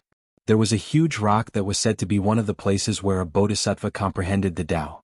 It was called the Stone Lotus Platform. The huge rock was 50 feet wide and could accommodate hundreds of people. However, no one could explain how a single person could make it shake. After the Emperor of Northern Jin went on a tour to the west and tried it himself, he was very happy and made the Rutsu Temple famous. However, when Chin Pingan asked a few people, they all said that they did not know what the Rutsu Temple was. Only then did Chin Pingan remember that the boy mentioned this matter. It should have happened 200 years ago. 200 years in the human world was enough to change many customs. Chin Pingan hesitated for a moment, but still persevered. He only stopped when he asked about the ruins of the Rutsu Temple. He went there and found that it was overgrown with weeds. There was neither human nor demonic aura. It was gloomy. In the sunset, Chin Pingan found a huge rock. He could not see anything strange about it. Chin Pingan finished the last stick of candied haws, threw the bamboo stick and turned to leave. After Chin Pingan walked out of the dilapidated gate of the Rutsu Temple, a small figure popped out from the top of the huge rock. It sat on the rock silently. It turned out that the reason why the lotus platform shook was because it gave birth to a little lotus figure of earth and stone spirit. It liked to hide and giggle. Every time someone tried to shake the huge rock, it would immediately become excited. It would shake left and right and the huge rock would shake with it. Therefore, people misunderstood it. However, one day it felt a little bored. The stone lotus platform began to shake, sometimes and sometimes not. In the end, it completely stopped moving like a mountain. It turned out that it left the stone lotus platform and wanted to go far away to find its companions. It felt lonely after being alone for years. In the end, it found 2 companions in succession. One was a snake spirit, the other was a deer spirit. The little lotus figure with a pure heart was tricked by them. It had a small arm made of cloud root and earth spirit, and a yellow lotus leaf. However, it still insisted on looking for companions. In the end, it finally found a flower spirit who didn't ask for anything from it. It brought her back to the stone lotus platform to play together and tease the tourists together. However, when it woke up one day, it found that the spiritual energy of the stone lotus platform was gone. There was nothing left. The flower spirit was also gone. The stone lotus platform that had lost its spirituality was no longer cared about. In the end, it was completely forgotten. Only a one-armed little spirit was left. It often sat on the edge of the stone platform, humming a folk song and gently shaking its feet. Occasionally, it would feel sad because it didn't know if its three companions were doing well. If they weren't doing well, why didn't they come to see it? It would comfort them. If they were doing well, why didn't they come to see it? It would be happy for them. It didn't understand. The little fellow suddenly turned its head and found that the foreigner in a snow-white robe was sitting on the other side of the stone, drinking wine while facing the setting sun. After noticing its gaze, he smiled at it. The little fellow was so scared that it quickly got up and jumped directly into the huge rock. Chin Pingan laughed and jumped down from the stone. He really left this Rushu temple and stopped teasing the little spirit. The little fellow hid in the stone for a long time before it dared to sneak out. It looked around and after confirming that the person was gone, it came to the place where the person was sitting. It suddenly opened its eyes wide and found a coin with spiritual energy lingering around it. Most spirits in the world liked the immortal coins on the mountain and ate them.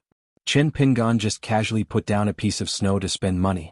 However, when Chin Pingan left the city and walked out of the official road, just as he entered the mountain, he found a little thing with tears in its eyes standing in front of the path. It was holding the piece of snow with both its hands and looking at Chin Pingan. The little thing seemed to be nervous and happy at the same time. Chin Pingan slowly walked over. The little fellow was naturally timid and disappeared on the road in an instant. After repeating this several times, the little fellow followed Chin Pingan for nearly 100 miles on the mountain road. Chin Pingan didn't take the initiative to approach it and let it follow him at a distance. An adult and a child walked together like this. When they arrived at the deep mountain forest that the child mentioned, the mountain was really steep. When Chin Pingan was about to walk out of the mountain boundary, he met a little spirit that seemed to have gone crazy. Its clothes were ragged and it was staggering. It was muttering a sad sentence repeatedly, "With such a heart, how can you become a Buddha? How can you become a Buddha?" The little fellow was so scared that it didn't care about anything else. It ran all the way and hid at Chin Pingan's feet. After that, the little fellow completely let down its guard. It was either jumping around Chin Pingan or squatting on Chin Pingan's shoulder. Later, Chin Pingan brought this new companion who couldn't speak and passed by a country that was constantly at war. The people were in a terrible situation and a group of heroes were forced to become bandits. They occupied a mountain and set up a big flag. Along the way, Chin Pingan heard about the heroic deeds of these 36 heroes. How heroic they were, how superb their martial arts were, and how powerful they were. Of course, Chin Pingan didn't believe all of it. However, he also thought that if there was a chance he would go to the mountain to take a look and see the heroes. Even if they might not be willing to drink with him at the same table, it would be good to get some chivalrous spirit from afar. In the end, Chin Pingan went there because of the reputation and encountered a black shop that sold human meat buns. When Chin Pingan saw that several traveling merchants had fainted, he also pretended to be unconscious. He tied them up behind the shop and threw them on a large pork chopping board. Then a shop assistant came to them with a boning knife and yawned. In a nearby provincial city, an executioner was just about to execute a great bandit. Unexpectedly, there were dozens of people trying to rob the execution ground. In particular, there was a burly man who held a pair of axes in his hands. He was so excited that he laughed heartily. Regardless of whether it was the commoners who came to watch the show or the soldiers, they were all cleaved in half by his axes. A short, dark-skinned man taught him a lesson. Only then did he give up resentfully. His eyebrows drooped in shame and his killing intent was gone. The dark-skinned man glanced at the burly man and waved his hand for him to leave. The man looked around. His face was full of exhaustion, but more than that, he felt gratified and happy. When he reprimanded the burly man with a pair of axes, he spoke harshly and sternly. However, when he looked at the back of his trusted general, there was a smile in the corners of his eyes. This group of people successfully saved the bandit at the execution ground. They had already prepared horses not far away and galloped away, leaving the chaotic city at top speed. The soldiers didn't dare to leave the city to pursue them. When everyone dismounted from their horses and walked into their shops in high spirits and laughter, they found that the familiar couple was no longer in the shop. There was only a young man in white, and there was a long sword on the table in front of him. The sword chi was dense. In less than half an hour, Qin Pingan left the shop. In the shop behind him, there were people who died and people who survived. They were all heroes in the eyes of the world. Indeed, almost everyone died without hesitation. Even at death's door, they were still full of heroic spirit. However, the group of people who survived were mostly silent from the beginning to the end. Some of them took the initiative to stop after suffering a little injury. They didn't speak arrogantly, and there wasn't much desire for revenge in their eyes. Instead, there was a kind of blankness. It was as if they were saying that since life was already like this, it could only be like this. Qin Pingan didn't care about this.